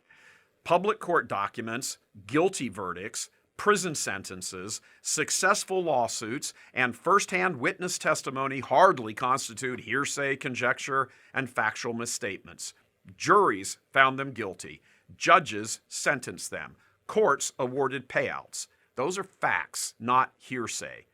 Likewise, when we asked the SSPX directly for further information, they referred us to their attorneys, how Catholic, who, shock, never addressed our questions. We asked specific questions about specific cases, revealing some of what we knew. If we were wrong, moving on hearsay, conjecture, and incorrect facts, then why didn't you step up right then and correct the record? The answer to that is because they knew what the record was, and they knew that we knew what the record was. At that point, there was nothing to correct, only cover up. That's what set off the flurry of emails amongst their leadership that, again, they were careless enough to unknowingly include us on. Thank you, guys. A sidebar for the SSPX leadership. If you're going to run a cover-up, the point is to keep it covered up, not include reporters on your secret, crap, what the hell do we do now? Emails. Which, skipping down in the official statement, it's actually hard to say this. It's so over-the-top ridiculous. Not to mention absolutely reeks of cover-up and deflection. Remember, SSPX themselves bring up their own email snafu in their own public statement and then completely deflect from the actual content and discussion, the matter at hand, which was about their fear that church militant would uncover, quote, the veritable gold mine of abuse cases, and has the gall, as they are strategizing on how to cover up the cases and keep us in the dark, has the gall to point an accusing finger at us for being unethical. The relevant accusatory passage, quote, Church militant exposed its own gross lack of ethics when it took private internal correspondence, ... closed quote. We didn't take anything. You stupidly and carelessly gave it to us. Thanks again, by the way, Father Wegner. You do need to take an email tutorial, though. We're saying to ourselves in the studio before this all published, you know what they're going to do? They're going to say we took the emails and took them out of context. And boom, there it is, out of context. No, they aren't out of context at all. Our original email inquiry is about the case of Father Duverger, who had been transferred to a school.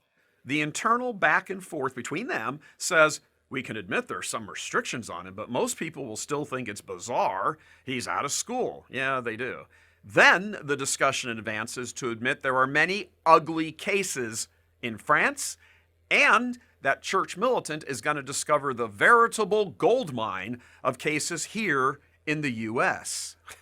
By the way, fellas, we did discover them, as you know, and this is your pathetic response to being busted with your own emails. And notice, in the statement, they don't deny that there are many ugly cases in France, nor do they deny the bit about there being a veritable gold mine. They just say we're unethical for telling you about the private email conversations. Yeah, whatever. Then they continue in their statement, quote, "The email discussion did not center on covering up any public wrongdoing, but focused instead on how to best respond to church militants' inquiries." Yeah, our inquiries about the cover-up. And how exactly do you cover up public wrongdoing? It's already public. So the point of covering it up would be, see, and then there's this doozy. Quote, "The case of Father Frederick Abbé in Belgium. What church militant fails to report is that the society cooperated with the Belgian authorities and stands by the results of Father Abbé's trial," closed quote. Well, what the SSPX fails to tell you in their public statement about the Father Abbé case, meaning how they twist it, is this. An internal SSPX tribunal cleared him of guilt years before the secular court trial, when other sex abuse allegations were brought by distraught parents who discovered their child had been abused by the priest. The SSPX leadership asked the parents to not go public with their allegations. That is the definition of a cover-up. When he reoffended with other children, meaning sexually assaulted them, which they always do, the civil courts convicted him. Only then did the SSPX cooperate, when they were forced to, but he should have been turned over by them to the civil authorities years earlier instead of their little internal proceedings, which freed him and then turned him loose on even more children. And here's a whopper buried near the bottom, an actual admission of guilt in SSPX speak. Quote, "The SSPX does not deny that there have been serious and tragic individual cases of abuse committed by a discrete number of clergy and employees," closed quote. Did the United States Conference of Catholic Bishops write that? Because it sure sounds like it. What in the Hades is meant by a discrete number of clergy? How many? Where? When? Why don't you guys produce a list of names like every diocese in America has done? Or are you just too holy for that? That your fanatical adherents are not demanding it of you shows just how much you have them brainwashed. They care more about your little society than victims of the predators in your society who are still in your ranks. And the only reason you do not deny it is because we busted you and dragged it out into the light. That's why. Hell, you even let a child molester, a convicted child molester on the sex offender registry come right back into the parish and sit down there after getting out of prison and never told a soul about it. That's called a cover-up. He was a large donor to you, but, sure, that didn't have anything to do with your silence. As for the ridiculous, again, USCCB excuse that these cases were decades ago. Now, that sort of sounded familiar to us. This claim goes back over decades and decades. First, no, they weren't. A half dozen we reported on were since the year 2000. And even if some of the abuse was decades ago, every single day nothing is done about these predators, the cover-up starts over. The clock restarts. You guys get out of bed every morning and the cover-up starts all over again. You live in a continual state of cover-up. Remember, there's the crime of the abuse, and when that happened as a specific date, but then there's the cover-up, and as long as it continues, it's brand new every day.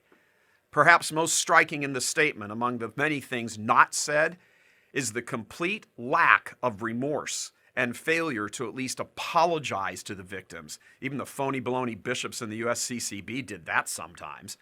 26-year-old Michael Gonzalez blew his brains out because of this priest, who's now living the good life stashed away in Italy, sodomized him when he was 14. Not a single expression of regret for his case. These losers and abusers saw our report. They saw our on-camera interview with his sister Teresa tell us about this boy's destroyed life and eventual suicide. But not one blessed word, no apology, no regret, no asking for forgiveness, nothing. Just the corporate, we do not deny there have been cases. Well, bully for you. And to round out their lame response, they once again took a page from the U.S. Bishop's playbook. Quote, It's well known that Church Militant is not a serious journalistic enterprise, closed quote. Apparently well known enough to be the most commented on Catholic website in the world, with our content being viewed millions of times a month and our video reporting now being imitated by multiple other Catholic sites. But the part about us not being serious journalists, understand this, you guys. We are as serious as a heart attack. Every single bit of information we have uncovered, and there's more to be made public, has been turned over to law enforcement, like you should have done. There are various lay people involved in all of this. One or more probably wrote this laughable response. Presumably, you guys have families, and you are the breadwinners.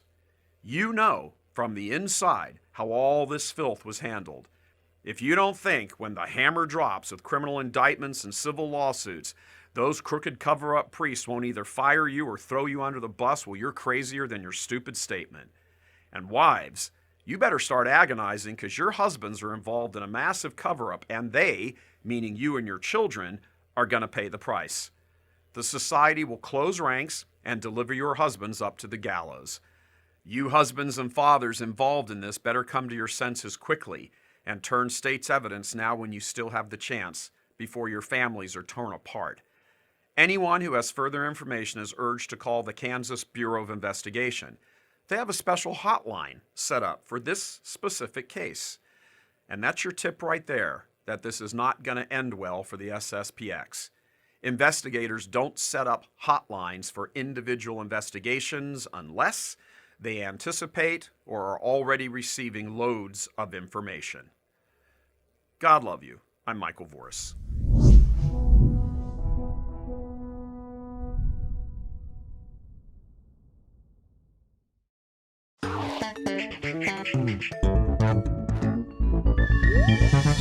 Hello, everyone, and welcome to The Vortex, where lies and falsehoods are trapped and exposed.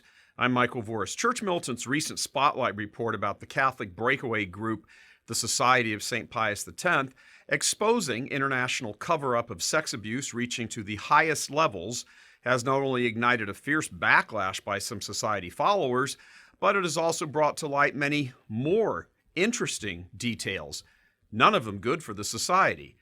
As an aside, journalists note here, if we may, when cover-ups or other sordid institutional behavior is going on, it's never a good idea for the institution to circle the wagons, especially if it's well-established ongoing behavior. The reason? Because inevitably, many people know about some aspect of the corruption, and the only impetus they need to start talking is press coverage. That creates a tell-all environment where lots of people start spilling the beans, whereas before they were more inclined to sort of keep mum, feeling as though they might be the only one and not wanting to suffer the inevitable attacks that come. But once that dam breaks, it breaks. In the form of an update now, not only has Church Militant been collecting fresh information on abuse cases and cover-up, all of which we are vetting, and there's a lot, but what appears to be another unsavory practice by society leadership is now coming to light. We'd like you to listen to this recording left for us by an SSPX follower. The individual identified himself on the call as well as his location, but we edited that info out for his privacy. I'm calling to thank you for the spotlight expose on the Society of St. Pius X. I'm a longtime member. My wife was told to divorce me, and this all came after I decided there were some problems and was going to take our children out of the school. They tried to get rid of me. They used and abused the office of a bishop, who then concocted some kind of fraudulent sentence against me. But when my wife saw Christine Niles' story that came out in the last couple of days, I think there's hope now. She may question this whole thing, and our marriage can be reconciled. So we want to thank Mr. Voris,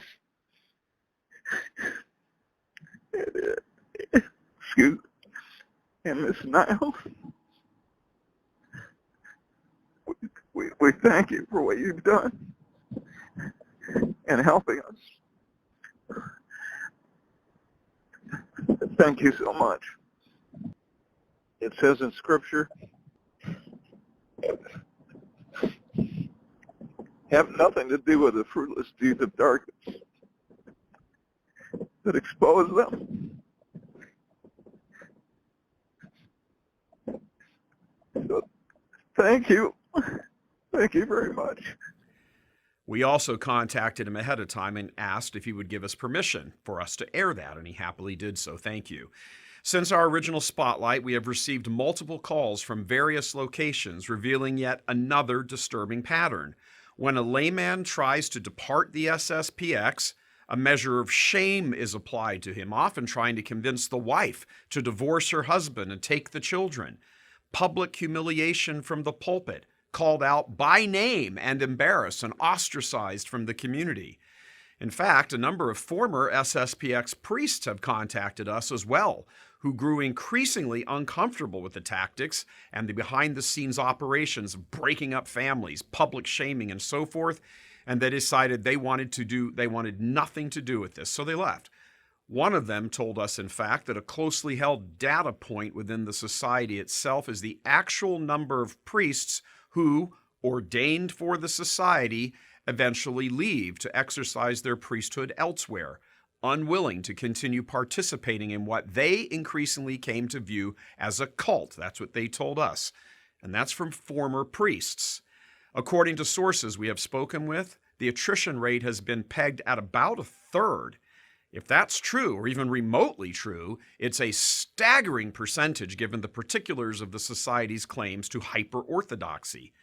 Additionally, other current members, some of whom have been developing a case of the heebie-jeebies about things they know, have also contacted us. Here's another caller. Again, permission granted and identity redacted. We're excited in that horrible way to hear the stories of the last couple of days about St. Mary's, Kansas. And I just want to say, they may not take you as serious journalist enterprise, but we do. And we're glad that someone's out there fighting. I wish we were in a position to be able to help in a better way. I think we just wanted to say we'll continue to pray for you and send a few bucks when we can. But just wanted to say thank you for uncovering so much of this and fighting. Something weird is going on here. In fact, it seems a lot of weird is going on. One priest even contacted us to share with us a video of the original illicit consecrations of the bishops in 1988, which got Society founder Archbishop Marcel Lefebvre and the 4 bishops excommunicated. Allow us to share relevant parts of his email with you, along with the video he sent us. Here's his email. Quote, this video clip shows the lie that they have an apostolic mandate. In the rubrics, the rite of episcopal consecration, the assistant priest presents the priests to be consecrated as bishops, and the principal consecrator, Lefebvre, is directed in the rubrics to ask the assistant priest, do you have an apostolic mandate? Habetus mandatum apostolicum. Always understood to be a written papal order to conduct the consecrations. That question is posed by Archbishop Lefebvre at minute 8:28. At minute 8:30 in the video, Father Schmidberger clearly responds saying, habemus, we have one, thereby lying within the liturgy itself. Habetus mandatum apostolicum. Le supérieur général, l'abbé. That this apostolic mandate is to be a written document from the reigning pontiff is clear from the next words and from the rubrics themselves, for the principal consecrator is then supposed to say, legatur, let it be read. The archbishop did say legatur, but of course there was no papal mandate to be read. The rubrics instruct that the mandate from the Pope be read at this point, which of course they skipped. Quite a butchering of the traditional rite of consecration from folks that pride themselves on liturgical perfection. Closed quote. That again is from one of the priests. In the fallout from our Spotlight expose, the Society took to its Facebook page to admit it, quote, has received a voluminous number of emails, phone calls, and social media posts regarding its commitment to transparency, including additional information regarding allegations of abuse. Now hold on, did you catch that? One more time. Including additional information regarding allegations of abuse, just like Church Militant has been receiving them all this week. And yeah, we received a bunch, like we keep saying. So if the SSPX groupies don't believe us on this point, we'd say, well, believe the society. Voluminous contacts, new allegations. Stay tuned. Likewise, in that same Facebook posting, they try to backpedal from an earlier statement posted by one of their priories, a statement that was manifestly false. The Society Facebook page says, quote, "The U.S. District wishes to stress in no uncertain terms that the only official statements regarding sexual abuse and impropriety emanate directly from the U.S. District on its official website. Any statements originating from individual priests, chapels, or priories are not the official position of the SSPX," closed quote. That's called covering your butt legally. That uncomfortable posting came about because the chapel and school where Father Duverger is assigned in Florida had posted its own notice defending the accused priests, saying, in essence, pay no attention to Church Militant's report. Our priest is squeaky clean. Yeah, not so much. Multiple allegations, in fact, have been lodged against him, and he is under investigation by law enforcement. Coincidentally, just before the official Society Facebook page posted its notification saying only what it says is official, the Florida post from St. Thomas More saying Father Duverger is innocent suddenly went poof, all gone. And that's because HQ back in Kansas knows for a fact that he is under investigation, as revealed in their own emails. Somebody in Kansas clearly got on the horn with someone in Florida and said, take that down immediately, we're already in enough trouble. And so it goes, a culture of lies, obfuscation, cover-up, the cat getting out of the bag on all of it. As the society can tell from its own phone lines and emails, none of this is going away. People have been lied to, fired, abused, it all covered up, their marriages targeted because of some weirdo cult mentality. There is one and only one correct thing here to do. Come totally clean and own up to everything. Reveal the names of all the abusive priests, end the practice of trying to break up marriages of those who catch on to the Scientology-type tactics and want out. Reveal the names of anyone, including bishops illicitly consecrated if you have to, who have participated in this by defending and shifting around abusive clergy. Criminal investigations are increasing now. The word is out, and people are coming forward, spilling the beans about what they know, and it's a lie. If the society thinks for 1 minute that months or years of stonewalling and dragging its feet and all the stuff that proved fruitless in the Novus Ordo Church is going to work for them, well, they should keep two numbers in their minds, 20 and 4 billion. 20 is the number of dioceses that have gone bankrupt in the U.S., and 4 billion is the payout amount for various sex abuse claims. And those numbers aren't final numbers. Regardless of what SSPX devotees think of Church Militant, the only question that matters is this: is our reporting true? Yes or no? Nothing else matters. Those inside the society, as well as various laymen and social media offering a million excuses and attacking our motives, has nothing to do with that central question. Are the reports true? For a group of loyal Catholics, that should be the only thing anyone is concerned about. And if something else is at play, then you're no better than the rotten to the core Church of Nice that did the same thing for decades. You have a chance to right your ship, at least in this area, but the window is closing very fast. God love you. I'm Michael Voris.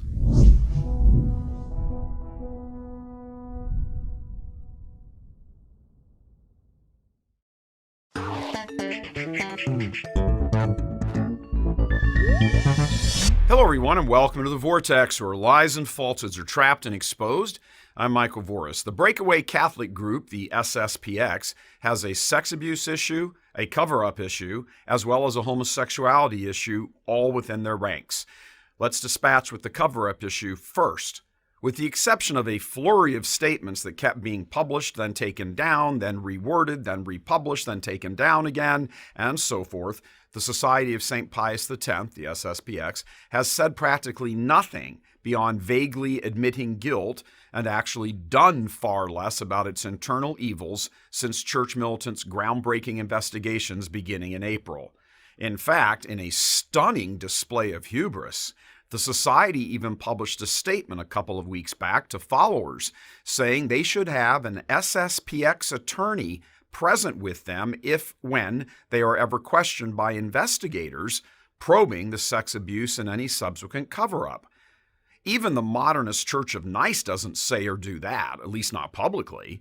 Imagine someone who's being questioned as part of discovering more details in an ongoing law enforcement investigation being told by the group the investigation is targeting that they should have an attorney present from the targeted institution.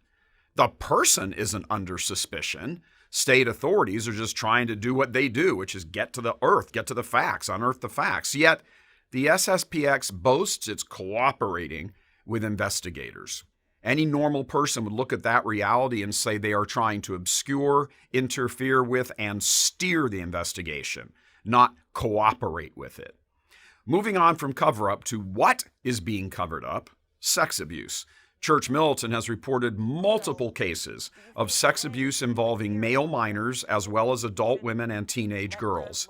One former priest, who was found guilty but scurried away to a location near SSPX headquarters to avoid justice, was finally apprehended by police specifically because of our reporting here at Church Militant. Do you think Fillet, if he really cared about the welfare of the children, he should let the local police know? He should let the Swiss government know? Of course. Of course. That's nothing more than normal, is it?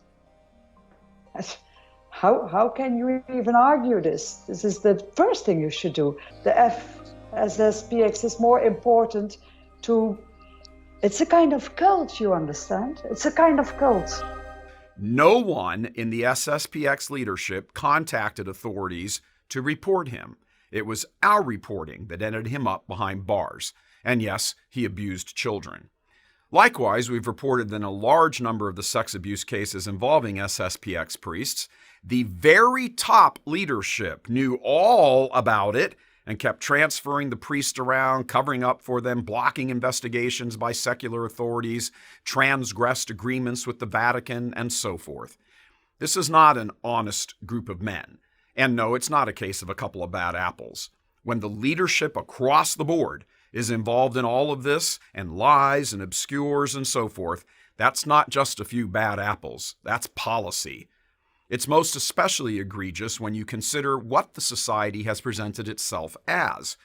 Their members claim to be or reference what they call eternal Rome. What they mean by that is only they have kept true to the church, holding fast to the teachings, the liturgy, and so forth.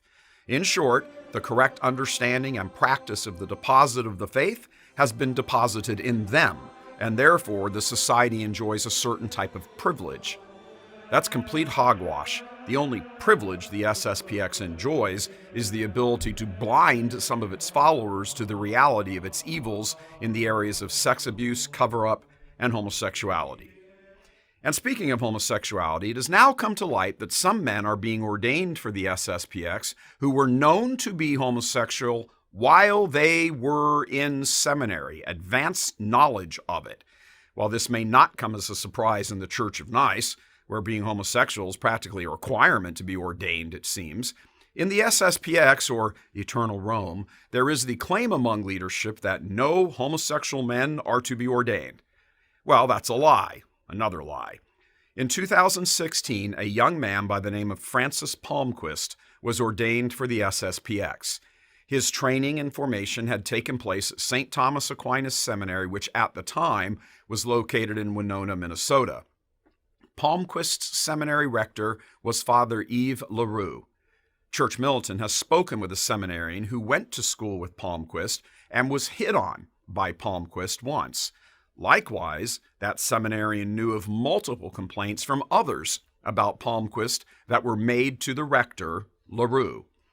Palmquist went on to be ordained, as we said, in 2016 and was assigned to Mexico, where he underwent a crisis about a year later.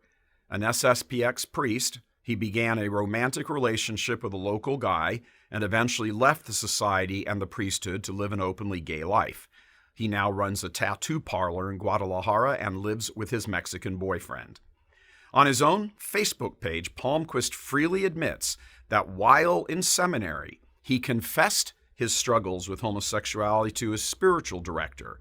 Yet, despite his struggles, despite the complaints, which were general knowledge, LaRue advanced him on for ordination, which precipitated a crisis in the young man's life and presumably still disturbs him on some level.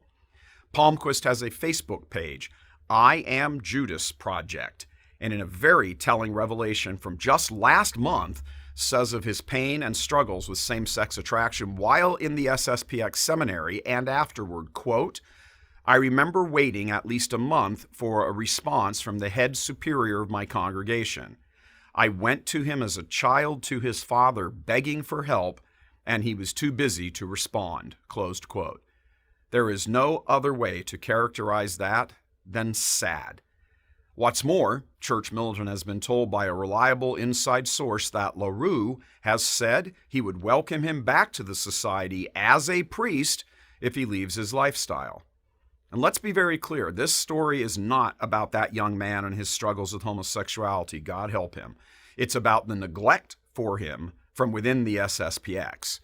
Palmquist is a casualty as much as anything, a man who has the indelible mark of priesthood forever emblazoned on his soul now for eternity, now living in Mexico with a boyfriend and giving tattoos for a living. None of what LaRue did, of course, was criminal, but it was unethical and immoral. And add that to the actions of the society at large, which are criminal, as well as the attraction to the Nazi lore of too many priests and followers, and on top of all that, what many former priests and followers have called a cult, and there is a serious problem here. It's made especially serious because, first, the church is in a crisis the likes of which she has never seen before. And second, this group holds itself forth as the remedy to the crisis, the eternal Rome, and dresses itself up in the pomp and circumstance of the traditional Latin Mass, which can easily fool unsuspecting or unquestioning Catholic refugees from the Church of Nice. Whatever the definition of traditionalists may be, this group gives it a bad name and mars all other Catholics trying to appeal to tradition and orthodoxy as a remedy to the crisis. Within the Catholic social media world, there are various well-known websites and personalities who rely, at least in part, for their personal support from the FSSPX crowd. On top of that, they are personally sympathetic to the larger cause of combating the crisis, a good thing, and as a result, they're willing to fall silent about the sins of the FSSPX because of their personal relationship with one another. They will not cover these stories. They will not condemn the filth, despite the fact that they were tripping all over each other, and still do, to go on and on about the evils in the Church of Nice. That's hypocritical, and it does a huge disservice to the average Catholic who listens to or reads them. In fact, it's flat out dishonest. To willfully conceal the truth, to make an editorial decision to not report an evil, is to be complicit in the cover-up. And to do that, to continue to curry favor with followers of the FSSPX, so they will continue to listen to you and support you financially, is no less different than what the Church of Nice Catholic establishment media does. It's lies and deception, employed to keep you in the lifestyle you've grown accustomed to. What about the victims of these priests? Are they not worthy of having a voice? You gave a voice to all, that whole string of victims of the Church of Nice. In a heartbeat you did that. But victims of the exalted FSSPX, well, they can never be spoken of because the illusion would be shattered, and you, in turn, would become subject to the same vile attacks Church Militant has received for exposing all this. We'll ask the same question we ask of the Catholic establishment media. How do you guys sleep at night? The FSSPX is not the salvation of the Church. Perhaps, maybe, at its founding, there was something of that present as an intention, but that was almost half a century ago, And since then, the society has adopted an attitude of disobedience and steered off course accordingly. This adoration of the Latin Mass for its own sake is preposterous. The Church fell apart when the Latin Mass was the only liturgy there was. The SSPX is no more eternal Rome than the Church of Nice. Obedience and orthodoxy, those are what are needed. An end to the lies, cover-up, and complicity of Catholic bloggers who have a personal dog in the fight. All of that has got to go, guys. Remember, those of us to whom our blessed Lord has given a microphone, we have a much greater responsibility to tell the truth. God love you. I'm Michael Voris.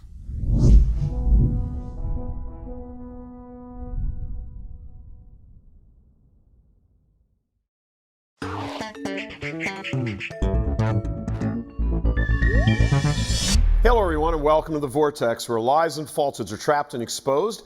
I'm Michael Voris. One of the very troubling aspects of the modernist church and its leaders, aside from their own pending damnation, is the innocent people and the impact this all has on them. Quite a few have bought into the Marxist hype and modernist garbage, while others have resisted. However, if we view the church as the bark of St. Peter, we must be aware that you can fall off either the port or the starboard side. Many have indeed fallen off the ship on its left side. But what often gets overlooked by the usual Catholic is that a not insignificant number have also fallen off the right side as well. As a response to the crisis, they have sought refuge in the breakaway Catholic groups that have all the trappings of tradition, but underneath it all are just as spiritually dangerous as the modernist crowd, albeit for different reasons. One such group is the Society of St. Pius X, which has inculcated an attitude in its followers that their clergy are absolutely beyond question or reproach. This has created an atmosphere within the SSPX leadership that they can get away with anything, and they have. For almost a year now, church militant has been exposing sexual abuse by multiple clergy in the society, but more importantly, the lies, deception, and cover-up by its leaders. For years, Bishop Fillet has demonstrated wanton disregard for dozens of known victims and their families and continued to create a space for even more harm to be done to innocent souls. Since our exhaustive investigations began airing, SSPX fanatics have been attacking us, saying our reports are wrong, incorrect, biased, and so forth. Even a popular website called our reporting into question, without revealing to its readers that they benefit financially from an outfit with close ties to the SSPX, who lists the religious community on its website. Journalistically speaking, that's highly unethical. Likewise, some letters and articles went out from highly respected clergy, also suggesting that Church Militant was biased in its reporting. Those letters appeared on the same website, but it was clear from even one cursory reading that the bishop who wrote the letters had not been told of the abuse and cover-up by the leaders of SSPX in any real detail. Here's the bottom line. If Church Militant's reports are wrong, then the close to dozen victims who have appeared on camera over the last year and recounted their stories, they must be simply lying. Adults abused as children, both male and female, their explicit, detailed accounts of what happened, both the abuse and then the re-victimization by leaders, smearing them and then promoting their abusers. Every time CM airs one of these investigations, more victims come forward, as you will see in this latest report, and perhaps most importantly, their treatment at the hands of leaders caused them to lose their faith. That's quite a black mark on a society that presents itself as the authentic church and drapes itself in self-anointing titles such as Eternal Rome. On last night's Church Militant's Evening News, we aired a preview of our Spotlight report and discussed it with senior producer Christine Niles. The Society of St. Pius X has been scrambling to do damage control ever since Church Militant exposed their network of sex abuse and cover-up last year. But with all their talk of reform, it appears nothing has really changed. Here's Church Militant's Christine Niles with the disturbing details. Mental suffering, I think, is worse than physical suffering. For the first time, victims of a notorious SSPX priest are speaking out. I looked at the society as the answer. Not only are they exposing abuse by Father Benedict Vanderputten, a priest they both met in the 1990s in Los Gatos, California, just east of San Jose, where he was running a secluded retreat center, they're also revealing his protector was none other than current U.S. District Superior, Father John Fullerton. My role is to take care of the priest, to make sure that we're using the priest properly. Father Fullerton had ordered to silence one of Vanderputten's assault victims, Luann Manwaring, forbidding her from warning others about his predatory behavior. He stopped what I was saying and he said, "Do you have any proof?" And I said, "No, I don't have any proof." He goes, "You have no physical proof that he did anything to those girls?" And I said, "No." He goes, "Then you can't say anything to anyone because that would be detraction." As a result, Vanderputten went on to assault and even rape other girls. Among them, Julie Suela's 18-year-old daughter. What sticks in my mind is he said, "You want to be a nun, and I'm an alter Christus, so it's okay for us to have sex." The victims are seeking justice, but with an alleged predator protector, now the most powerful man in the U.S. district, they believe justice in this world is unlikely. All right, Christine, first of all, great report. Thank you. I've obviously seen, senior executive producer, I've watched the full Spotlight investigation, which we encourage everybody to watch. This is just the same old story, sex abuse, cover it up. It's going to affect your donations. It's going to damage your image. It's going to wreck your leadership. So lie, deceive, cover up, smear the victims. You know, you just look and you say, is this ever going to come to an end? No, that is the case, and it makes you wonder, how many times do we have to keep saying the same story for these SSPX loyalists to finally be convinced this keeps happening over and over again? It's the fault of the hierarchy.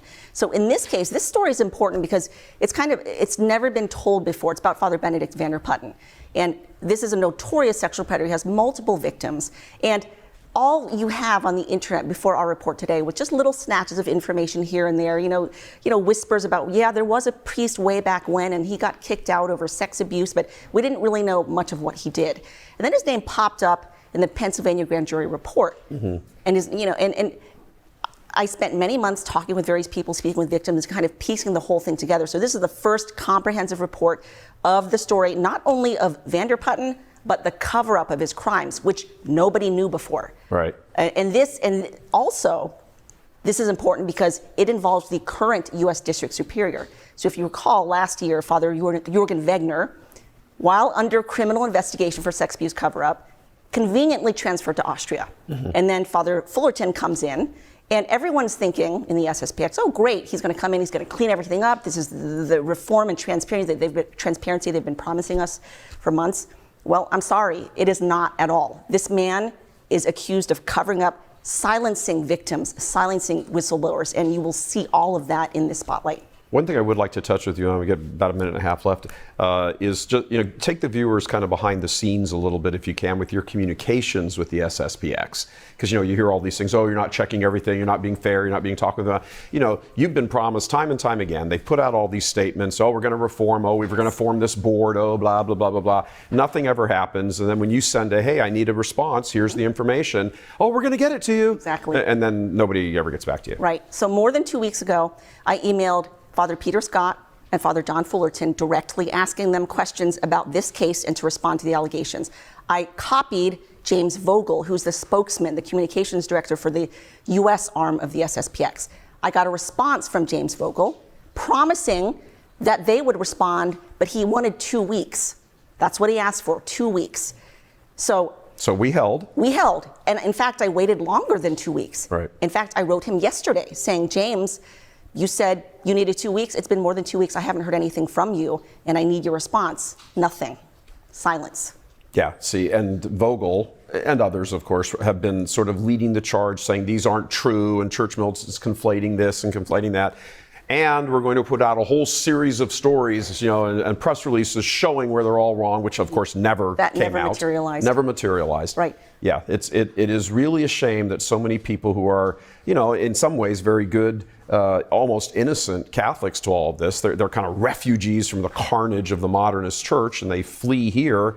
And they're taken advantage of. They're lied to, they're deceived, they take their money, their donations, and the whole bit. How is this any different than anything else? Let's hope that this helps open their eyes. Yeah, great special report. We encourage everybody to go watch it. Absolutely. While the SSPX continues to give the appearance of growth and flourishing, Church Militant has learned leadership is in chaos, with younger clergy angry at the abuse and cover-up and insisting the hierarchy clean up its act. With Father Fullerton at the helm, however, it appears highly doubtful.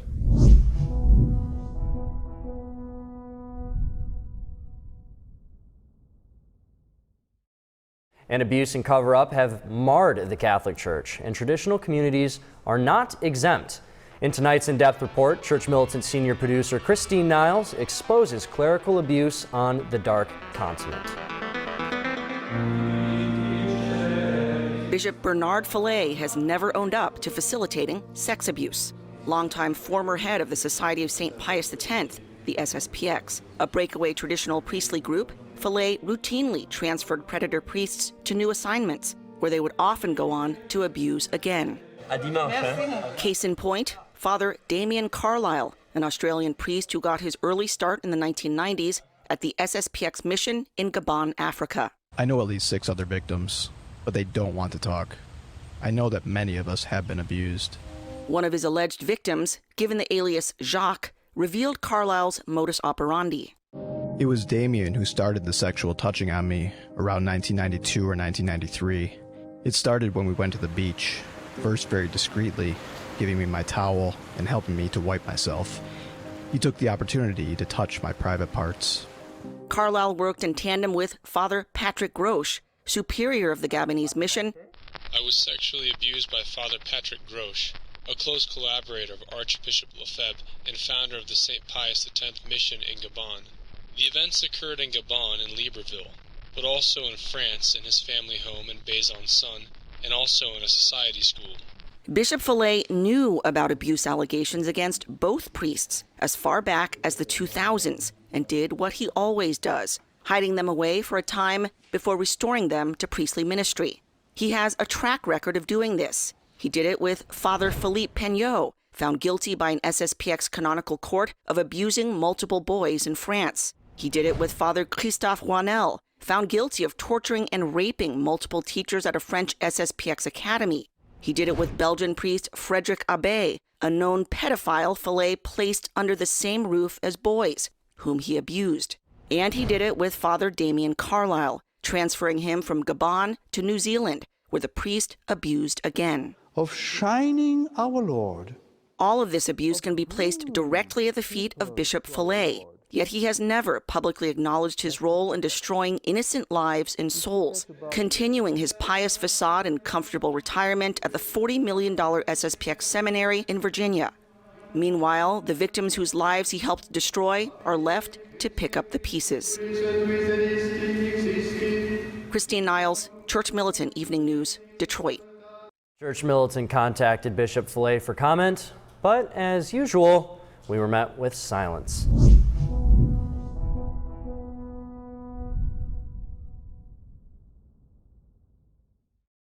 Yet more news in the SSPX. A big donor is yanking funds because he's disgusted with the sex abuse scandals. Here to tell us more is senior producer Christine Niles. Christine, great to have you on again. Thanks, James. Good to be here. Yes, this week we published a letter from a former lay member of the Society of St. Pius X, informing leadership he's canceling his $10,000 donation to the Immaculata Project. That's the construction project in St. Mary's, Kansas, to build what they claim is the biggest SSPX chapel in the world. St. Mary's is close to SSPX headquarters in the U.S. and has been rife with allegations of abuse. From the letter, I regret to inform you that considering the scandals that continue to surround the Society of St. Pius X, I can no longer support the Immaculata Project in good conscience. The latest allegation, which involves incest, is especially heinous. Now, that's referring to the case of Father Matthew Staffkey, currently facing multiple criminal charges for child sex crimes, which include his confession that he molested his 9-year-old niece.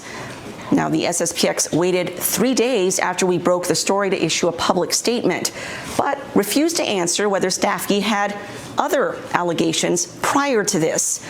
And strangely, the SSPX actually sent him packing home in 2019 at the age of 35, where he stayed for 3 years without an assignment. It was during that time that he abused his niece. From the letter again, as a victim of sexual assault at the hands of a priest myself, I strongly urge the SSPX leadership to consider using its monies to compensate victims. Additionally, I urge these ordained men of God to pledge transparency and release a list of those who have been accused, cooperate with respective investigators, and fund an independent investigation into the ever-mounting allegations against their priests. Now, Church Militant has repeatedly asked the SSPX to publish a list of credibly accused priests, which, unlike the vast majority of dioceses and communities around the world, it refuses to do. In fact, the SSPX was the only religious community in France to refuse to open its clergy archives during the massive French sex abuse probe last year.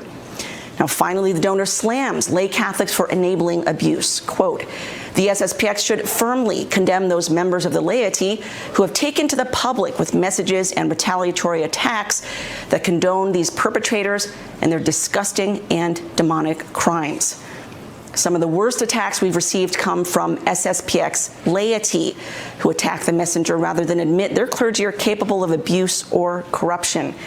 And SSPX leadership actually encourages this type of behavior, which will inevitably lead to more and more people losing trust and taking their money elsewhere. Back to you, James. Yeah, Christine, if only more donors were willing to call the SSPX to account, I think we'd see a lot more change very, very quickly. But until then, we'll keep relying on your stellar reporting to open our eyes to all of this. Christine, thank you so much for coming on. Thank you. God bless.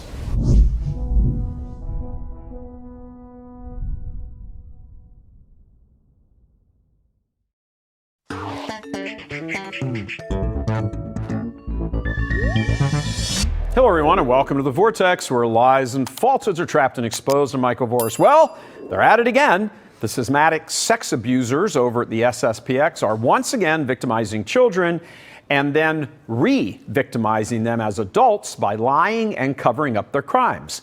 It's an odd position to take for the society of clergy that thinks themselves and often declares themselves to be holier than the rest of the church, to be so closely aligned in this area with the church. Their leaders are no better, and in some cases actually worse, because of their ecclesiastical hubris than their bishops and clergy who are not in schism. Ever since Pope John Paul II declared them to be in schism in 1988, they have created a fortress of unaccountability and zero transparency around the issue of sex abuse by their priests, and more importantly, the enabling cover-up by their illicitly consecrated bishops. The most recent case, a trial in France, which began this week, is a shocking example of the schismatic group's flat-out arrogance.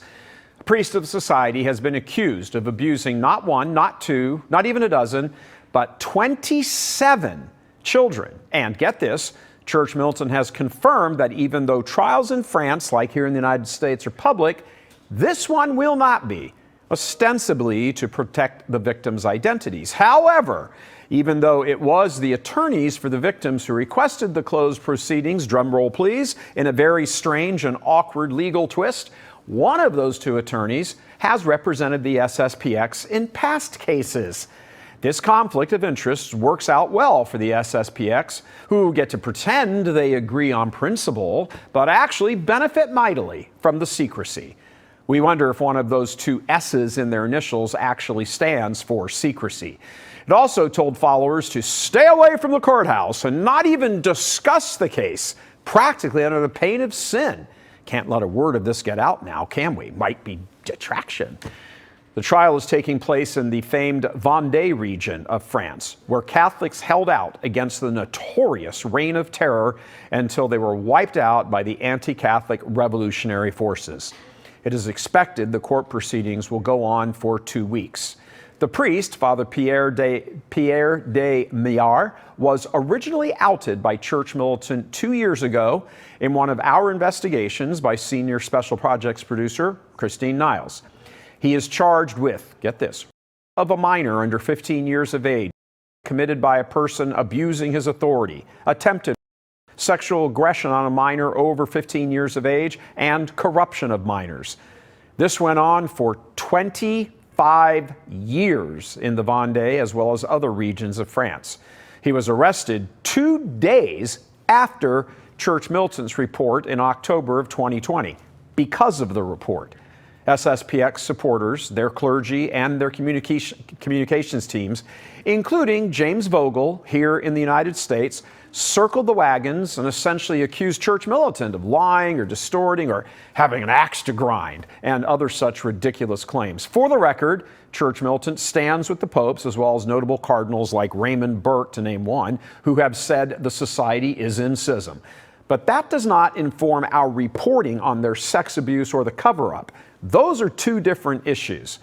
No one should look the other way on such crimes because they support the Mass being said in Latin and somehow think to shine a light on these evils tarnishes their reputation.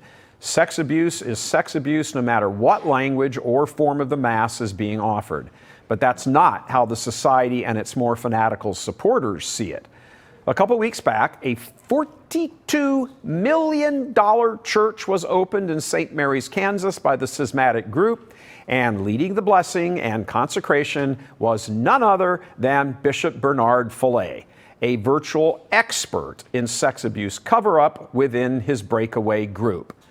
As Church Militant has reported over the past 3 years, Follet not only knew of various clergy and their crimes, he personally reassigned them to their posts where they abused more children and even eventually promoted at least 2 of the abusers after their periods of prayer and penance were observed, of course. They always send them off for prayer and penance to really spectacular places.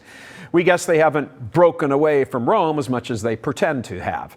The understanding the even more galling situation here is the cover-up. Remember that Follet and his group declared themselves to be eternal Rome, that's their claim, superior to the rest of the church, calling the usual Mass that most Latin Rite Catholics, 96% around the world attend, they call that Mass evil and saying that Catholics should not attend it. That's their official position.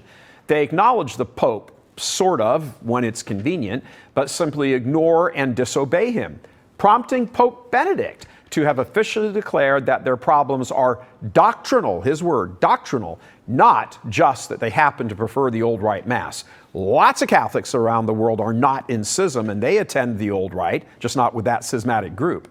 Their followers could too, but they stick with the cover-up clergy because they are holier, because they do not have their hands stained by association with Rome. They have set up their own marriage tribunals, frequently reordain any priests who come to them because they doubt the validity of some sacraments offered in the Novus Ordo Church. They count themselves and tell their followers that they are superior in every way and manner to the actual church. That's why they broke away. Well, every way except one, sex abuse and covering it up. In that regard, they may as well be the USCCB. They collect huge amounts of money from their flock, hence the $42 million facility just opened in Kansas. Yet they keep all that stuff from that little filthy secret from their flock. And not only does this include their clergy, but also the enabling supporting mechanism around them. Their communications apparatus, for example, read Department of Deception, both on this side of the Atlantic, headed up again by James Vogel, as well as the other side of the Atlantic. They publish duplicitous, misleading statements aimed at deceiving the public. And that's when they actually deign to release a statement to the peasantry from on high. Most of the time, they just say nothing. We contacted Vogel and leadership, many of the leaders, inquiring about this particular case of this priest, and of course, crickets. And then they count on their enabling U.S. Catholic internet personalities, some of whom were at the church opening, to carry their water for them by keeping as quiet as possible on the abuse and the cover-up, or even attacking other Catholic outfits like Church Militant who report on it. Those so-called media sites and personalities are in the tank for the SSPX, ignoring the schism, yes, but something everyone should be able to agree on, ignoring the rape of children, and even more grotesquely, ignoring the cover-up orchestrated by Bishop Fillet and the leadership. Hey, but doesn't matter. What's a little child between Latin Mass friends, right? It's one thing to rape a minor, it's another thing to cover it up, and it is an entirely different thing to enable it and deceive the public about it while pretending to be a news outfit in favor and support of life. What about the lives of those children? Why aren't they ever talked about? Why would big names in the traditional Catholic internet world be hobnobbing and rubbing elbows with the SSPX propagandists who refuse to answer media inquiries they should be launching at those people, not having a nice glass of wine with them? Does the Latin Mass mean so much to them that they can simply overlook the rape of children and cover up by the leadership? You will search high and low on these sites, one in particular, as well as listen to others on their podcasts from their basements, and have extreme difficulty in finding any discussion or reporting on this, any of it, while they're all claiming to be good Catholics and embracing the truth. Eternal Rome, remember? Yet these same figures and outfits will hammer non-stop on Francis and the awful stuff going on in Rome. When an internet celebrity or a Catholic supposed media site supporting life refuses to talk about these things, they should lose your support. They cannot be trusted. This has nothing to do with schism. It has everything to do with integrity and protecting those children and bringing to justice the bishops and the clergy who continue to lie and cover all of this up every single day of their lives.